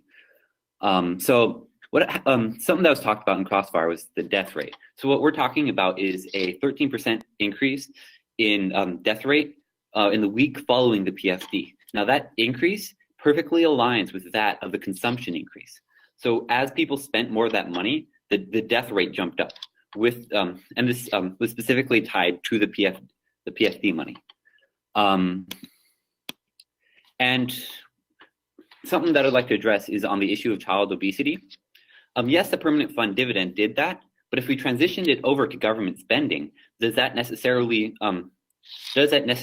translate into the undoing of that effect?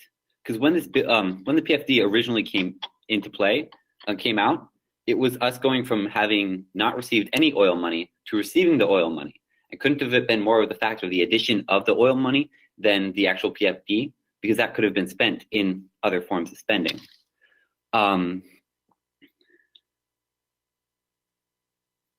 Okay, and I'd like to go over the effects on lower income families. So, although there will be the removal of that direct income, a lot of it will be coming through other methods. Public education, infrastructure, the Alaska Maritime Highway, all these are different examples of different ways the government spends money that benefits people in poor communities. And those of whom are in poor communities are more benefit more from the program than those in rich, in those who have more money. So in the case of the PFD, though, the people who are more well off and those who don't necessarily need the money still end up receiving the PFD, whereas those who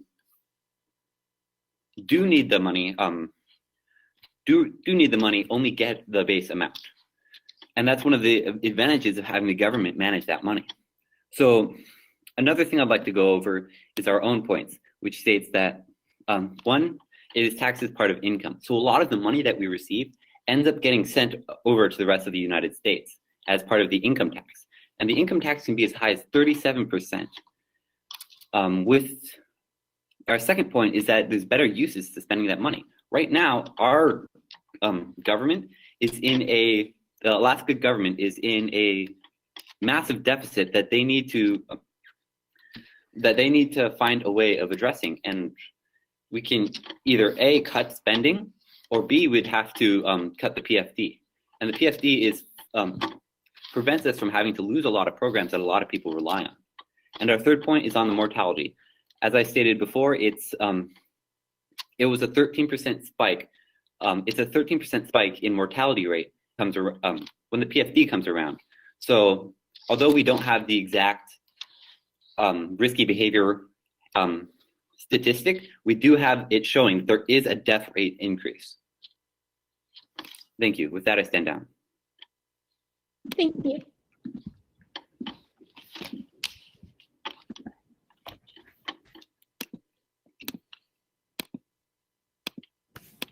Okay, so I would like to go over what just happened in that last speech. So first off, I would like to talk about the death rate. So what my opponent is talking about is this 13% spike that happens whenever you get a PFD. And of course, we can say that on the negation, yes, this is terrible. We don't want this happening. But really, this isn't an issue on the PFD. Of course, we can distribute it better. We can do it over a certain amount of time. But really, that doesn't relate back to the topic of the real benefits of a PFD. They just outweigh those of the cons, that being that 25,000 Alaskans are lifted out of poverty. This is giving them 16 to 20% of their annual income in a family of 5. This is food on the table. This is rent. This is gas in their car. This is an extreme amount. This is 1/5 of their annual income. Taking this away would be detrimental to these low-income families in Alaska.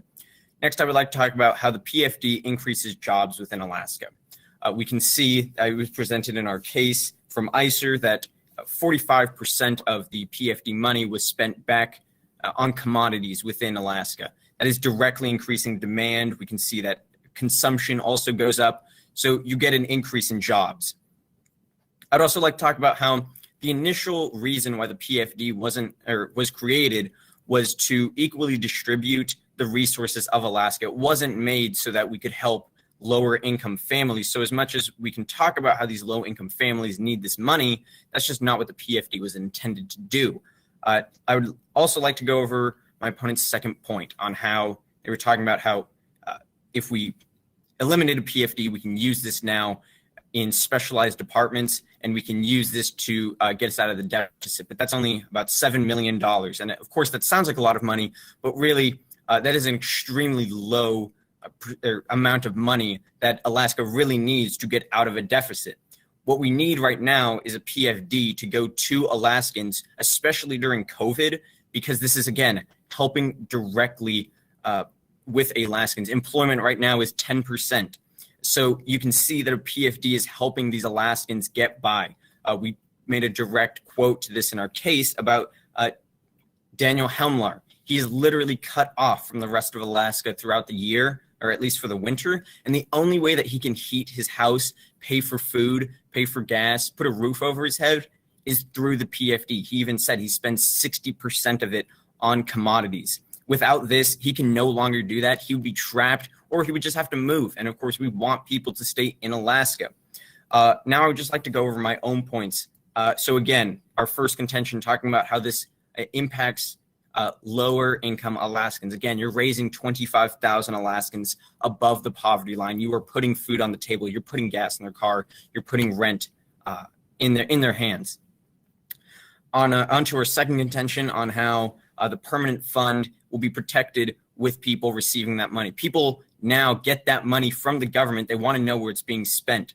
Of course, there are welfare programs, but again, as my partner was talking about, they're just not specialized enough because these people need to, they understand where their money needs to be going. The government can only go so much. The government can only hold their hand as far as they can go. In the end, lower income families don't need welfare. They need money in their hands because they understand where that can be better spent. And then, of course, our last contention is talking about how this is an economic boost to the state of Alaska. So as I talked about, we can just see that there's a direct correlation between demand, consumption, and increasing jobs. This is helping the economy. This is helping Alaskans in the long run. With that, I hope you stand in firm negation. Thank you. Thank you.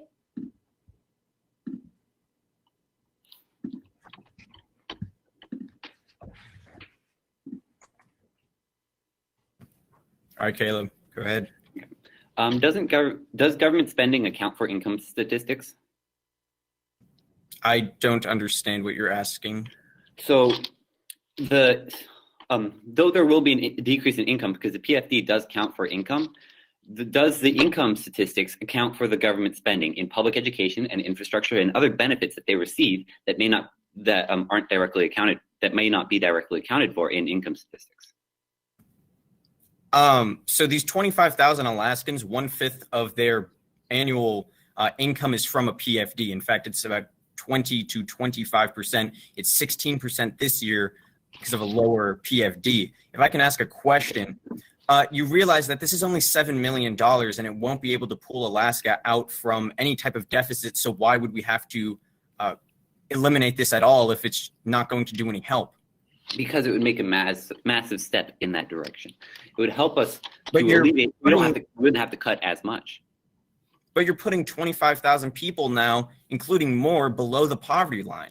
Is that really worth it? Like I said with the income statistics, the poverty line, yes, they may be technically poorer, but guess what? Their education comes from public schools. Their infrastructure, those aren't accounted for in those income statistics for the poverty line. So even though they'll technically drop below that line, they will still be receiving benefits from other government programs.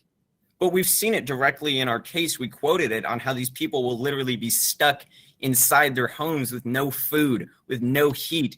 And most of these people already said that they would just up and leave Alaska. And of course, I think we can both agree we don't want people leaving Alaska. That wouldn't do us any help. There are government programs that can help with other issues. And if in that niche, one specific case, then maybe, yes, they may need some help, but there might be other locations that might be more suiting if they can't survive in that area on their own.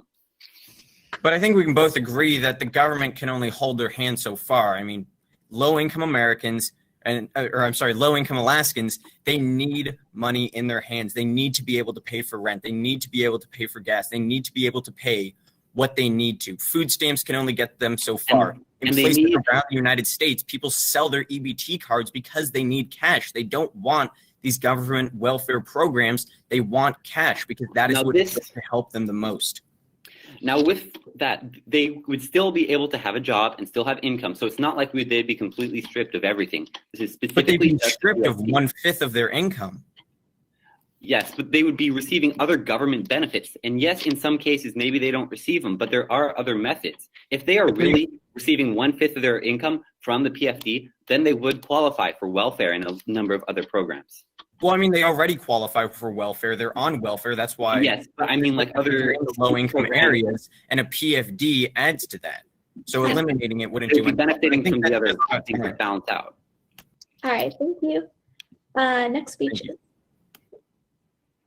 I'd like to ask for a minute of downtime, please. No problem.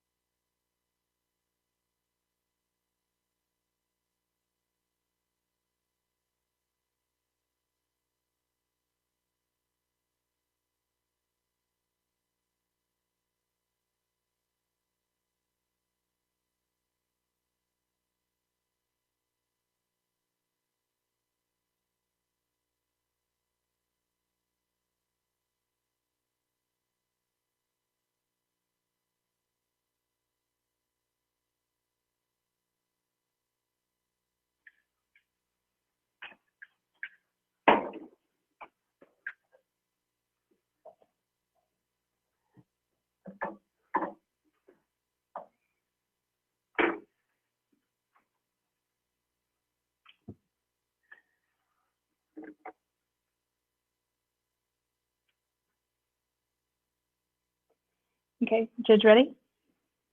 All right, I'll begin. So going over, at least from what I heard, our first point, which is about taxation, hasn't been gone over a whole bunch, and if it has, hasn't been super clear about whether they've talked about it or not. And going over our first point again, it's talking about how that it's taxed as part of the income, and the part that it's being taxed out isn't even going back into Alaska.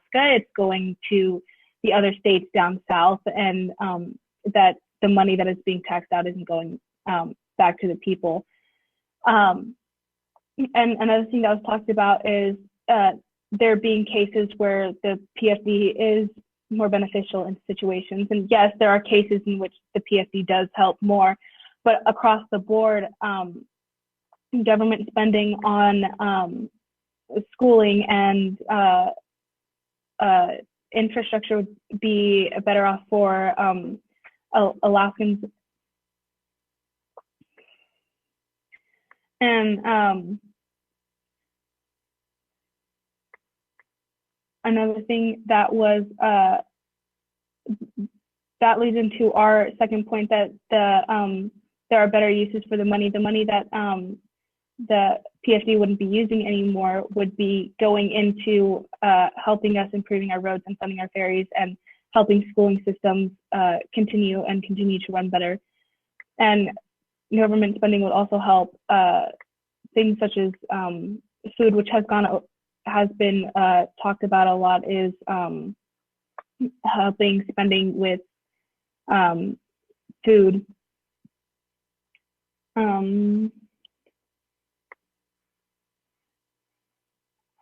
Then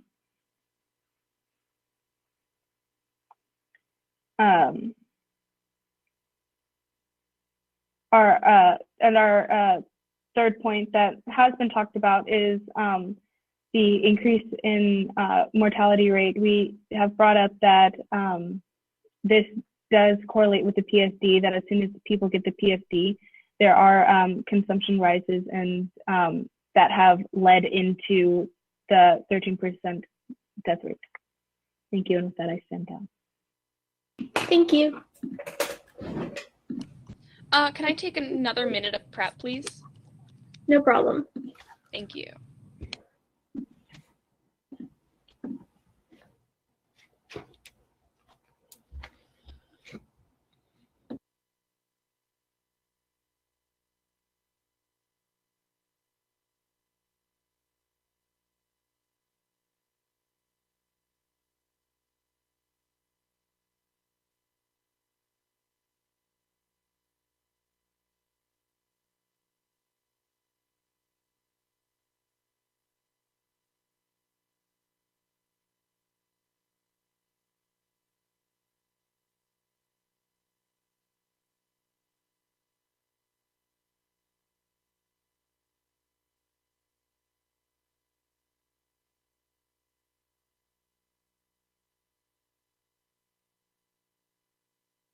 Ten seconds.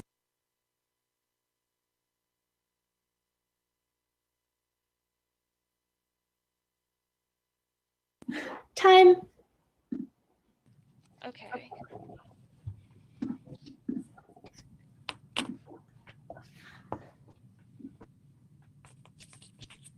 Is everyone ready? Then I will begin. So first onto the affirmation. So they're saying that our opponents are saying we have not addressed this point. However, we have.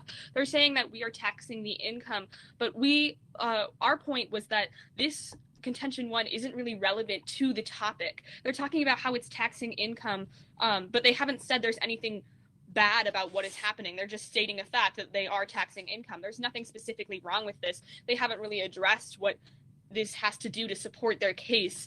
Next, onto their contention 2, they're saying that this could be better used at state levels. However, this argument, it can be better used individually, because they're saying we need to give this money to we need to give this money to certain state government. We need to give this money to state government at different levels. However, if we give this money to people individually, they know exactly what they need to spend it on.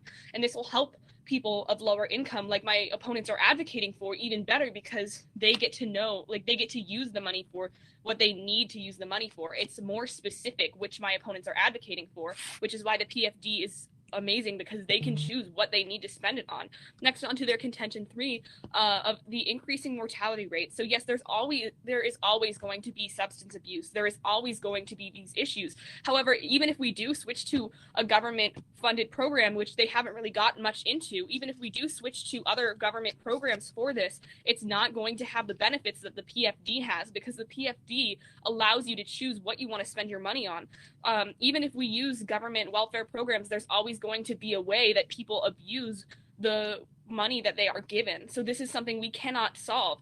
But in all, the PFD has more pros than cons. The PFD does do more good than it does harm. Next, on to our case, it helps people of lower income. So our opponents are saying we should do state spending, or there are other welfare programs. However, they haven't mentioned a welfare program that is doing what the PFD is doing or directly benefiting them. They've mentioned other welfare programs, but they have not provided one specific example at all during this debate. They also don't know if the money is specifically we also haven't mentioned anything about how much it's going to help low-income people. Basically, when you are voting for the negation, you're saying that there are other options besides eliminating the PFD that could help Alaska's budget. We understand that Alaska has trouble with its budget right now, but there are way more pros with the PFD than there are with eliminating it, because it does so much good. Onto our contention 2, it's safeguarding the budget and safeguarding the economy. Our opponents haven't argued against this point. This is fulfilling its intent. This is what the PFD was supposed to do. Of course, it's good to help lower income people, like my opponents are saying, but that's not the intent of the PFD. The PFD's intent is to help the economy, which is our third contention as well. So in conclusion, you have to vote for negation, because this does help the most amount of lower income people, and it does boost the economy. Thank you. Thank you.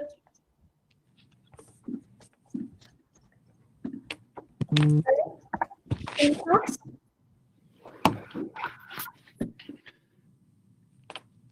Okay, I believe I have first question. So what other, is there an echo? Sorry. So with the government,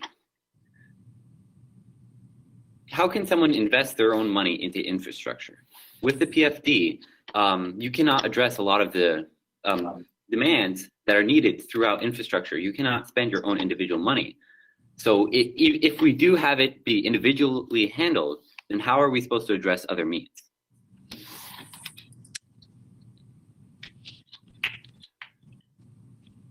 Francis, do you want it? I can answer Okay, that. all right, there we go. So what you see is it's not really about who can spend the most on infrastructure. You see the state will always will work on that, but what we're really talking about is how this is just an equal distribution of the resources in Alaska. What we're seeing is that it's just it was established in the 80s and it's been going ever since. Again, it's just distributing what Alaska has to offer to the citizens here.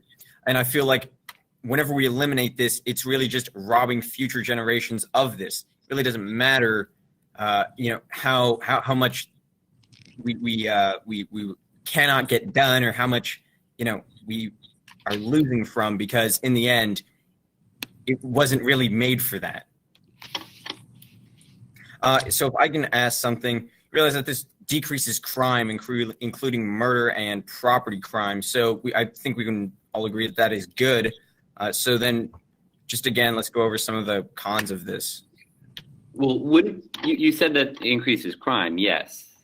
Decrease, yes. Murder. PFD decreases crime, but if couldn't that largely be because they are better off, and with the government programs, they could likely be just as capable of providing for themselves. Well, like my partner said, welfare programs just aren't specialized enough for Alaskan citizens. Again, as I was talking about, most people in the United States sell their EBT cards because they need cash. It's not so that they can go spend it on drugs or alcohol. It's because they need money in their hands. we can see I- that the PFD is helping with this. But go ahead. I do have a question. So you were saying that people. Actually, I think it's our question. Oh. Um, Okay. oh. What options are there to fixing the deficit? Well, it's really not our position to talk about the deficit. I mean, that's really not what the debate is about. We're just talking about. Oh, can you let my partner finish speaking? Thank you, Caleb. So again, it's really just not talking about that. We're just saying we're just outweighing the pros and the cons. So what we can see is, again, with all of our points. Thank you. Okay, awesome. Thank you.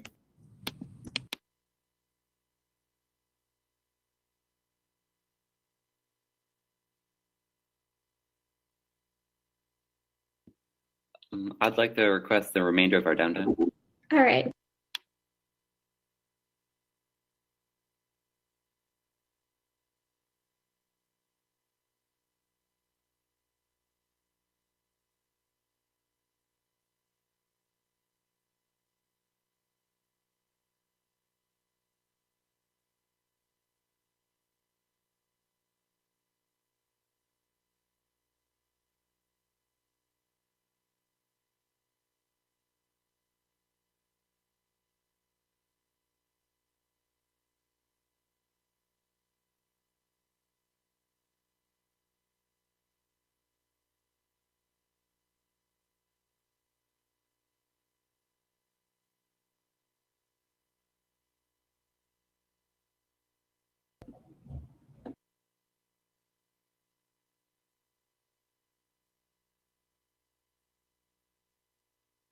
Ten seconds.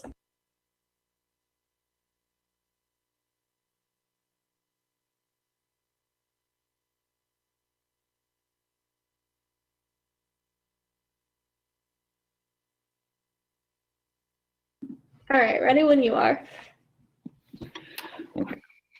So what this debate has really come down to is on comparing whether or not it should be spent by the government or whether or not it should be spent through the PFD.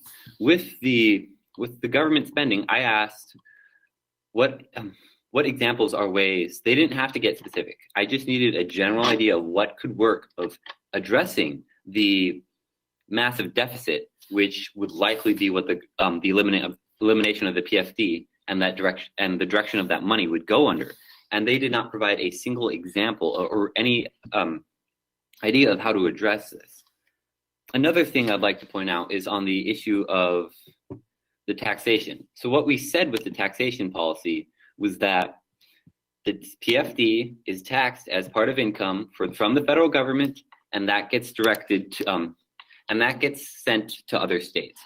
When our Constitution says that the PFD should be used to the maximum benefit of Alaskans, that which is our first argument, that should be benefiting Alaskans. However, with it being taxed and sent away, it is not doing that, and that it was our first point. And they didn't think that that was a problem at all. The fact that the money was leaving Alaska and not benefiting us.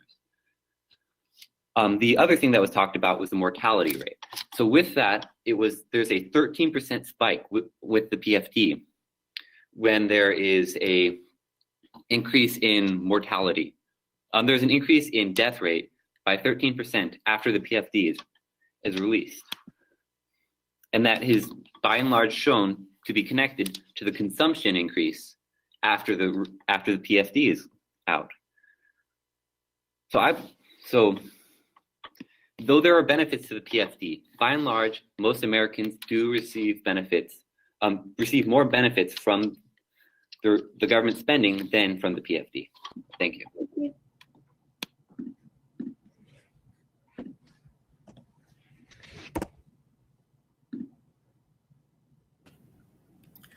Okay, so we on the negation just want to go over the pros and cons again of the PFD. So I'd just like to go over my opponent's points. So again, the whole taxable income argument really just doesn't work here because, again, it's really that's just how the government works. That's how the U.S. works. Money will always be taxed. It doesn't really matter where that money comes from. And we can see that it's still a very small portion because in percent of low income households still use that as their annual income. Their second contention on how it's better used, we really have seen no evidence from them about that. But we can see already that it lifts 25,000 Alaskans above the poverty line. It's strengthening the middle class. It's allowing them to go get jobs. It's allowing them to get their majors and get more schooling done. And of course, for the last contention on how they talk about increasing mortality. And of course, we can agree on the negation that that is very terrible. But again, it's really just not a direct cause from the PFD. It's a direct cause from the distribution of it. But again, we're not talking about how we should distribute the PFD. We're talking about, of course, whether there should be a PFD or not. And in the end, we can see that the pros, that being, again, the 25,000 Alaskans that are pushed above the poverty line, the 40% that is spent on commodities within Alaska that helps grow the economy, which helps grow jobs.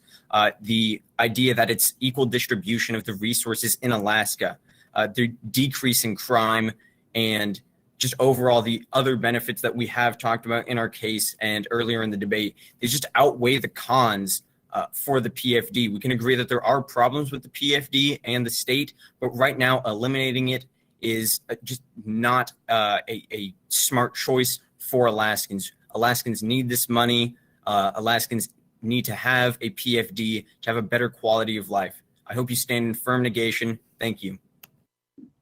Thank you, everyone. That was a good debate. Thank you. Have a nice Thank day. you. With finals. Oh, yes. Thank you. Thank Happy you for holidays. judging. Thanks. Bye. Bye.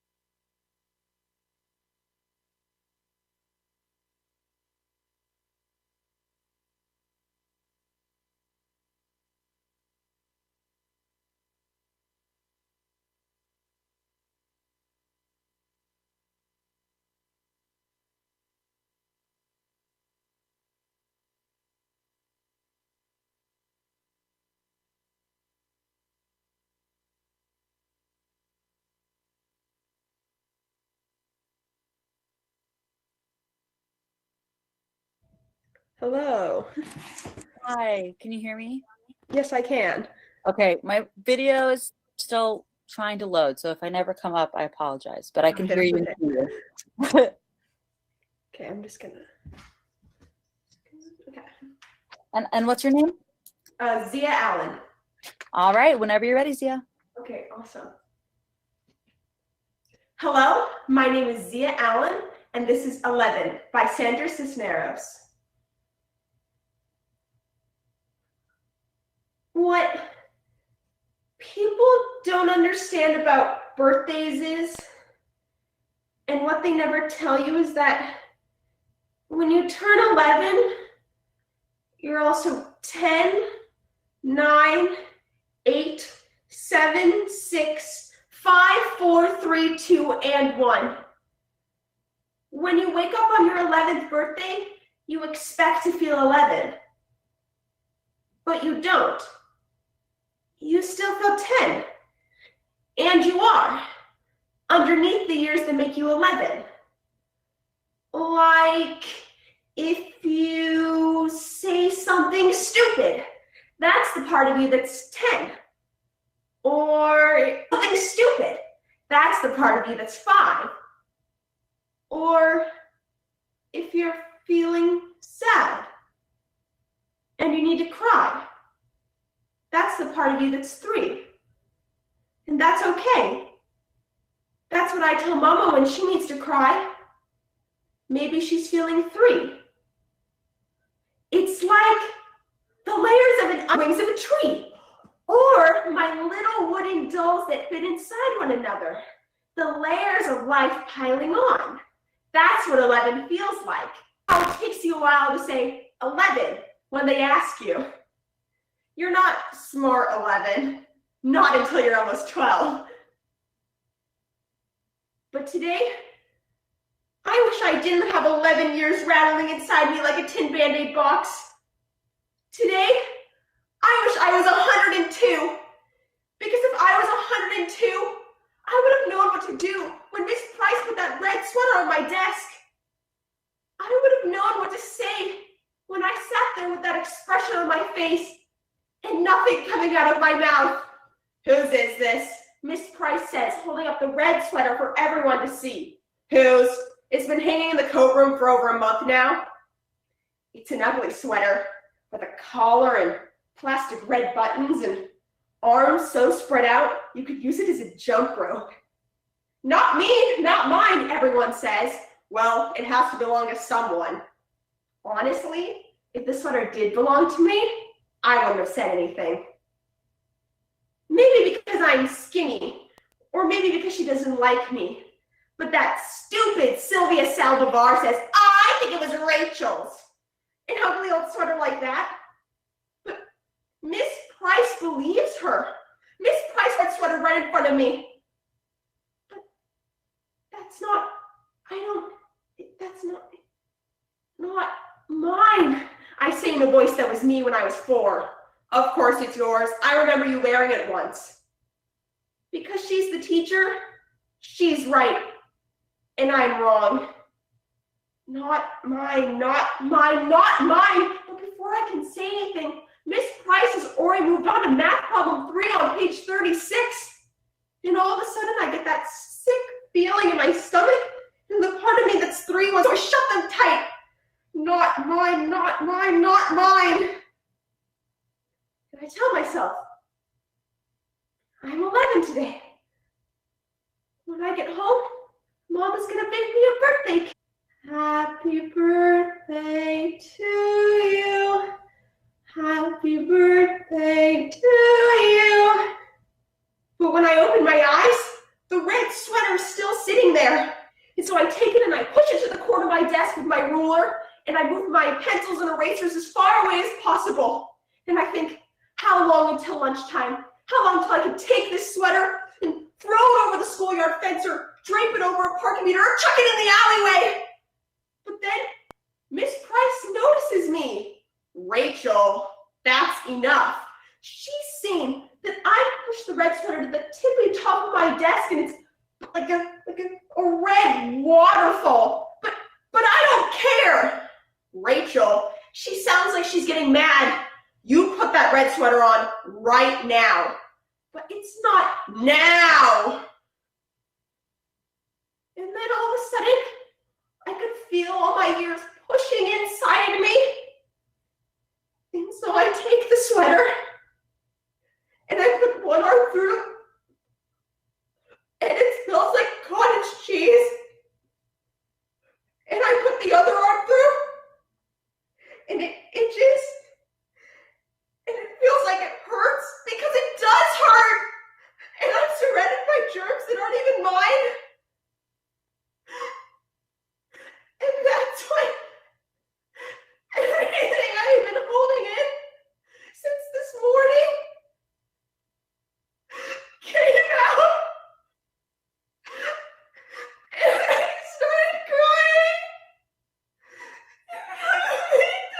Because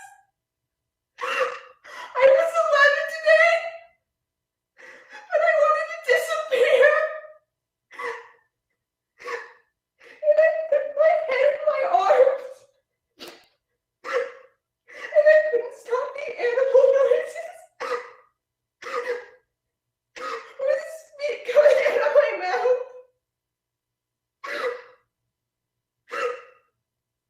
And there were no more tears left to cry.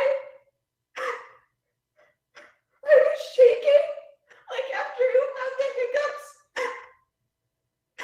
And my chest hurt, like when you drink milk too fast.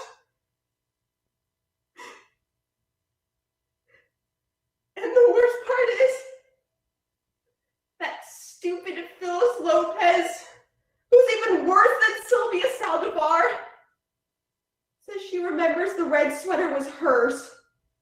So I took it off and I threw it at her. And Miss Price acted like nothing was wrong. I'm 11 today. I'm 11.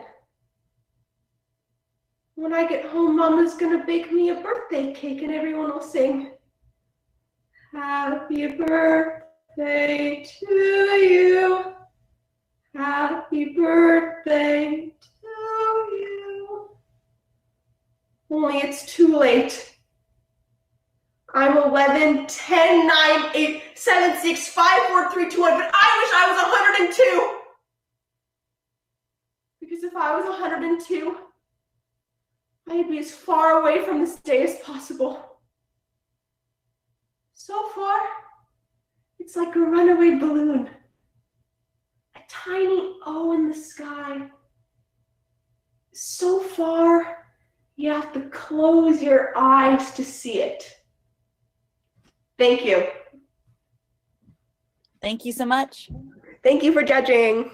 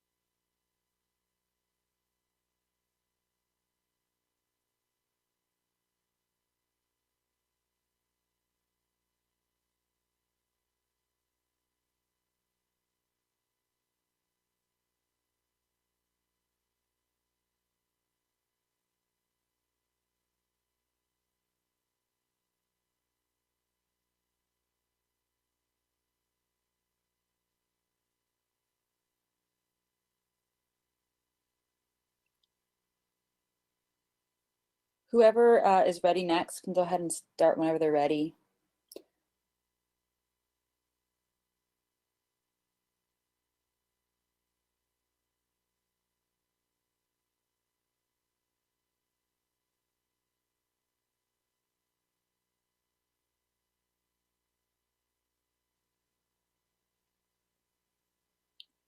My video isn't working, but I can hear you and I can see you as long as you start, but I can't start you. You have to start yourself. Aha, fantastic. Awesome. Okay. Oh, Hello. hi. Can you see me all right? Absolutely. Awesome. All right. So are you ready? I'm ready. Hello, my name is Avinda Cook, and this is Counting Calories by Nugwa Esman. Mom, why did you have to bring home pizza today? No, I know that I can have a salad instead, and a salad's only 200 calories, and it's got vegetables, and it's healthier for me.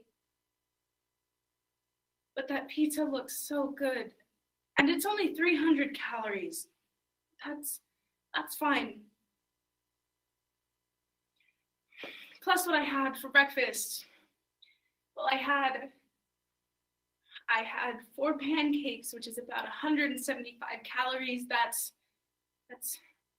700 calories. I've eaten 700 calories worth of pancakes. Plus syrup, which is about 100 calories, and butter, which is about 80 calories per teaspoon, and milk, which is about 130 calories. That's 1,010 calories already. Plus, I ate 4 cookies for lunch. That's 180 calories each. That's 720 calories of cookies. That all adds up to 1,730 calories. If I eat that pizza slice, that will be over 2,000 calories already.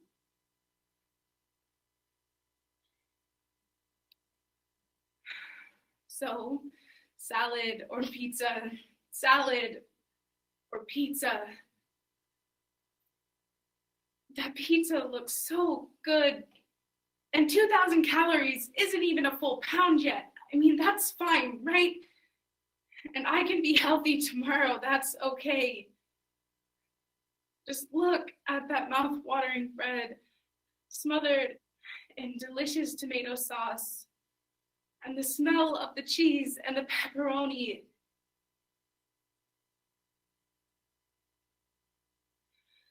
But I'm fat. No, Mom, seriously, I have to say it. I'm fat. That's why those girls keep calling me names and those people keep staring at me in the hallway. And that's why my best friend decided to just drop me out of nowhere.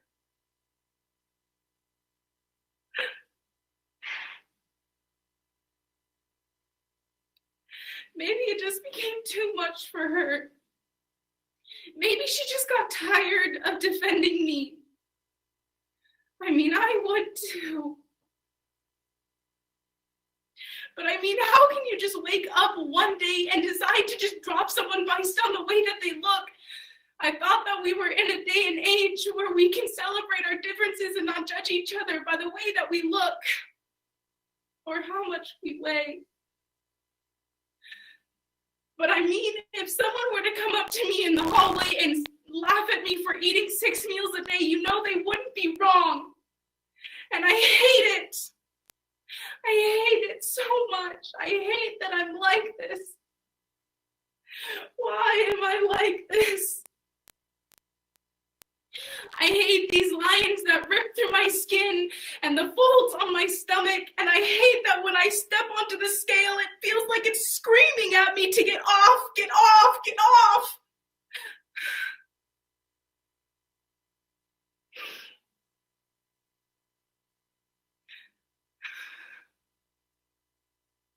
And there's a part of me that wants to be better, that wants to feel better about the way that I look. So no, Mom, I'm not gonna eat that pizza. I will eat a salad instead, because I'm going to be healthy for myself and for no one else. So give me the salad. Thank you. Thank you so much. Thank you for judging.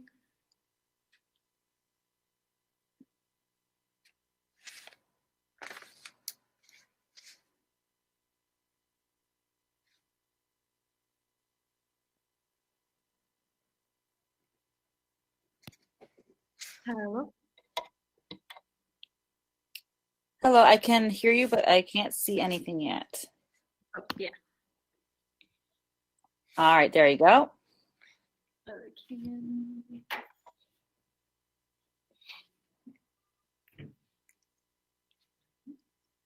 All right, whenever you're ready. You can hear me well from this distance? Yes, I can. All right. Right off the bat, let me just say that this isn't going to be one of those stories where you get to know the main character really well, get to like them, you get to grow attachments, and they die in the end. Because I hate those kinds of stories. You see, I don't want to make you cry. So I thought I should be fair to you and let you know that Mick's not here anymore. I just thought I should be fair to you. It has been said by some that a life is best measured by its breadth, not its length. Mick Hart lasted exactly 12 years and 5 months. His sister Phoebe is only 10 months older than him. And as she approaches her 14th birthday, she will learn from Mick's loss what life truly is. Hello, my name is Mason Nelson, and this is Mick Hart here by Barbara Park. So it was an accident. Mick was riding his bike, and he wasn't riding crazy or anything. He wasn't swerving in and out of the road, and his hands were on the handlebars. It's just that, his front tire hit a rock, and he slid into the back of a passing truck, and that was it. He wasn't wearing his helmet. No, because Mick didn't want to look like a doofus, and not looking like a doofus was pretty important to Mick. It's not that he was conceited or anything, it's nothing like that. It's just that, well, my mother had the bright idea of showing him a picture of him in his christening gown when he was 8. And it suffices to say that he never got over the ordeal. You know, I'm only 10 months older than him. I was planned. He was a surprise. He loved it too. He was always teasing my parents about how even before he existed, he could outsmart 2 chemistry majors with birth control pills. He was funny like that. He pulled off some pretty big capers. Although I'd have to say our biggest was when we had a new driveway poured when we were in kindergarten. And me and Mick thought it would be a good idea to write the word F-A-R-T into the wet cement. You see, he was just learning how to spell, I was just learning how to print, so it seemed like a good idea. Well, it's amazing how a little fart in the driveway can completely lose its humor the moment your father sees it. And so our mother lines us up and makes us solemnly swear to tell the truth. And then she asks who did it. Of course, Mick steps forward and says, "A monkey did it." And so we told her how a monkey had ran up on our driveway and wrote in the concrete the word fart. And to make the story even more believable, we said the monkey's name was Zippy and that we had saved the day and chased it all the way back to Africa.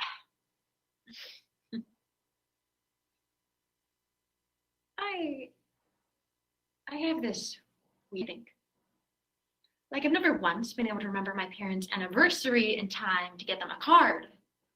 But I can still remember everything about the conversation I had with Santa Claus when I was in kindergarten. I sat on his lap, I looked at him, and he looked at me and said, ho, ho, ho. And I said, your breath smells. And he said, get down. Not much of a chat, per se. But the point is, it was 8 years ago, and I can still remember it like it was yesterday.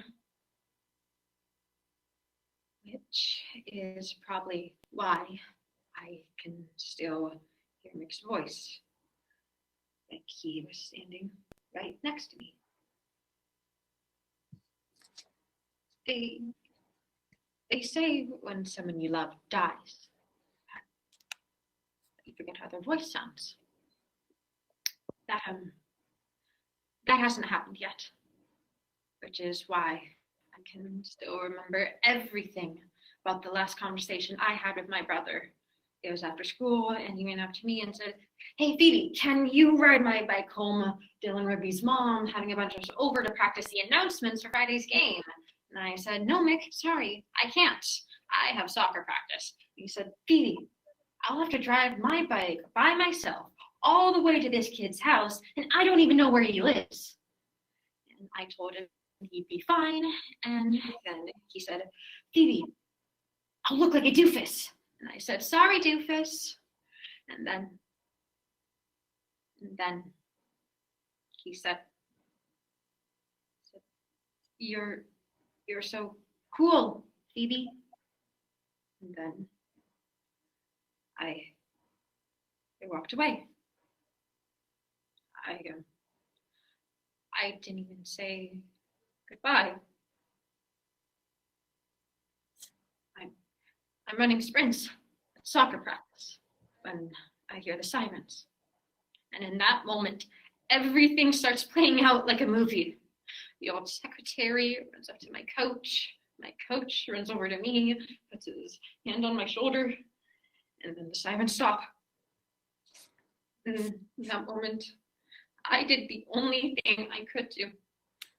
I closed my eyes and I prayed to God that it had been some terrible mistake and that Mick wasn't one. And then my dad shows up. So I ask him, is Mick gonna be okay? And sort of cradles my face so gently. He was afraid he was going to break me. And then in a voice so faint, I could barely hear him, he said, he's gone. That's when I saw it. The accident, I mean, the truck, and Mick's bike still standing where it had fallen. And, I remember making this noise. This terrible noise that didn't sound like me at all, but like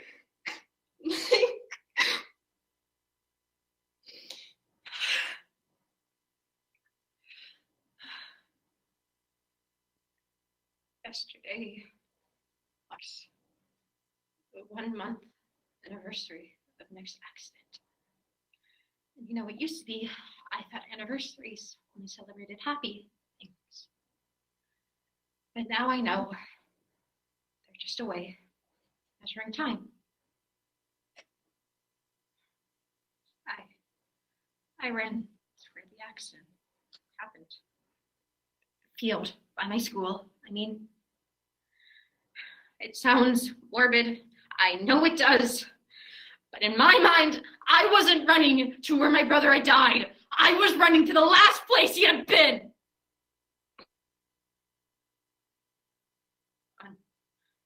unfortunately. Across the street, a bunch of noisy workmen just putting up a new set of bleachers. And they were setting them in concrete. It was almost dark when they finished. No, I can't believe no one stayed around to guard what's meant. Are you nuts leaving cement unguarded near a junior high school, especially when there's a 13-year-old girl who's been watching you all afternoon? And the stick was the perfect size, too. It was small enough so that I could still write neatly with it, but strong enough. That's the word, be there forever. That's what's so great about cement. Yeah, the forever part. And I was totally calm when I did it too. Just walked across the street and wrote the words MICKHARTWASHERE.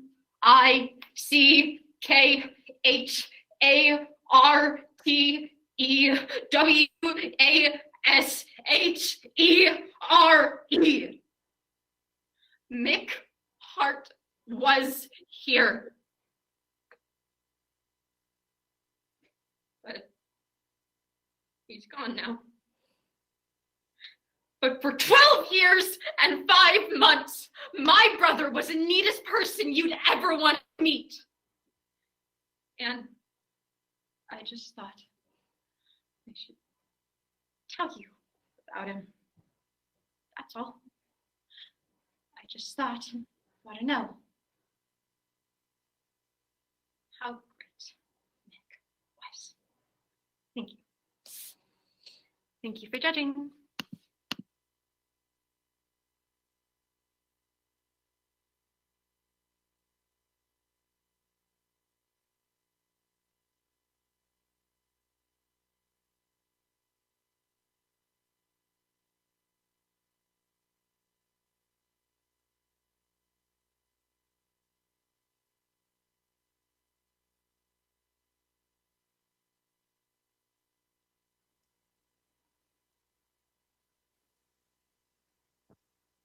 Can I take the floor? Absolutely. Go ahead. Thank you.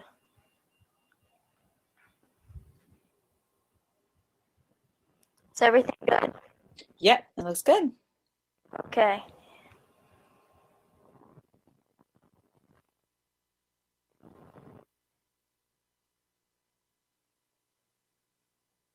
Oh, I lost you. I can't hear you. Yep, sorry, it's not, I still can't hear you. I could hear you when you were up close to the computer, but I'm sorry, yeah, it's still nothing. Let me see. Oh, now I can hear you. There it is. That's good? Yeah, that's good. Yep, I can hear you. Okay. There you go. All right, go ahead. Hello, my name is Casey Seeger, and I'll be presenting Out of My Mind by Sharon Draper. Words. I am surrounded by thousands of words, maybe millions. Cathedral, pomegranate, tickle, sneeze, wish, worry. From the time I was really little, words were like sweet, liquid gifts, and I drank them like lemonade. I could almost taste them. They made my jumbled thoughts and feelings have substance. My father sang to me. My mother whispered her strength into my ear. Every time my parents spoke to me or about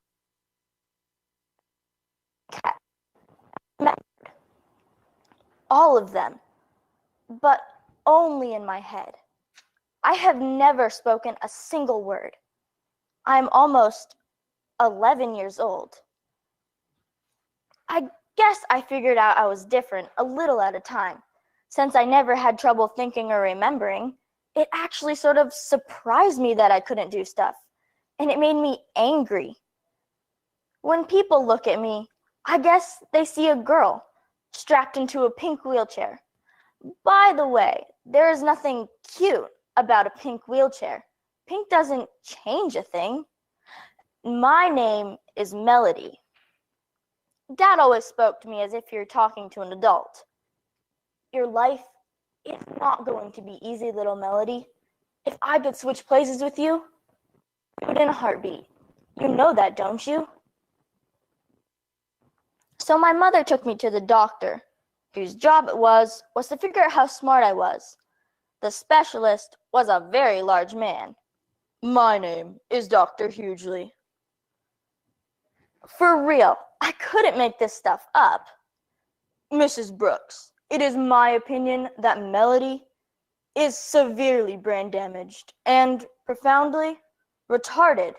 No, she has a spark. More than that, a flame of real intelligence. I just know it.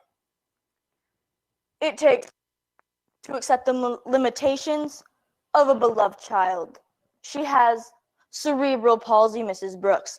I know the name of her condition, doctor, but a person is so much more than the name of their diagnosis on a chart.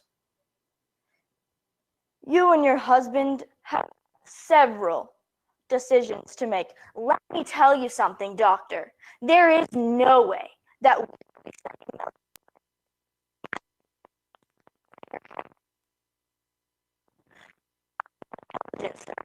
You're just lucky. Come on. I am taking you right now and enrolling you at Spalding Street Elementary School. Mrs. Violet Valencia lives next door to us. Mrs. V and Mom used to work together as nurses at the hospital. Wow, of course I'll watch Melody after school. Melody is, well, you know, really special. All kids are special, but this one, she has hidden superpowers. I'd love to help her find them. From the very beginning, Mrs. Violet Valencia gave me no sympathy. She made me figure out how to flip myself over from front to back and back to front again. She was tough on me. She let me fall out of my wheelchair into pillows so I could learn how best to catch myself. Suppose somebody forgets to fasten that seatbelt of yours. You'd better know what to do, else you'll bust your head wide open. It was Mrs. V who figured out what I needed. She made it her mission to give me language. We researched all kinds of electronic talking and communication devices. We found something called a Meditalker. It had big enough spaces for my thumbs, which I can control most of the time, and had millions of words and phrases built into it.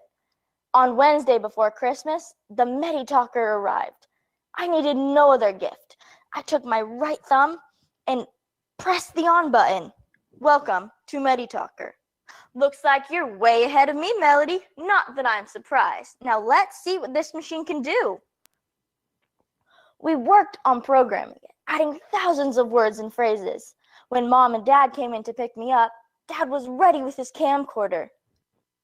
How it works, honey. When I think about it, I have never actually said any words directly to my parents. So I pressed a couple of buttons and the machine spoke the words I have never been able to say. Hi, Mom. Hi, Dad. I'm so happy. I love you. Every year, our school sends a team to the Whiz Kids competition. It's televised and is a really big deal. The top teams from across the state go to Washington, D.C. for nationals. Mr. Dimming holds a practice round in class. Would you like to participate in the practice round with them? Yes, yes, yes. Okay. Who is the composer of Rhapsody in Blue? Mozart. Gershwin. C. Copland. D. B. How many sides are there on a heptagon? C. 7. I think we have all underestimated a member of our class. In my 15 years of running this competition, I have never had a student make a perfect score on the practice test. Melody got all 50 questions right. Welcome to our team. The week zipped by. I studied every day with Mrs. V, Mom, and Dad. Finally, it's time for the competition. What is diplopia? A, double vision. B, left-handedness. C, a disease of the gums. And D, a form of cancer. Bing, bing, bing, bing. The correct answer is A. We won. We're headed to Washington, D.C. What a night. It's 10 o'clock on the dot the next morning when my mom and I get to the airport. Hi, we're here to check in for the noon flight. The noon flight? I'm so sorry, ma'am. That flight has been canceled. What about the rest of our group? Our school quiz team, actually. We've got a competition this evening. They got switched to an earlier flight. Yes, that flight left about an hour ago. Well, we must get to Washington. Isn't there another flight? Perhaps on another airline? This was the trip of a lifetime. You can't possibly understand how important this is to my daughter. I'm really sorry, ma'am. There are no other flights to DC. Mr. Dimming, no, I don't understand. Why weren't we called? We could have easily been to the airport an hour earlier. We could have been there at dawn. Do you know how much this has devastated my daughter? Yes, I am aware. She was probably the brightest person on that team. Was. The word is was. There is no is. You're gonna make this up to her? You've got to be kidding me. At first, I didn't want to go back to school. But the more I thought about it, I changed my mind. I was not going to sit at home like a kicked around puppy. I was going to show up and prove to everyone that they didn't beat me. A small brass-colored trophy sits on Mr. Dimming's desk. They had gotten 9th place. Hello, Melody. The team wants you to have this, to try and make up. He places the trophy on my tray. My hand jerks out. It falls to the floor, breaking into several pieces. I'm not sure if this was an accident or not. I guess the question I get asked the most is, what's wrong with you? So I've prepared an answer. We all have disabilities. What's yours? Thank you. Thank you. Thank you for judging. Have a good night. You too. See ya.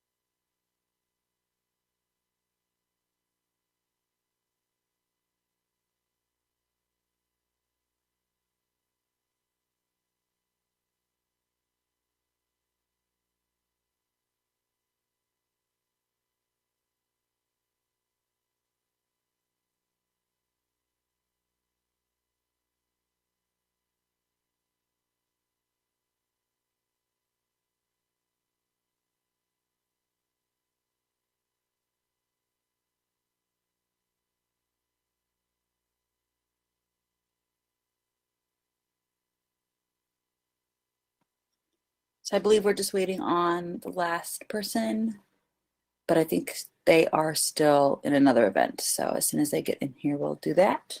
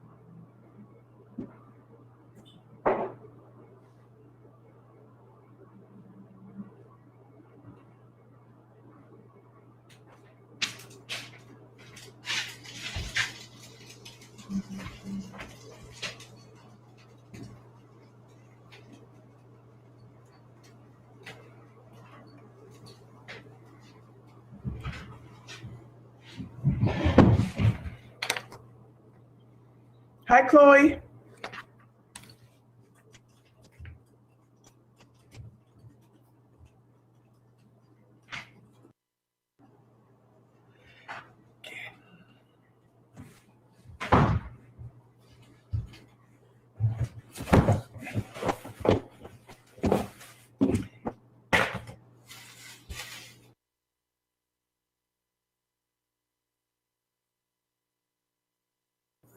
Can you hear me? I can't hear you. Can you hear me now? I can. Wonderful. Ready whenever you are, hon. Okay. My name is Chloe Gosnell, and I'm going to be discussing the quote, "In order to understand the world, one has to turn away from it on occasion." With the increase of deaths related to COVID, the news is pretty discouraging. I'm a high school student that hopes to attend college, pursue a degree in the medical field. Watching the news and seeing all the negatives from COVID is discouraging, and I often have to remind myself to step away and remember my motives that make me want to become a doctor. Some of these include my diagnosis of Ehlers-Danlos syndrome and dysautonomia. Since I was little, I've seen different types of doctors, and they have left a great impact on me. I can only hope to help others and impact an individual's day. Doctors are bombarded all day by the deaths in the world, and it is extremely important to recognize your original motives when it comes to choosing a profession. With my diagnosis of Ehlers-Danlos syndrome, it's a connective tissue disorder affecting my joints and possibly my heart. This means that I have to get my heart checked once a year, and my joints dislocate with little effort. Although I want to be a doctor and help others, watching the news and seeing all the deaths related to COVID, it's pretty stressful, but I have to remind myself that I want to help others. I was supposed to attend a summer program at UC Berkeley for medicine.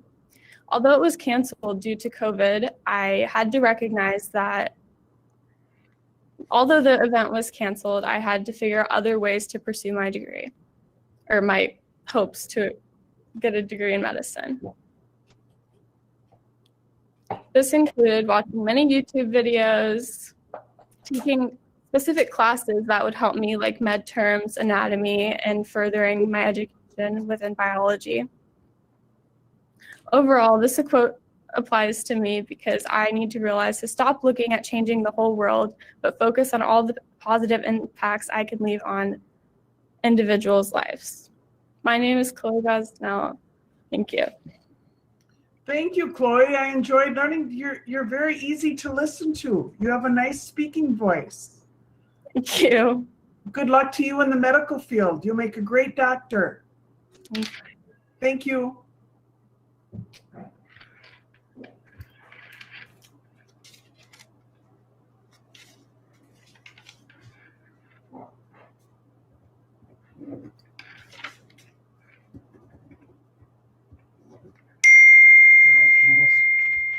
Pardon me? Is that all candles?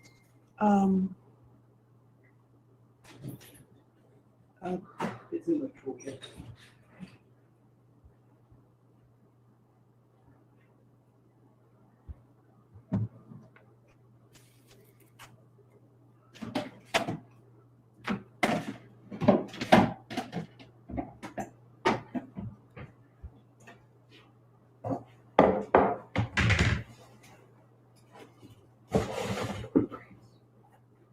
Oh. I almost couldn't find the white milk. That's not cool. That milk that's in there. It's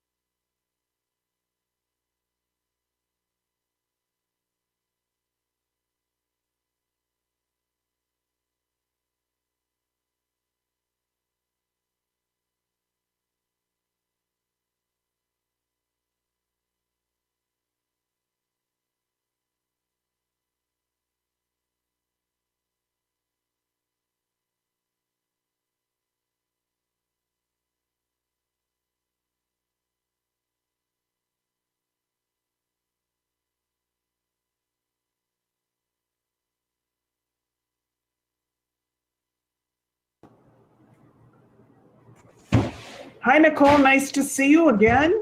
Nice to see you too. Yes, I'm looking forward to this. I enjoyed your debate. Whenever you're ready, honey. Perfect. Thank you. Hello, my name is Nicole West, and today my topic is a quote by the longest serving First Lady, Eleanor Roosevelt. She said, quote, "Happiness is not a goal, it's a byproduct of a life well lived," end quote. First, I'm talking about three main things in this speech. One, who was Eleanor Roosevelt? Two, her three requirements of happiness. And three, how this all applies to me. Now, who was Eleanor Roosevelt? As I said, Eleanor Roosevelt was the longest serving First Lady. She was also the First Lady to have a monument dedicated to her in 1996 in Washington, D.C. I actually visited it in my trip to Washington, D.C. She is standing right next to her husband, President Roosevelt. Now I'll be talking about my second topic, her three requirements of happiness. In the same interview, when she said her quote, she also gave her three requirements for how she determines what happiness actually is. One, the ability to love others. Two, a feeling you have of being honest to yourself and others. And three, a feeling of pride. Now, I will be talking about how this all applies to me. Now, first, I'll be going over the ability to love others. The feeling of gratitude and being able to love others and yourself is a huge factor in how I define happiness for myself. But how showing gratitude towards others, especially family and friends, actually raises your overall happiness in life. And not only that, but being able to love yourself and being able to self-love and daily care is a huge way of how people show happiness in general. Two, the feeling you have of being able to be honest with yourself and others as well. Being able to be honest and have a sense of honesty actually gains the trust of a lot of people around you, of friends and family, including yourself. And being able to be honest with yourself is a huge factor in contributing to happiness. Because being able to be honest with yourself means that you'll be able to live a more fulfilling life. And being able to live a more fulfilling life is exactly what her third requirement of happiness was being able to feel a sense of pride in your life that you've done and the accomplishments that you've accomplished. And personally, I am very, very prideful of all the things I've done. I have no regrets. I am very, very happy with my life and the people around me. I show immense gratitude to everyone around me, especially my teachers, and to myself, especially. I have a very great sense of pride in being able to do debate and being able to be here today. And I think that especially now, everyone should show gratitude and be able to follow along in Eleanor Roosevelt's three requirements of being happy and show that happiness is not just a goal, but a byproduct of a life well lived. Can you still see me? No. I don't know what happened. Well, that is it. Thank you. No. Stay there for a minute. Just a minute. I don't want to lose. That was the end of my speech. It was okay. Have you read Eleanor Roosevelt's autobiography? I have not, but I heard that it's great. Oh yeah, she didn't have some. Yeah. But your quote will relate. You should read that. So good luck to you, Nicole. You did a really good job. Thank you. Bye. Sorry about that. It's okay. Hopefully it didn't affect my performance, but I was done before I turned off. So. Okay, Nicole, it did not in any way affect it at all. Have a good day. You too. What happened there? That was weird.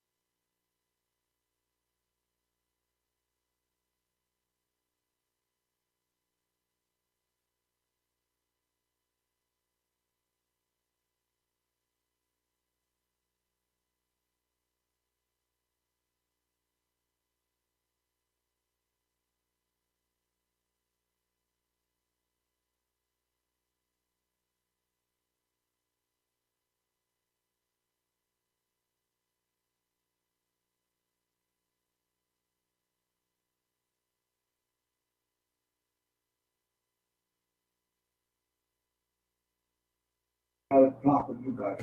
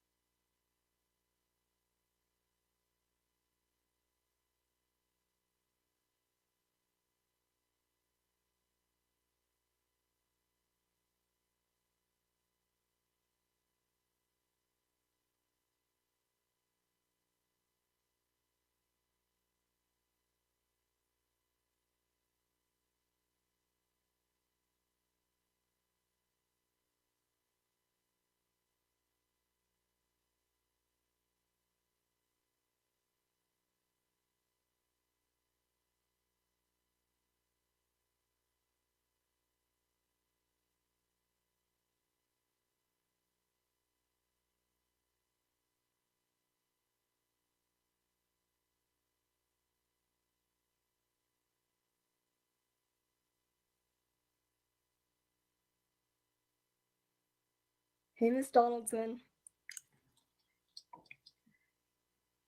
Oh, you're muted. There, how are you? I'm pretty good. Yeah, I remember you judged my first ever debate. Yeah, and you did awesome. It's really glad to have you back. I'm glad to have you as my judge. Yeah, thank you. Whenever you're ready, Elizabeth. Nice to see you again. Yeah, nice to see you too. Okay. I'd like to start off this speech by saying the XCOM topics for final rounds have been truly motivational. I mean, seriously, the life lessons you learn from just reading those lists, amazing. They talk about time, they talk about happiness, they talk about the purpose of life and changing the world. And then I was all ready to talk about something profound. And then my topic came, and it was about exercise. And so, my name is Elizabeth Yaatly, and I'm here to deliver my extemporaneous commentary speech on this quote. The only bad exercise is the one that never happened. And why this quote is not true. So, in COVID times, people might argue that working out is more important than ever. However, I have 3 arguments to counter this claim. Number 1, PE class. I don't think I need to say more than that, but I will later. And number 2, independent PE, aka online PE class. And number 3, self-motivated workouts, also known as the workouts that never happened. So PE class. Now, okay, one word, dodgeball. When I was younger in my elementary school, we played dodgeball often, and our gym was extremely small. Like picture a normal gym. It was about a quarter of that size because it was actually an auditorium converted into a gym. So it had a complete stage and everything. And just to note, we were not allowed to take refuge on that stage. So basketballs coming down from hoops were meteors. And when people played soccer, oh, they hit those walls so hard. But dodgeball in PE, have you ever heard of targeting? This happens like that kid that dances in front. He's definitely working out, but I'm pretty sure he can agree with me that working out while dancing on the front lines of a dodgeball game he's working, but that's pretty bad workout. And then at my birthday party, just last year in 7th grade before COVID hit, we played dodgeball too. Boys against girls. Now this is certainly an exercise, but boys against girls, now the boys simply refused to split apart their little group there. And what they did was they took all the dodgeballs up, they walked to the middle of the line, and it was an equally small gym, I must mention. And then they hoarded all because the girls just threw them, and then they didn't throw them back. So then they walked up to the front lines, and let's just say it was a massacre. So they threw it all at one time, and all the girls could do was just like duck, and then we had to we countered back. But yeah, boys against girls and PE class, something that's gonna go down in history in my life at least. Now onto my second point, independent PE.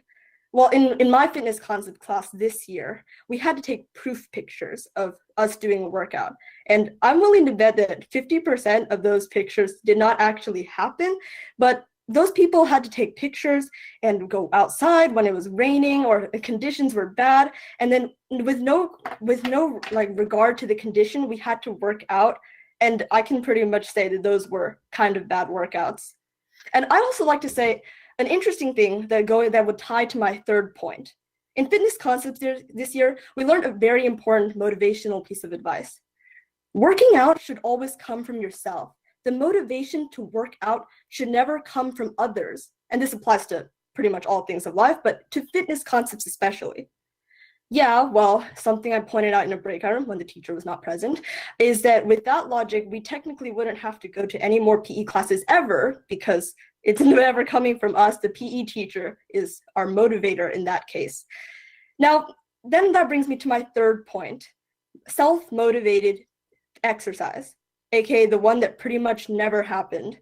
So imagine this case, okay? You decided that I am going to change, and I myself have these resolves that I am going to work out this week, and it lasts about 2 weeks tops, and then it's done because you put in those ear pods and you got that song going, like here. Like you put in those ear pods and like, hey, what you doing for the rest of your life? And I said, I don't even know what I'm doing tonight. Except you do know what you were going to do tonight. You were going to sit on that couch, turn on that Netflix, get that popcorn, and watch a new season of The Mandalorian with your family. But now you have to go work out, and that might not leave time for that anymore. But so you take off those ear pods, you go sit on that couch, you grab that popcorn, and boy, does it taste delicious. And you sit with your family, and suddenly you don't really regret not working out anymore that day. But then that brings me to my conclusion. There is such thing as a bad workout that actually did happen. When you have only working out is only good when you're under good circumstances, when you're playing with the right people, and when you're not sacrificing other stuff as family or important times in order to work out. Thank you. Hey, thank you. Elizabeth, you can sing too? Look at Yeah. you. You're talented. You have a good voice. So where do you get your sense of humor from? Your mom, your dad? Probably a combination of both and from lots of sitcoms. I was not kidding about the sitting on a couch thing. Yeah. Good luck to you, hon. You're very talented. Thank you for judging. Nice to see you again.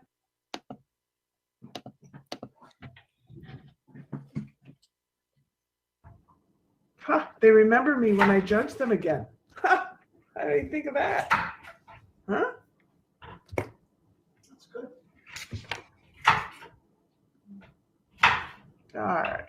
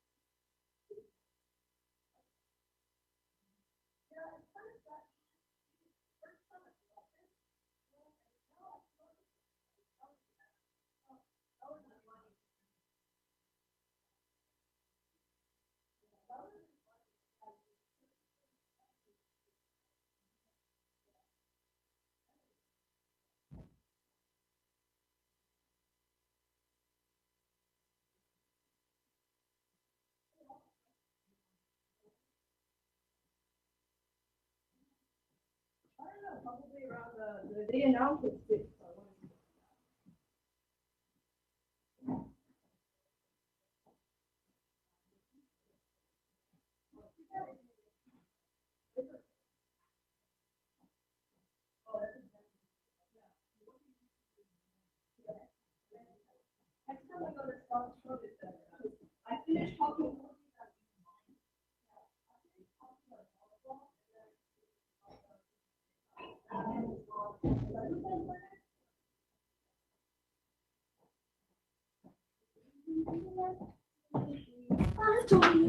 So what I'm doing tonight.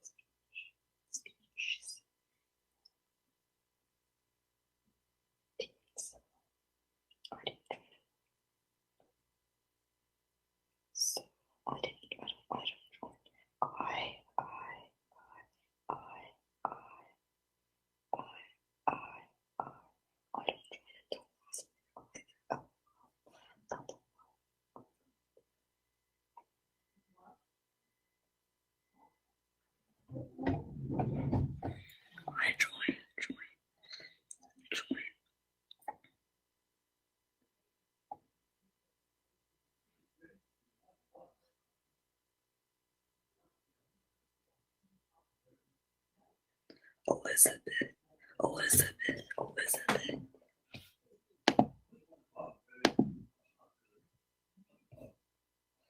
Elizabeth, Elizabeth, Elizabeth, Elizabeth, Elizabeth, Elizabeth, Elizabeth, you did so good. Thank you, thank you, thank you. Really good, really good, really good.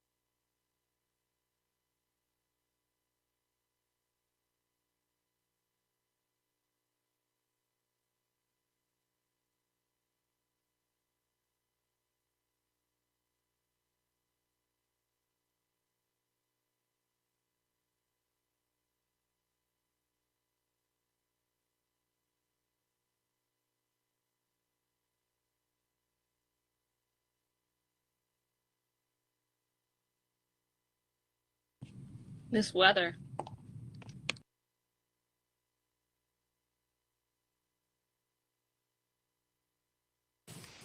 Just real fast, since we've already debated each other, it has to be opposite, yes? Sweet. Sounds great.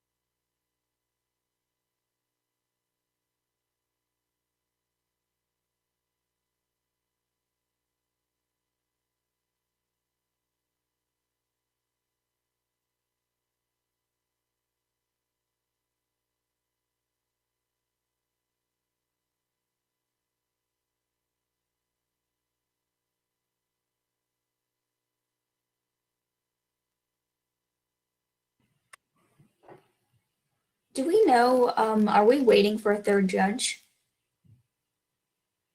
Yes, we are. Third judge, you guys.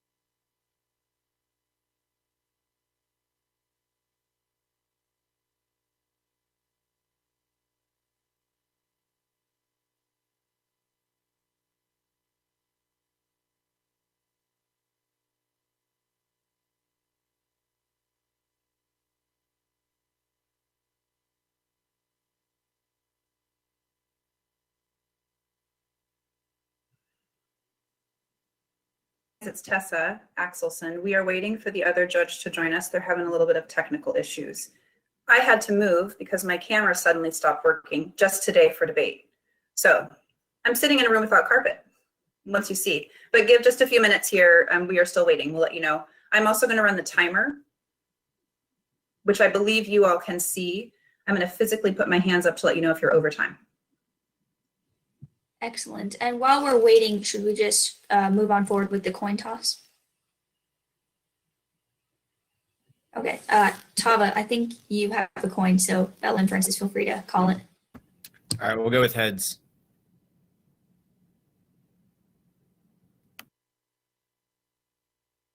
It is heads.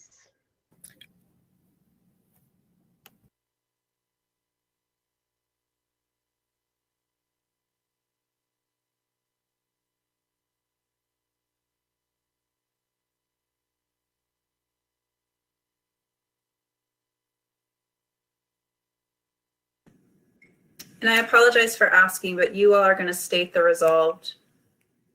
Okay, thanks.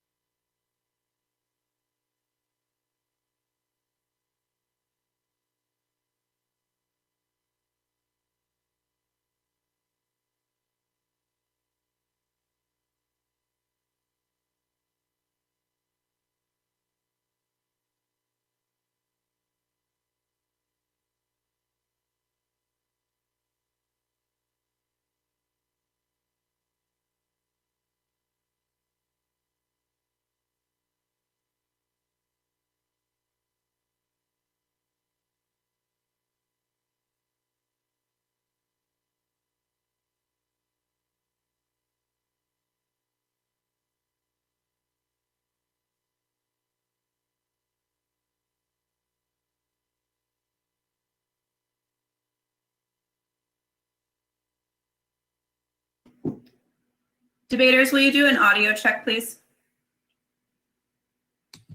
Yeah, we can just move down the line. Can you hear me okay?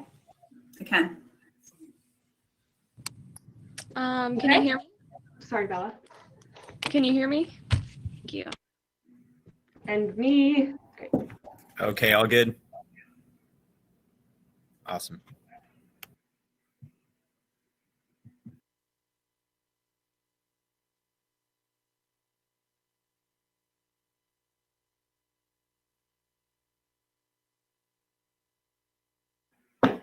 Okay, debaters, there is a third judge watching this via Zoom. You're not going to see the audio or visual of the other judge who is joining us, who can hear you and also see you. And I'm taking directions right here, so give me just a second. We can go ahead and get started.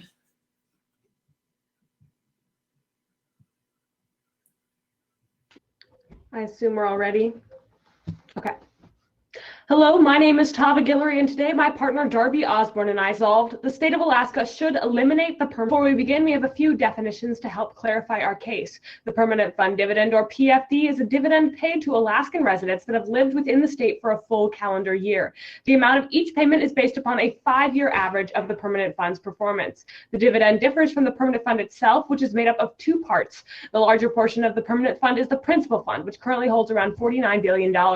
This money cannot be used for PFD payments. Instead, our dividends come from the roughly $18 billion that make up the earnings reserve.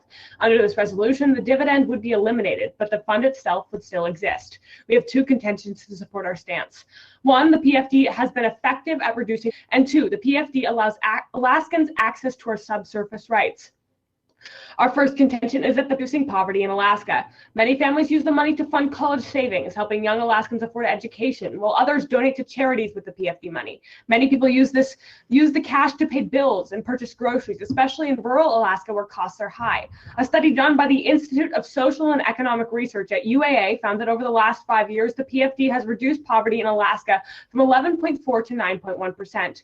In 2015, 5,000 Alaskans out of poverty, and 3 out of every 100 Alaskan residents. This study also found that PFDs are most important to children, Alaska natives, and rural residents.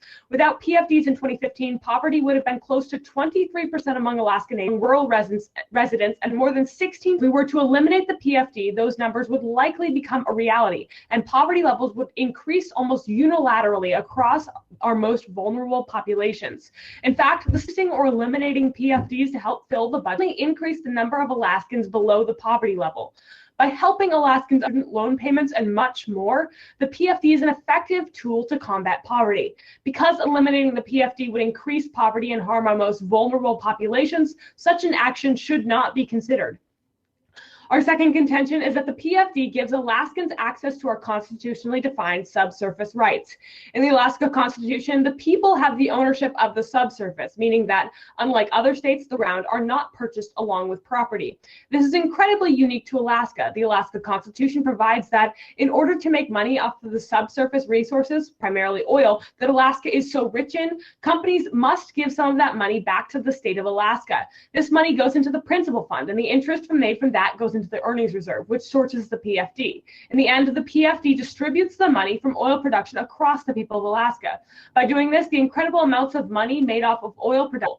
The Constitution states that, quote, at least 25% of all mineral lease rentals, royalties, etc., received by the state shall be placed into the Permanent Fund.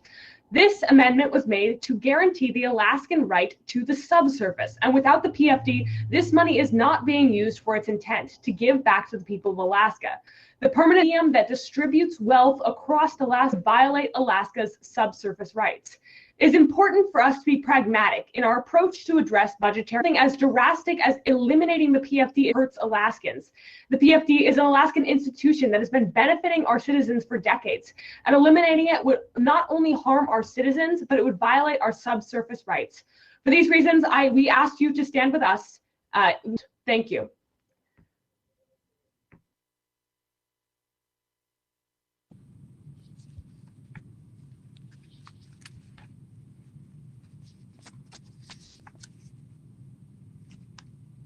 All right, is everyone ready? Oh, okay.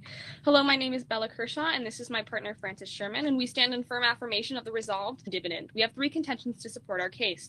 1, the states will not sustain a continued PFD distribution as much as believed. And 3, government expenditures should be invested in things like infrastructure, safety, and education. Firstly, the state's fiscal PFD distribution. With Alaska's budget in the red zone because of the COVID, we can already see a decrease in the economy in its 3 main oil and tourism. With the economy on decline, there is no way to support the PFD. There simply isn't enough money. Even with a dividend of below $1,000, the budget doesn't come close to balancing. The only argument to keep the PFD is the common idea that the PFD is a right. However, to quote Alaska, quote, the PFD is not a right. We can also see this in the case of Walowski versus the state of Alaska. He argued that even if the government does not have enough money to pay the PFD, they are still obligated to do so. However, he lost. The state of Alaska does not have the money to support the PFD and every right to take it away. The best option for Alaska would be to eliminate the PFD. Support the economy as much as believed. Quote, the employment-related effects of the dividend are fairly small on an annualized basis, end quote. Says ICER, proving that PFD does have some benefits. However, these benefits are the official measure of poverty in the U.S. is the federal poverty threshold, which differs by size and makeup of families. The threshold isn't a perfect measure. It is adjusted for inflation, but not for regional differences in living costs, end quote, showing the measure for poverty is fragile and flawed, and not a proper way to measure poverty in the state of Alaska, especially with a higher than average cost to live in rural Alaska. Because of this flawed way to measure poverty, there is no current methodology to specifically weigh how the PFD is affecting the poor. The research from ICER has put into savings, and with the rise of other out-of-state businesses like Amazon, a lot of the money is put into those companies rather than the Alaskan economy. Finally, money should be invested in things like infrastructure, safety, and education. The basic service of the government is to create an environment and thrive. A level playing field or starting point. This includes infrastructure and safety and education. We have a representative democracy, not a direct democracy. Money spent is up to the government we elect. People aren't going to pool their money together to invest in infrastructure, education, management of resources, etc. Alaska also desperately needs the fund. For example, with Alaska's economy is already in the red zone because of how COVID affected the three pillars. Commercial fit is supposed to be at triple what it's at. We could use this specifically target and stop the spread of the virus. And the PFD should be eliminated for these reasons, and we hope you stand firm affirmation of the resolved. Thank you.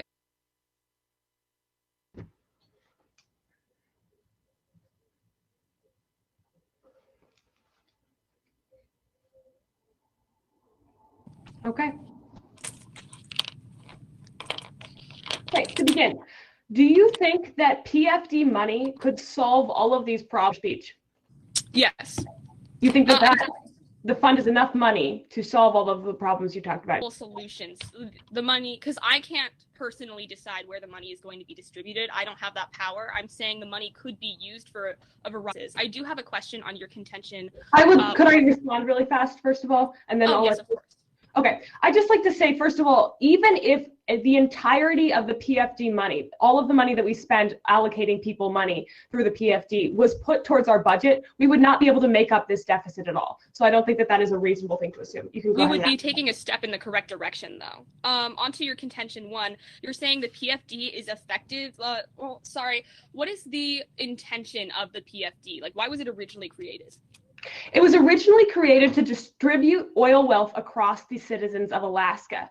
Isn't it supposed to also help the economy? I wouldn't say that that was the original intention, but I mean, theoretically. All right. So how are we helping the economy if you're saying that people send to charities and putting it into savings and paying off debt? That's the number one priority of the people. Think we should be complaining about people saving money and people using this source of money to put into their savings or to pay their bills or to buy groceries. All of these things I think are completely good uses of the money. The PFD is for Alaskan citizens, not necessarily for the Alaskan economy.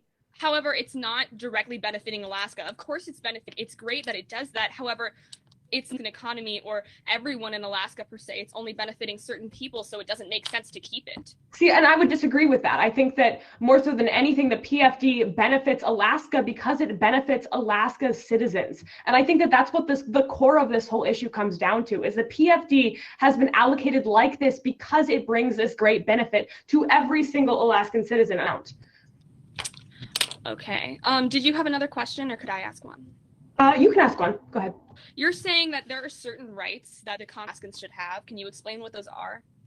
As I stated in my contention, that 25% of all these royalty, et cetera, all of these go into the principal fund and the permanent fund. And that the PFD oil wealth to Alaskan citizens, because these rights to the subsurface, which every Alaskan has, are used through that method. That is how we have access to the minerals and the resources under the ground. Thank you. Okay. If I may request.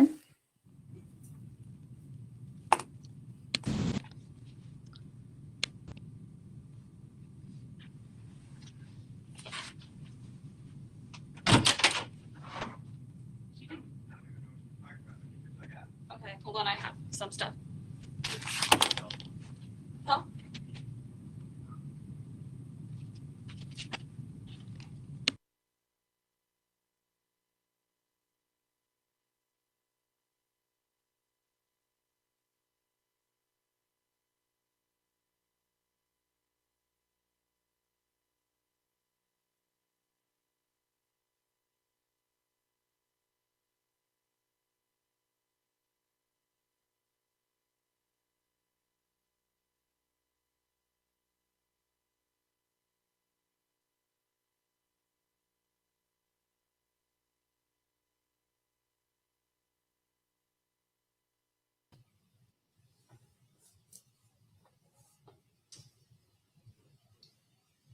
Okay, judges ready?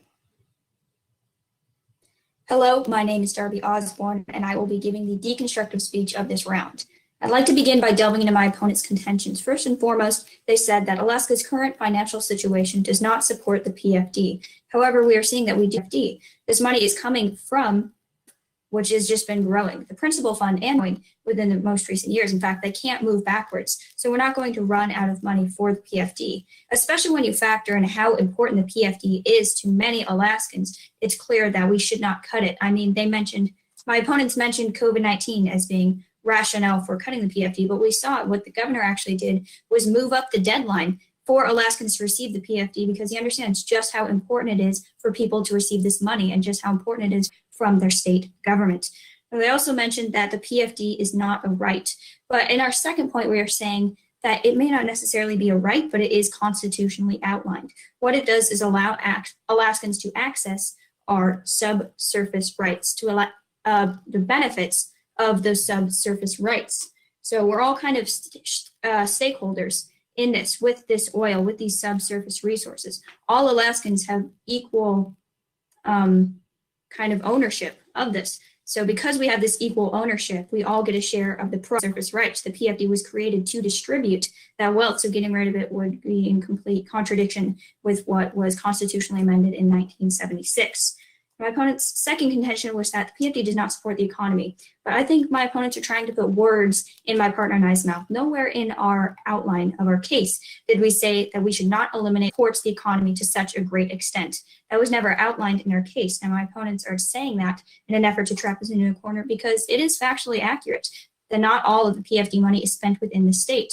We do see a slight bump in the economy when it goes up, but it's not significant. At the same time, that's not said that we should keep it because it supports the economy, but what we can point to as a reason for keeping it is poverty rates. As we mentioned in our plan, we've seen from an ICER study that the PFD helped lift 3 out of every 100 Alaska residents out of poverty. We're seeing a direct result from the PFD, and we need to think about what would happen to those people, what would happen to those most vulnerable populations were we to eliminate the PFD. And my opponent's third and final contention is that the PFD money could go to infrastructure. They talked once again about the current COVID economy and how we could use some of this money for health and safety. But once again, it's not mutually exclusive. I believe there's a way to fund both the PFD while still putting money towards infrastructure. There are other ways for our state to generate revenue, and eliminating the PFD just from Alaskans and redistribute them into other right way to move about this. I mean, it still stands at the end of the day. We have hard proof that the PFD is reducing, that the PFD helps many, many Alaskans in this debate, with the fact that without a PFD, there is no good way to distribute the subsurface rights and the benefits from those subsurface rights. That's why the PFD was created, and that is why it has been an Alaskan institution for so long. As we said in our case, in this debate, we must be pragmatic moving forward. And yes, I will agree, there are budgetary issues that allowing the PFD, doing something so drastic that would have Alaskans in our way of life is simply not the right way to go about addressing these issues. And with that, I stand down. May I request a minute of downtime? Thank you.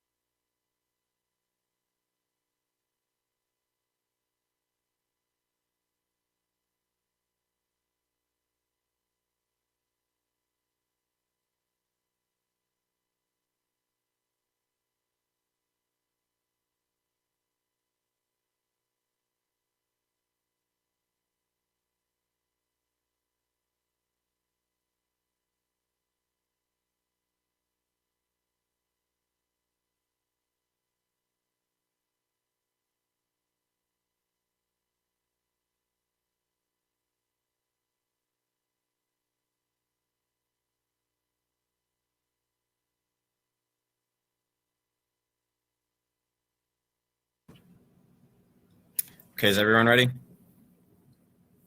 All right, great. Our opponent's 2 points. So first off, they were talking about how we can agree that people getting out of poverty is a great thing. We want people to be able to get out of that poverty line, but right now the PFD is not the way to do that. We can see that with it is almost 65%. It's not coming back into the economy. We're not seeing any of that money being returned back to us.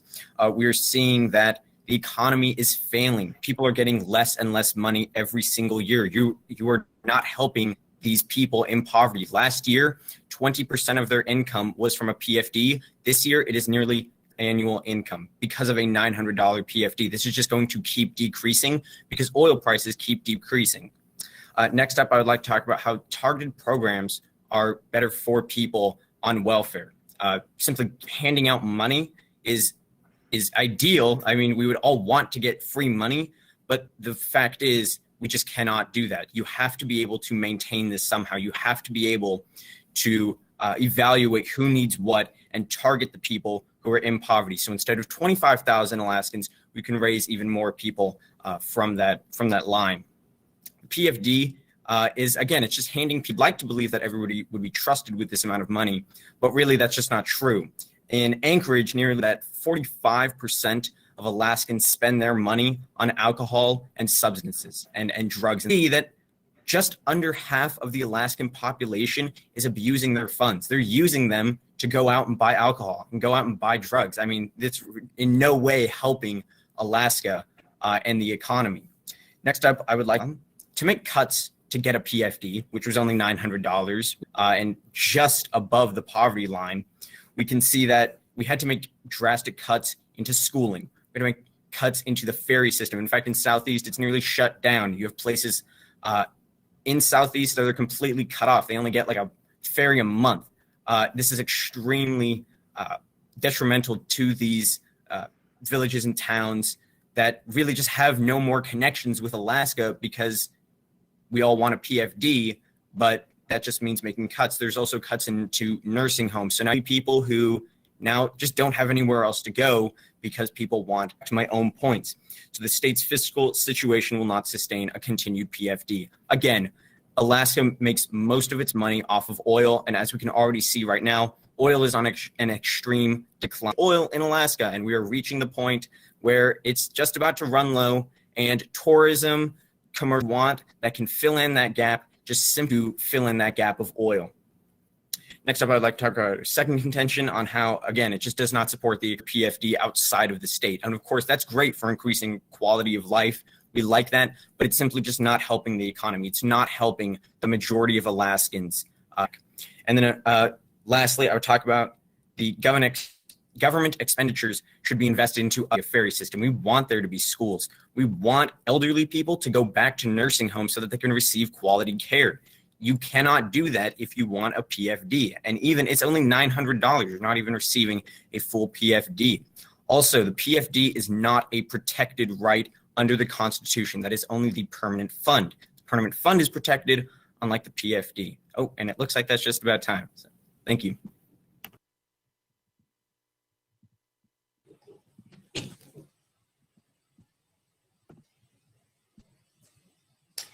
Okay, so as outlined in the Alaskan Constitution, Alaskans do in fact have the right to access the benefits of our subsurface resources. Is there any other way? Well, the permanent, it's saying that it can go into a permanent fund. That is what's protected. Representative Dan Ortez talked about this, how a PF is protected, but a PFD is not protected within the Constitution. There's nothing saying in there that we need to have this.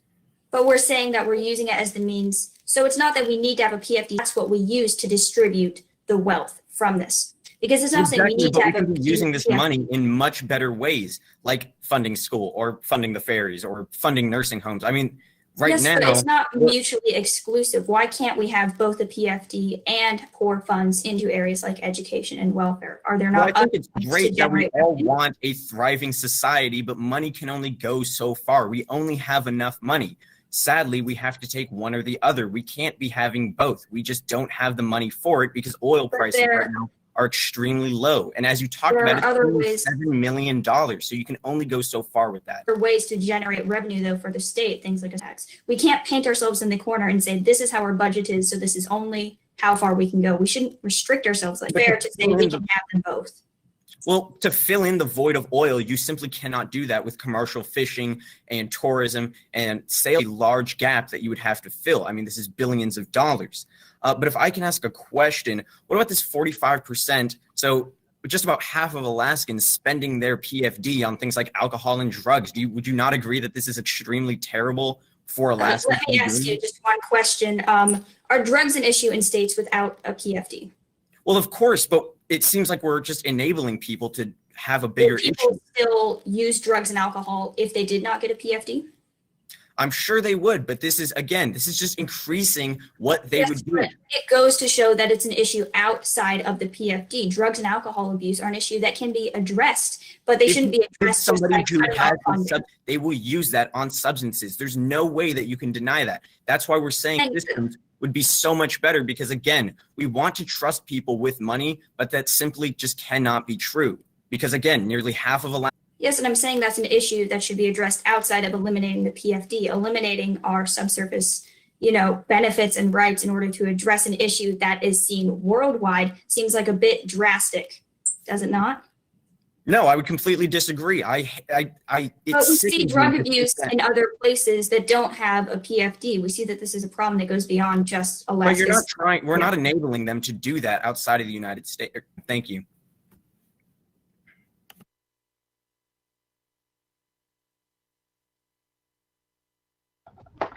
Could I take a minute of downtime, possibly?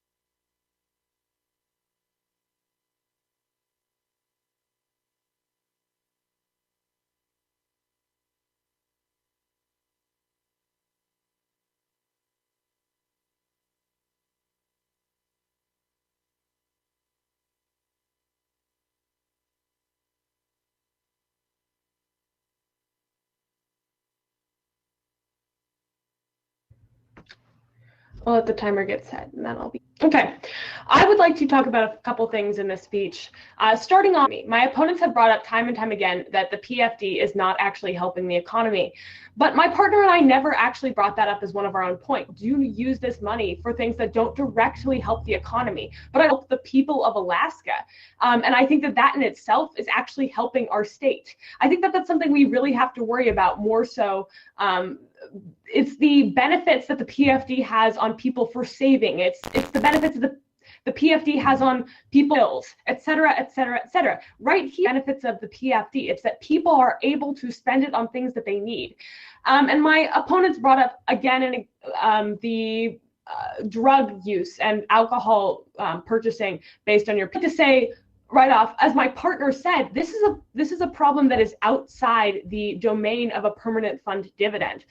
So that's something we should address elsewhere, not by eliminating the permanent fund dividend that helps so many individuals and helps so many people get out of poverty. We see these concrete benefits of people of the PFD actually creating the system where people can be lifted out of poverty. We see these concrete numbers that say the PFD is the reason that these people are not in poverty.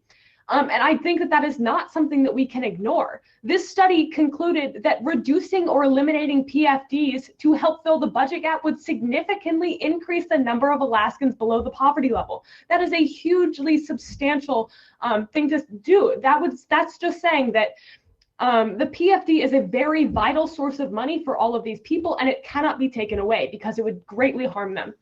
And I'd just like to say also, talking about subsurface rights, Alaskans have the right to the subsurface, meaning that we are shareholders basically in the resources that are beneath the ground. And the PFD makes sure that these are shared equally across Alaskans, so that Alaskans have this right to these resources, and otherwise we're not actually, this is not actually being fulfilled.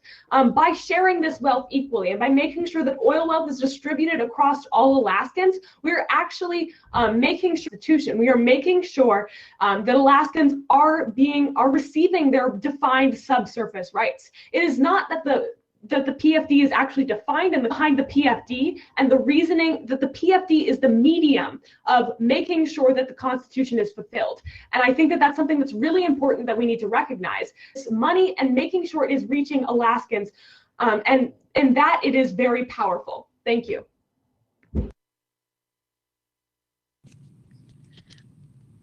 Thank you.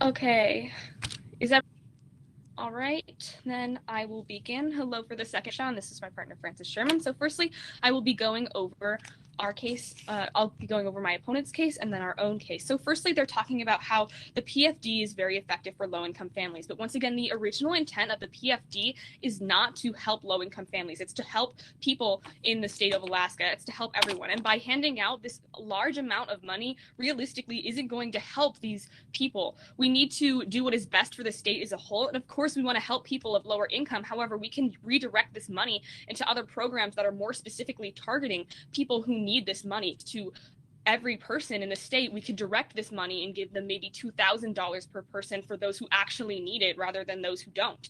Next, onto their contention too of access to a subservice right. So my opponents are talking about how people have access to the permanent fund. However, they do not have a right to the PFD, which is where it gets confusing. So in the court case, Wilichowski versus the state of Alaska, the Supreme Court case, we found that the permanent fund, however, is a right, which is where it gets to the permanent fund. Everyone has access to the permanent fund, but the permanent fund dividend isn't required. Former Speaker of the House, Terry Gardner, has talked about this and has been quoted as saying this before. We were talking about how the fiscal situation is not going to support a PFD. So of course, we want to hand money out to people who are of lower income, but realistically, this isn't going to happen. Our opponents were arguing about substance abuse, and we're saying that people have been historically in the past seen to spend their money on alcohol or drugs. And they're saying that, yes, this happens in every state, but the thing that's different about Alaska is it increases substance abuse, saying this. So we're doing this people. So mainly, next onto our contention too, they're talking about the economy. So our opponents were saying we're putting words economy. We know that we are talking about the economy is an important part of this discussion on why we should help keep the PFD, because the economy is what's helping people, and we need to see that it's not helping the economy, and that's something major as this debate. So this is our own contention. We're not trying to put words in our opponents' mouths. It's something the economy should be part of this discussion. Next onto the contention, money can be used for more important issues. So our opponents are talking not the original intent of the PFD, and there are just so many, and help them even more than our opponents are suggesting by putting it in specific welfare programs, and we can specifically target people, and as well as we as a state, like individual people, are not going to band together and provide money for infrastructure and education. Thank you.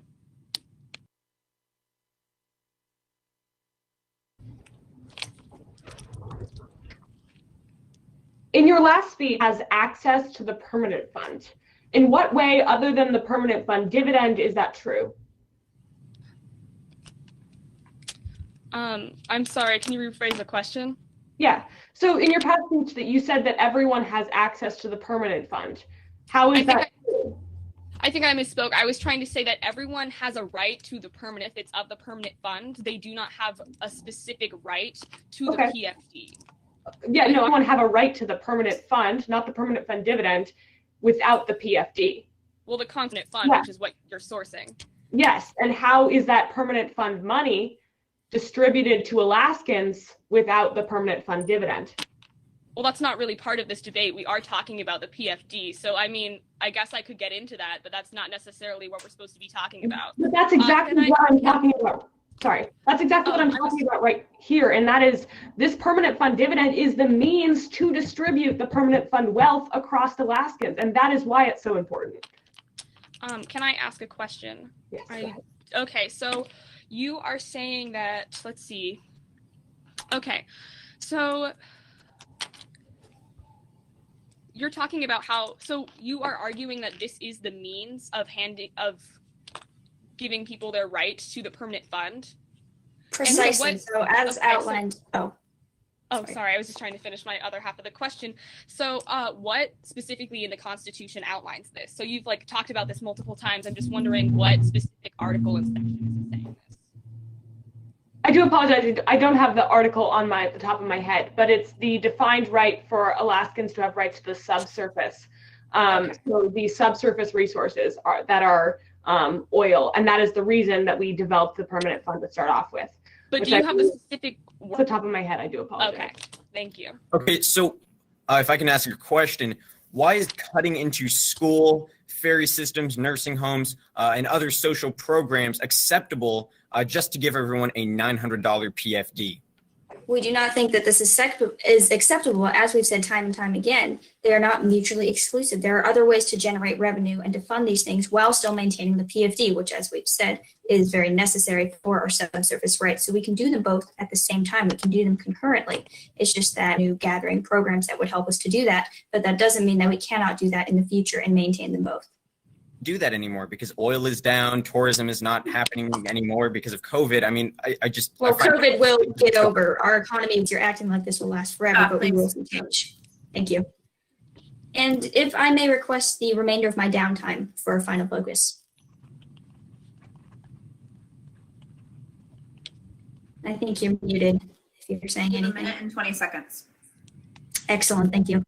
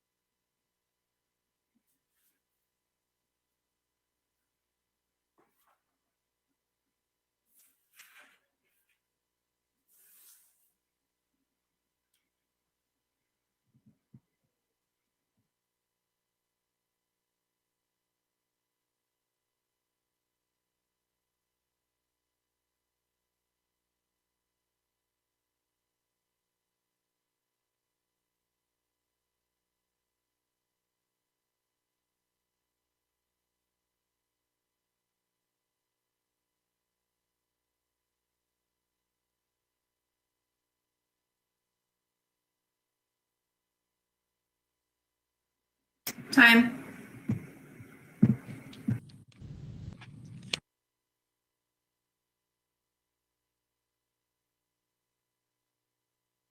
Okay. In 2015 alone, the PFD lifted 25,000 Alaskans out of poverty. In relation to our population, that is 3 out of every 100 Alaska residents. Now, my opponents have been saying that the intent of the PFD is not to help those impoverished, so for some reason these statistics is at the end of the day, we have provided concrete evidence that the PFD is vital to many Alaskans and especially many lower income Alaskans. That is a very clear and concrete benefit that stems from this. and we need to think of the consequences of taking the PFD away.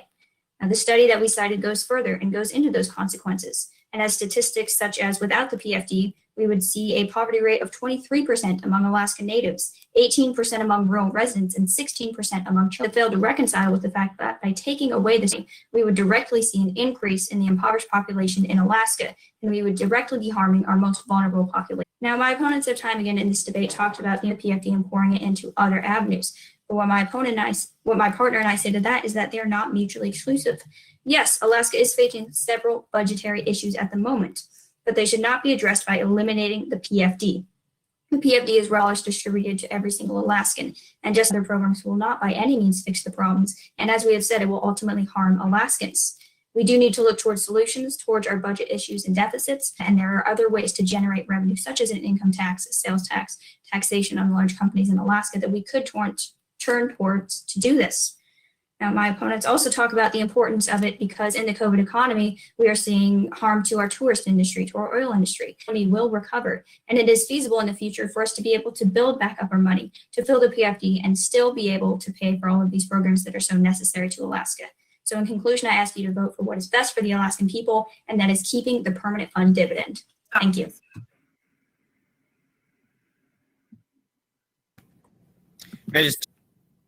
Thank you.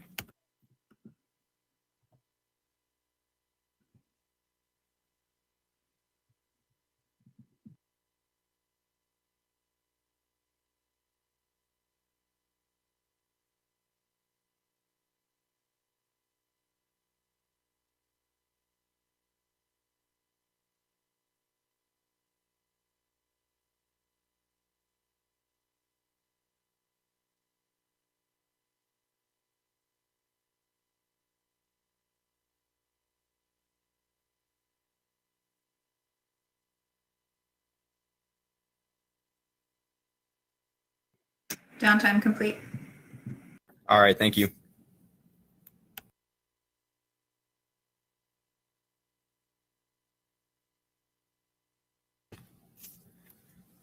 Okay, so the only reason we're having this debate, we can see this with the Willacheski versus the state of Alaska. We've seen that this is not a right.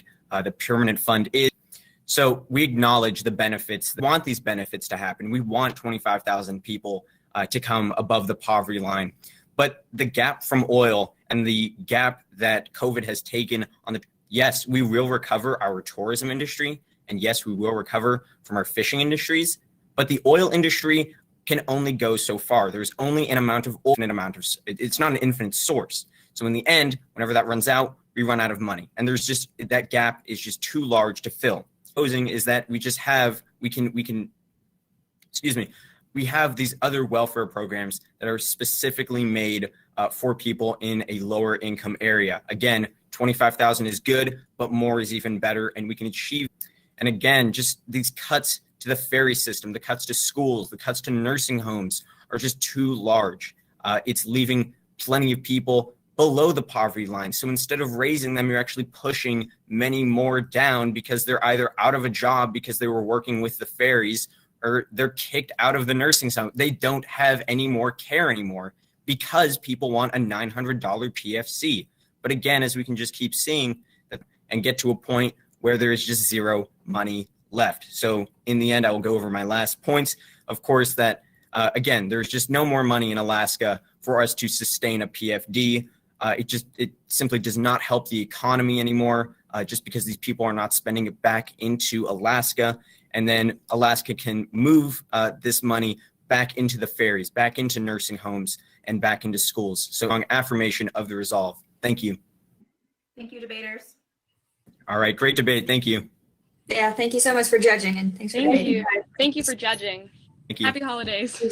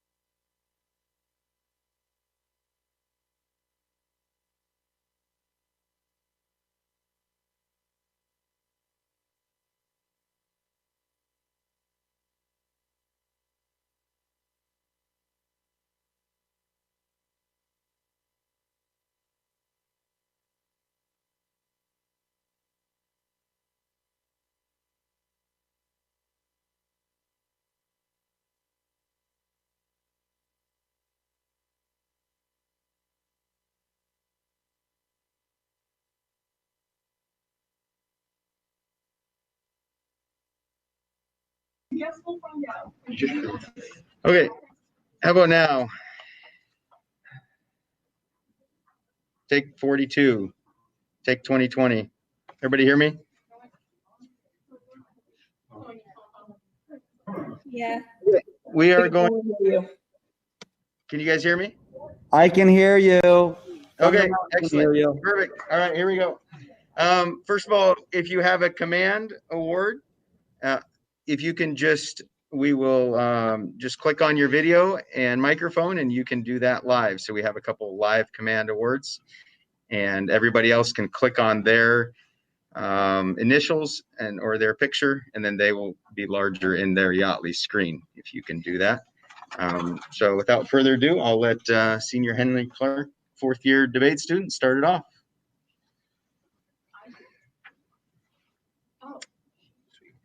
For duet acting, in fourth place from Sitka High School DDF, Sally Everson and Ben Hedrick. In third place from Mount Edgecombe High School, Hayden Rash and Fiona Rash. In second place from Thunder Mountain High School, Rachel Wood and Shaylin Newport. And in first place from Sitka High School DDF, Addie Polson and Darby Osborne.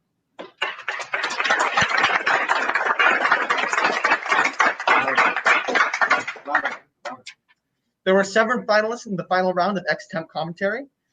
In 7th place from Ketchikan High School, Lauren Olson. In 6th place from Ketchikan High School, Chloe Gosnell. In 5th place from Ketchikan High School, Eddie Gomez. In 4th place from Thunder Mountain High School, Elizabeth Dejali. In 3rd place from Ketchikan High School, Nicole West. In 2nd place from Sitka High School, DDF, Addie Polson. In 1st place from Ketchikan High School, Jaden Stern.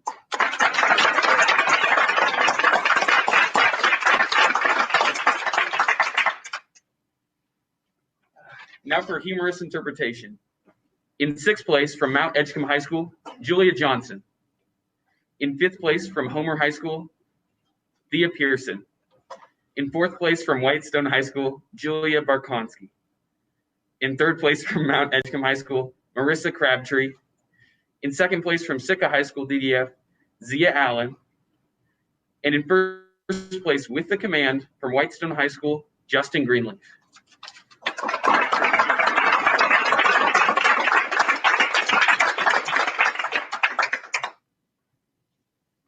So Justin, you can jump on in and give your command if you'd like.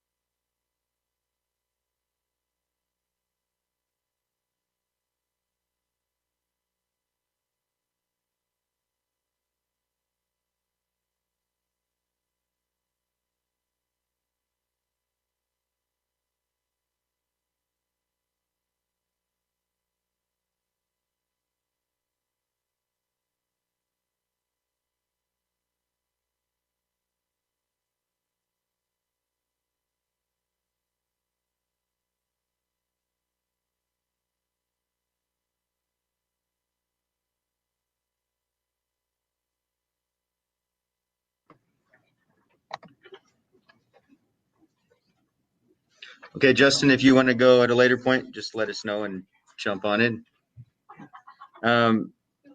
Yes, Lynn, if Justin is available, can jump on and do his command right now. Yep.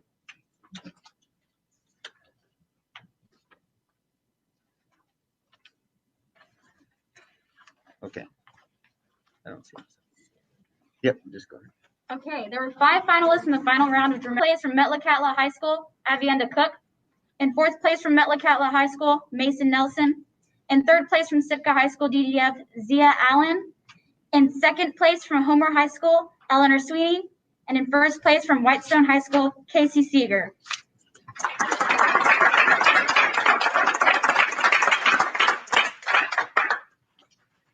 There were 6 finalists in the final round of original oratory.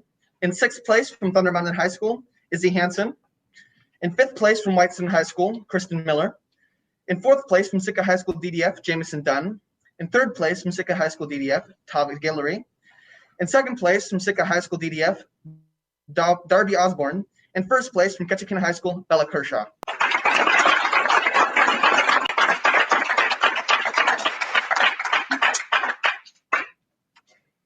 There were 7 finalists in the final round of solo acting. A finalist from Sitka High School DDF, Danica Majeski. In 6th place from Homer High School, Clara Stadding. In 5th place from Mount Edgecombe High School, April Watt.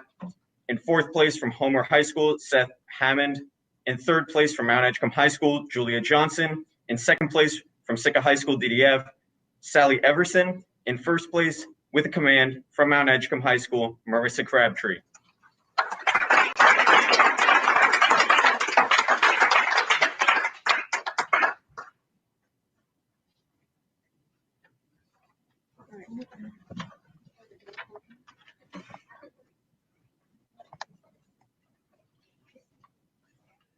Is it Marissa? Is that what her name is? Yeah. Is Marissa able to go?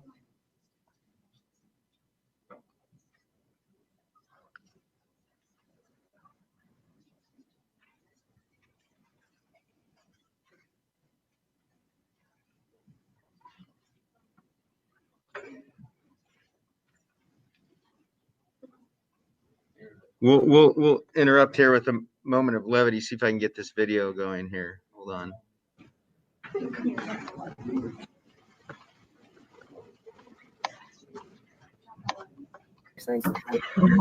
then do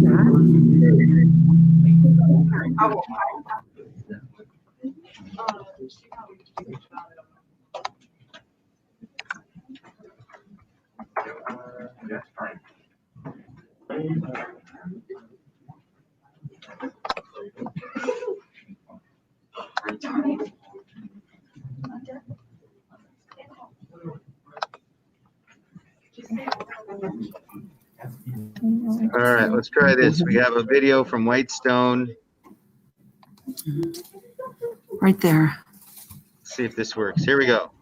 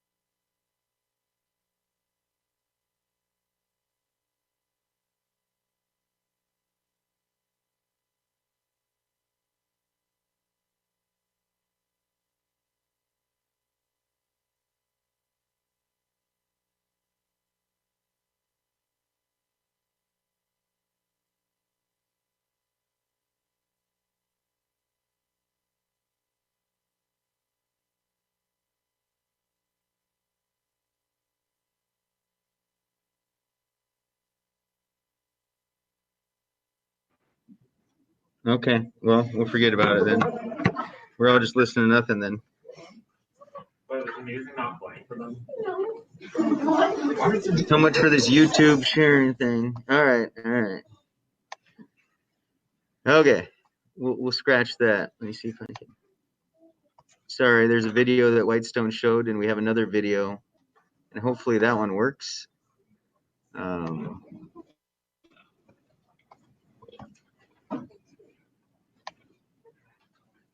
Why don't we continue with the awards?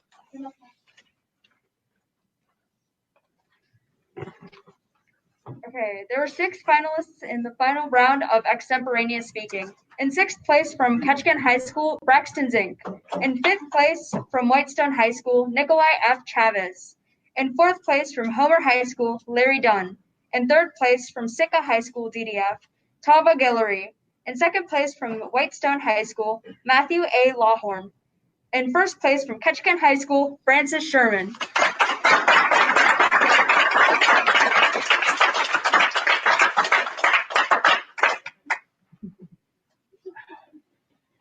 There were 5 finalists in the final round of Reader's Theater. In 5th place from Mount Edgecombe High School, Fiona Rosh, Isabel Jones, and Hayden Rosh. In 4th place from Mount Edgecombe High School, Emily Hill, Marissa Crabtree, and April Wyatt. In 3rd place from Sitka High School DDF, Deonica Majeski, Zoe Trafton, and Elliot Halloway. In 2nd place from Skagway, Tessa Murphy, Kalia Fielding, and Lauren Garduke. And in 1st place from Sitka High School DDF, Felix Myers, Zia Allen, Tava Guillory, and Ben Hedrick.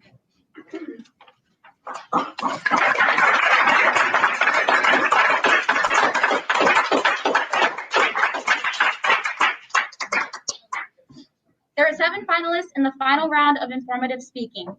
The finalist from Skagway, Taylor Wishen. In 6th place from Whitestone High School, Michael Haas. In 5th place from Skagway and with a command, Lauren Garduke. In 4th place from Sitka High School DDF, Jamison Dunn. In 3rd place from Ketchikan High School, Cameron Craig. In 2nd place from Sitka High School DDF, Addie Poulsen. And in 1st place from Homer High School, Eleanor Sweeney.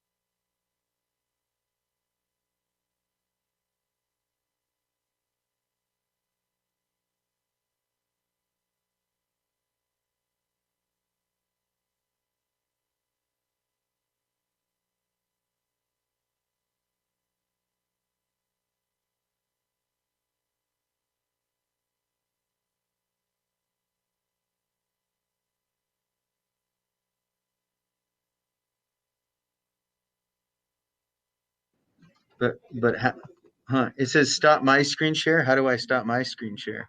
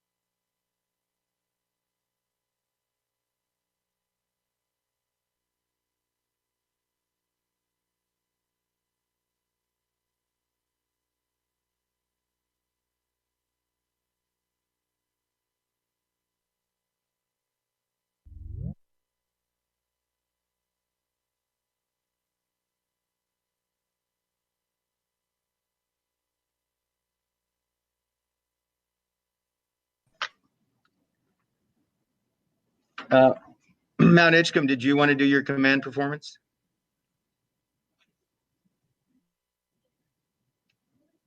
Who's it? Where is it? Marcy, did you? It's okay if we don't. Okay, you can. I mean, we haven't had any, so it's up to you.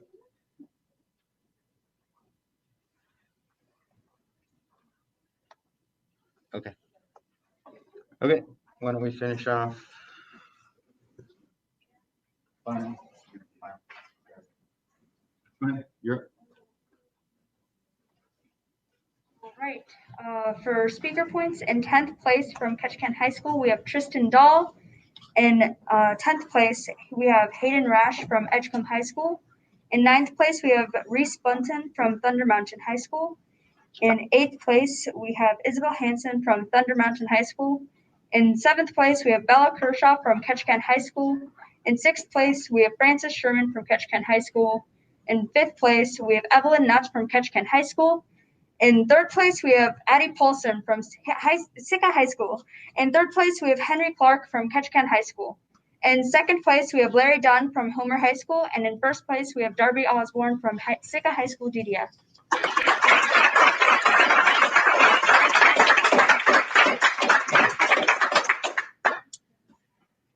We have the final results for the final debate, and it was a 2-1 decision.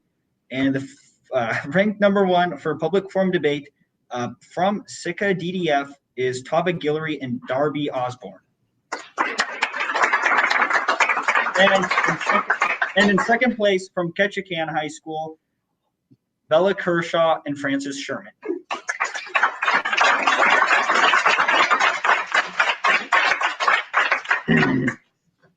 All right, sorry about the command performances. Guess we got 0, and the coaches, I can send that link out to you of Lauren's video and any other videos if you want to share the command performances.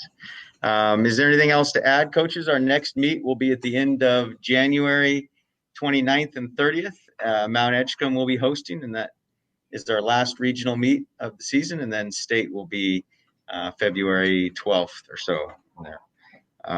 Other than that, you guys had a great meet. Thanks for putting up with all the technical issues, and make sure you thank all the judges in your communities as you go around, since we had judges from really throughout Alaska. So thank you if any of you judges are on here watching, and any parents and coaches as well. Thank you guys for all your efforts in making this happen. And I know we've been very successful in Southeast in continuing to host amid the pandemic and with masks and rooms and making it work. So doing the best we can. Thank you guys all for your patience and your performances. You are all wonderful. Keep up the good work. Have a good Christmas, and we will see you back in January. Take care. Have a good Hanukkah. Yeah.